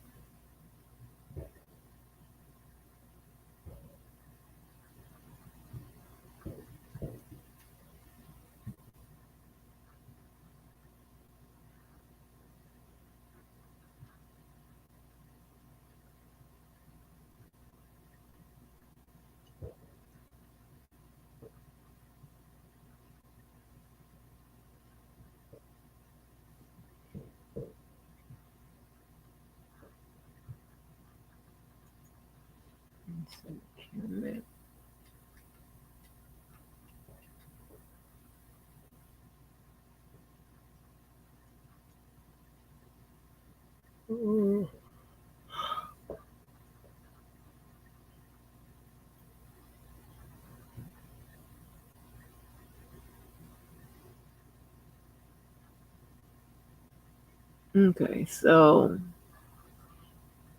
it looked like to me unofficial criminalized president carry on executive branch and the system and the system of separated powers designed by the framers has always demanded an energetic, independent executive.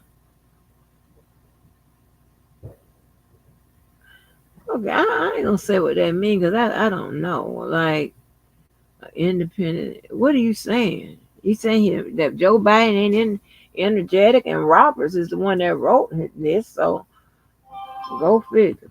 It says the judgment of the Court of Appeals for the D.C. Circuit is vacated, and the case is remanded for further proceedings consistent with this opinion. Okay, now let's see what if anybody else wrote an opinion. Justice Thomas concurring. Okay. Now, what that means that he agrees I'm sorry, he concurs with the decision, but not the rationale behind it. So let me scroll to the bottom and see what he talking about. I ain't never liked Justice Thomas. It's just something about the way he looked. I ain't like him back there with Clinton and them. I ain't like him. I don't like him. He look fishy. Like he up to something.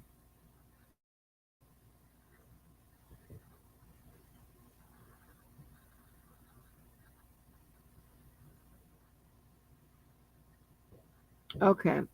I'm just reading the back part, the bottom. So it says, in this case, there has been much discussion about ensuring that a president is not above the law. But as the court explains, the president's immunity from prosecution for his official acts is the law. And let me read that again. That the president's immunity from prosecution for his official acts is the law. Okay. I got you. So that's what you're standing on. Okay, I got you. It says the Constitution provides for an energetic executive because such an executive is essential to the security of liberty. Ante at 10. Respecting the protections that the Constitution provides for the office of the presidency.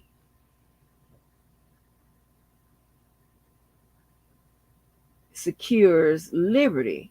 In that same vein, the Constitution also secures liberty by separating the powers to create and fill offices. And there are serious questions whether the Attorney General has violated that structure by creating an office of the special counsel that has not been established by the law. Those questions must be answered before the prosecution can proceed. We must respect the Constitution's separation of powers in all its forms, else we risk rendering its protection of the liberty a parchment guarantee.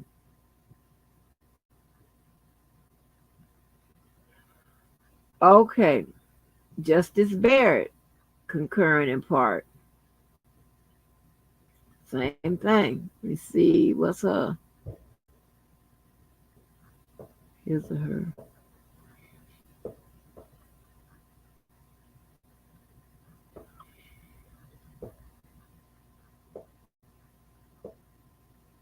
Let me read that little part. It says the Constitution does not insulate presidents from criminal liability for official acts, but any statute regulating the exercise of executive power is subject to a constitutional challenge. Bunch of case law. A criminal statute is no exception. Thus, a president facing prosecution may challenge the constitutionality of a criminal statute as applied to official acts alleged in the indictment. If the challenge falls, however, will stand by the trial. I'm getting sleepy. I don't know why.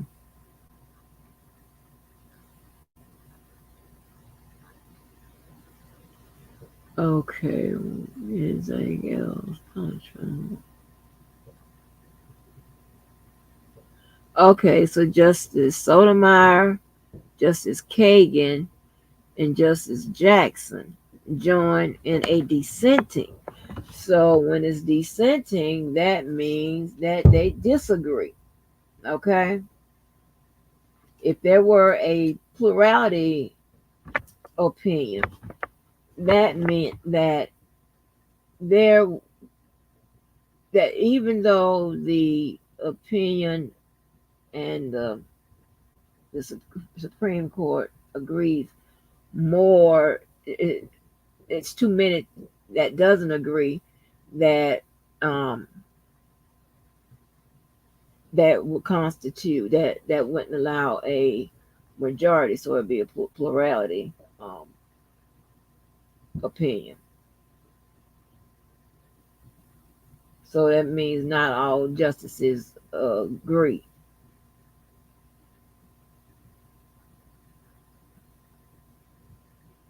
But still it goes through, but not all of them agree. Okay. And when they do the count, it's more on when they do the count, it's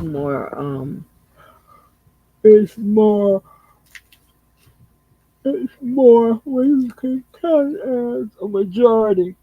And then the rest of them, it'd be like it's depending on who's how many is in the Supreme Court. It's maybe like 3 or 4. Then if um they will have that would be plurality opinion. I'm getting sleepy, and yeah, dissenting mean they don't agree.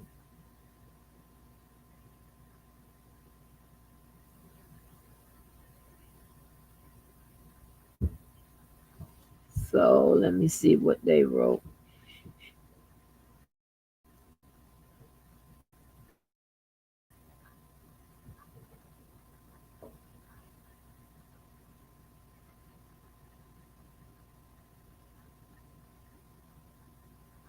Did they all group them together?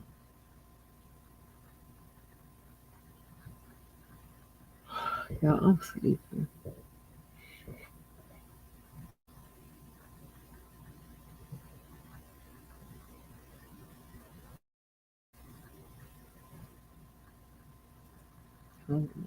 I am. Yeah, hold on for a minute. I gotta blow my nose. I'm sleepy as hell. Hold on for a minute. I shouldn't take that medicine.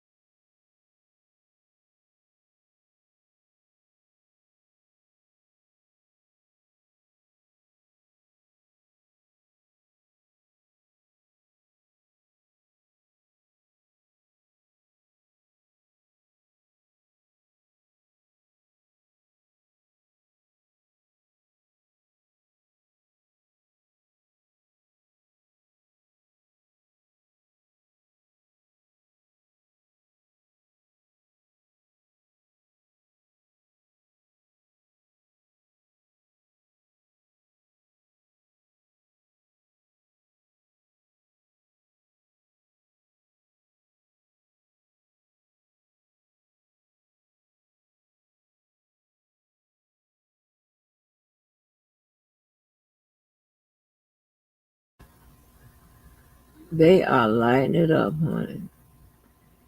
So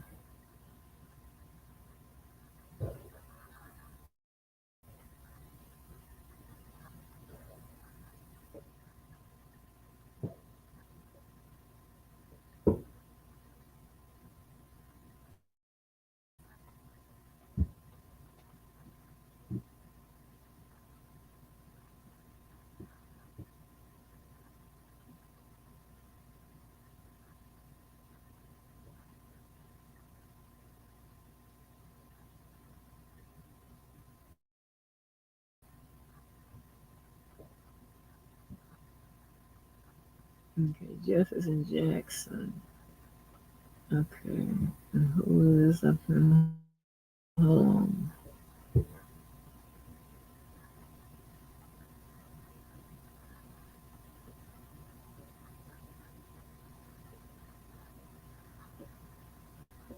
Sotomayor. Okay, Sotomayor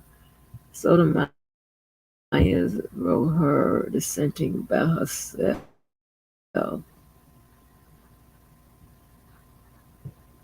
Sotomayor.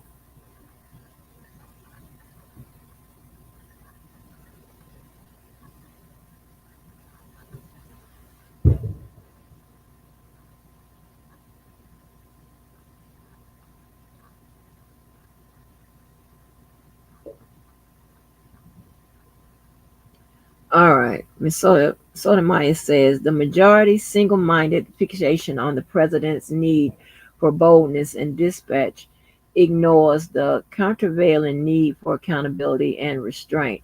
The framers were not so single-minded. In the Federalist Papers, after endeavoring to show that the executive de- designed by the Constitution combines all requisites to energy, all what is it? Alexander Hamilton asks a separate, equally important question. Does it also combine the requisites to safety in a question? Does it also combine the requisite to safety in a Republican sense, a due dependence on the people, a due responsibility? The answer then was yes, based in part upon the president's vulnerability to prosecution in the common course of law. The answer after today is no.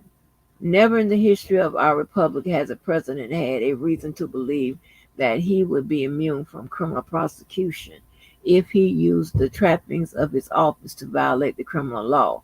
Moving forward, however, all former presidents will be cloaked in such immunity. If the occupant of that office misuses official power for personal gain, the criminal law that the rest of us must abide will not provide a backstop. With fear for our democracy, I dissent. I know that's right. That makes perfect sense.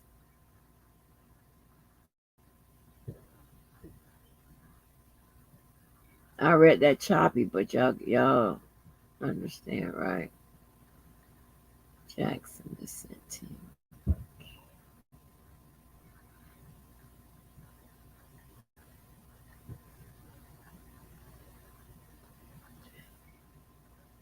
I got to go watch Eddie Murphy and Axel Foley. He got another Axel Foley movie out, Beverly Hills Cop.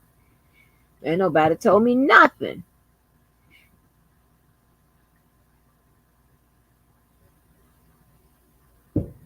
Okay.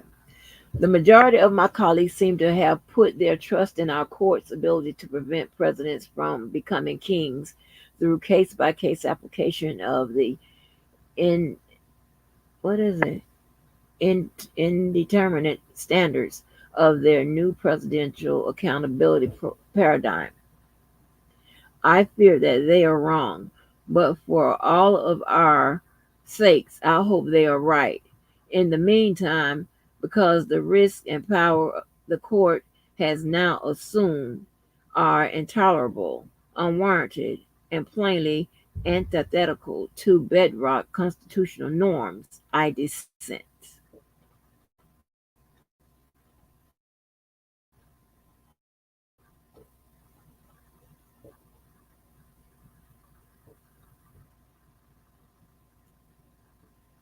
Yeah.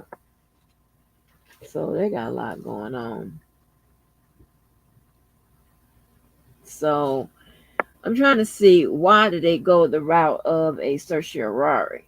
Let me see if I can figure this out. Because when you go the route of filing a certiorari, right, that means that they couldn't appeal under normal circumstances.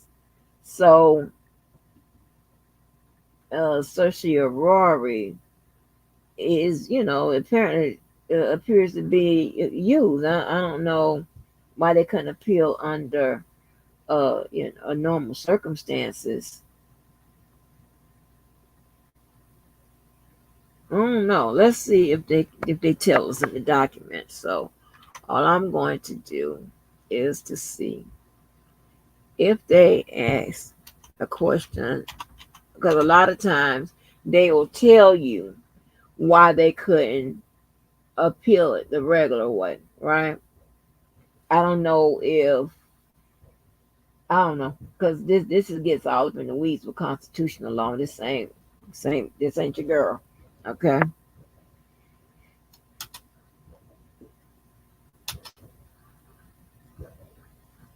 Okay, what does this say? Okay.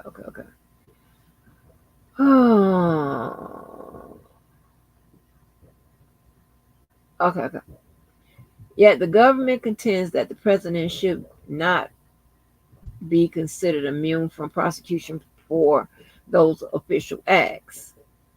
There's case law. On the government's view, as applied, challenges in this course of the trial suffice to protect Article 2 interests, and review of a district court's decisions on such challenges should be deferred until after trial. Wait. Okay, maybe this is what happened. Government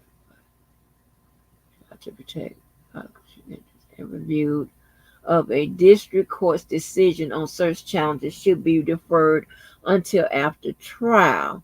If the president is instead immune from prosecution, a district court's denial of immunity would be appealable before trial.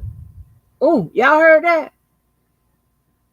It says, see Mitchell, explaining that questions of immunity are reviewable before trial because the essence of immunity is the entitlement not to be subject to suit. Okay, so this is why. So they couldn't do an appeal, or they may, or some kind of reason why they couldn't do an appeal. And this, I think the answer is up in here. Let me see it. It's somewhere else. The judgment of Court of Appeals is vacated. Okay. An important difference in this context is that the president is entitled to an interlocutory appeal, which is an appeal that means that the case or the proceedings of what isn't over, and they're asking for an appeal ahead of that, ahead of the ending of whatever, if there's a case that's going on, or appeal or review or whatever, of the trial court's rule. So an important difference in this context is that the president is entitled to an interlocutory appeal of the trial court's ruling. A criminal defendant in federal court normally must wait. Oh, here we go. Must wait until trial. Normally must wait until after trial to seek review of the trial court's refusal to dismiss charges. But where a trial itself threatens certain constitutional interests, we have treated the trial court's resolution of the issue as a final decision for purposes of appellate jurisdiction. So that's why they did a writ of certiorari. Yes, okay.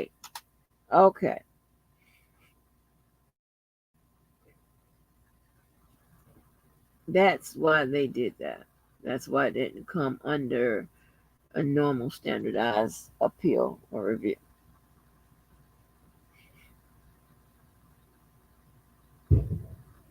Bro, they is blowing it up out here.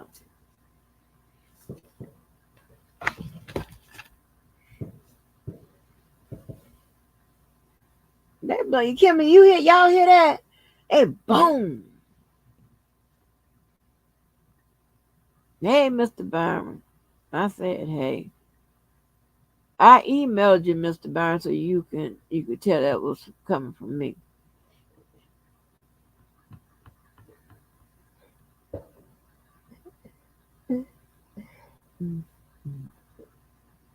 All right, folks.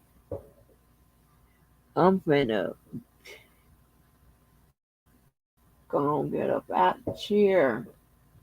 But we done put Trump and them on the rocker. Now I gotta do a pack for YSL. Lord, there's so much coming. Let me tell you something. They filing paperwork. I'm talking about 100 pages here, 20 something. I'm like, Lord, I gotta get it on the record. So, so I holler at y'all. Y'all have a good 4. And on the way out, I'm gonna play my love thing again.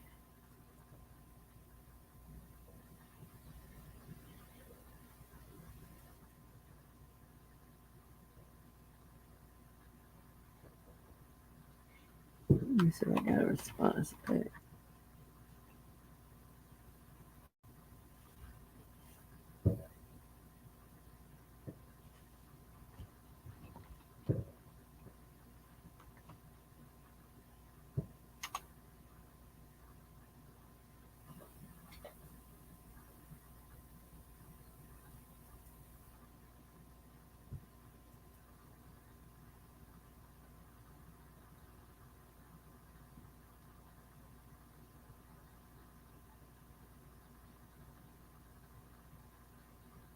Y'all listen to the words they are saying in these clips. In places that's motherfucking special to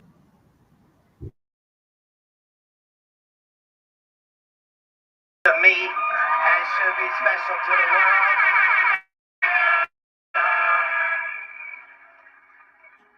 It was 9/9 in the 2000s. I was in this Inglewood at the Hollywood Park Casino for $100 a week.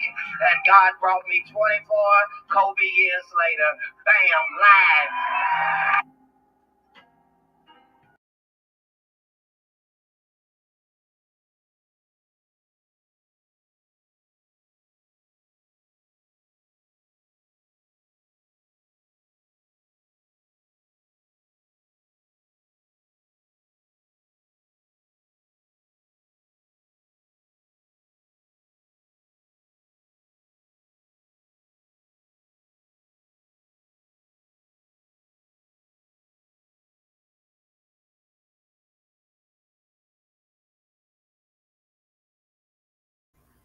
Now, y'all ain't heard shit I said. I said I stopped it there so you can hear his Kobe Bryant analogy. He did it. He just did it. This just came out in 2024 after Shannon Sharp. He mentions it. This is something new on Netflix. And he said 24. Remember, I was telling y'all 23 and Jordan, 24 Bryant. Yeah. You know, Virgos can get kind of crazy with the creator.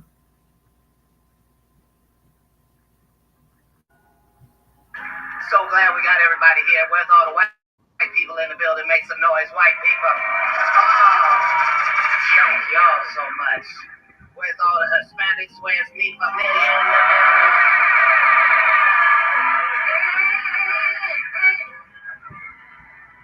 That is tasty. Buenos noches. Where's all the black people in the building? Make some noise.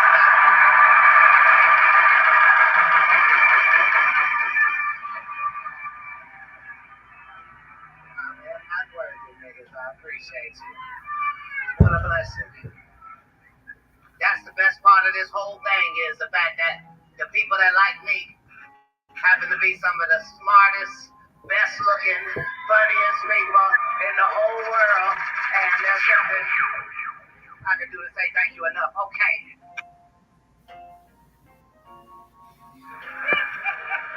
It's just a new day and age. It's a new day and age. It's a day and age now where the truth is all you need to have. If you got some of the truth on your motherfucking side, you ain't got nothing to worry about. But if you got a lie, oh, lies is catching hell right now, today. Yes, in real life. Because there's too many great detectives in the world right now. White detectives, black detectives, Hispanic detectives, Indian detectives, Asian detectives, just great detectives. No, you ain't got to worry. All you got to do is tell the truth. The truth is crazy enough. You ain't got to make up no shit. I'm gonna say something to you that sounds like a motherfucker made it up. I have no problem with movement. I have no problem with it at all. I'm all for social justice. I'm all for marginalized people getting their rights. The thing I have a problem with is the selective outrage. That's right. Selective outrage. Everybody, you know what I'm talking about. One person does something, they get canceled. Somebody else does the exact same thing. Nothing. You know what I'm talking about. You know, like the kind of people that play Michael Jackson songs, but won't play R. Kelly.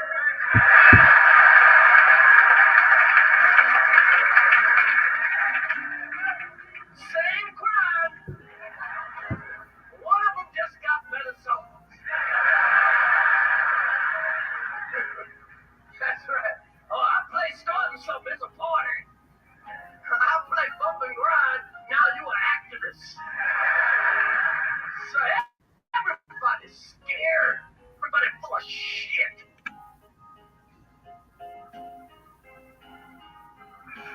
Because they'll try to erase history while you're looking at it.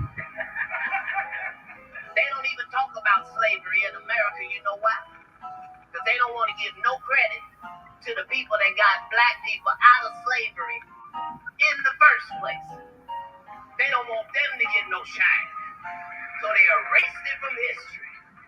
But I'll say it right here in front of the world. Black women got black people out of slavery in America. That's the facts. As a group, black women did that without assistance. There was no group of black men that got together, said, fuck this shit, nigga, bring us to this. Slave no, motherfucking more.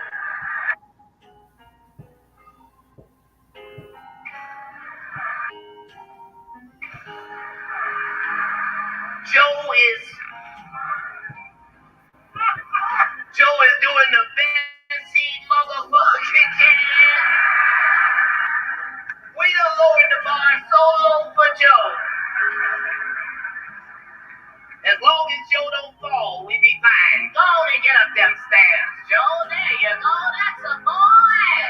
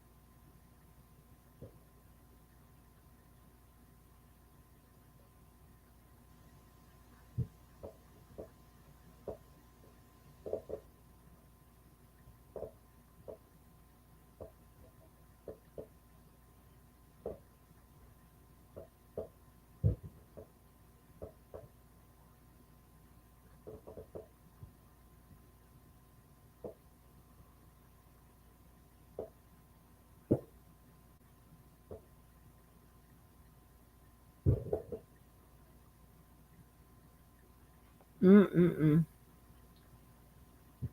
That's crazy. Oh Lord, y'all know how to went to sleep. All right, y'all, baby. I had them fall asleep. Them damn things back there waking me up. Woo. All right, y'all, baby. I'll holler. And make sure y'all stay safe. Y'all gonna crank it up this weekend. You know, be easy. Make sure you do something good for yourself and somebody else until the next time. Maybe we can go out like I came in.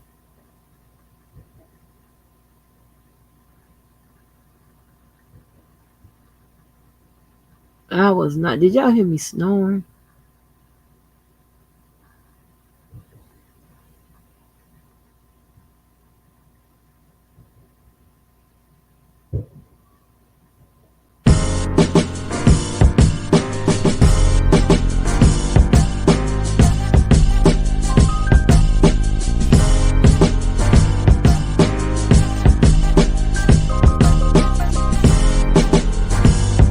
They been dropping bombs, dropping bombs, dropping bombs, dropping bombs. I'm sleeping, I'm sleeping, I'm sleeping. I shot to people Twitter, YouTube. Peace out.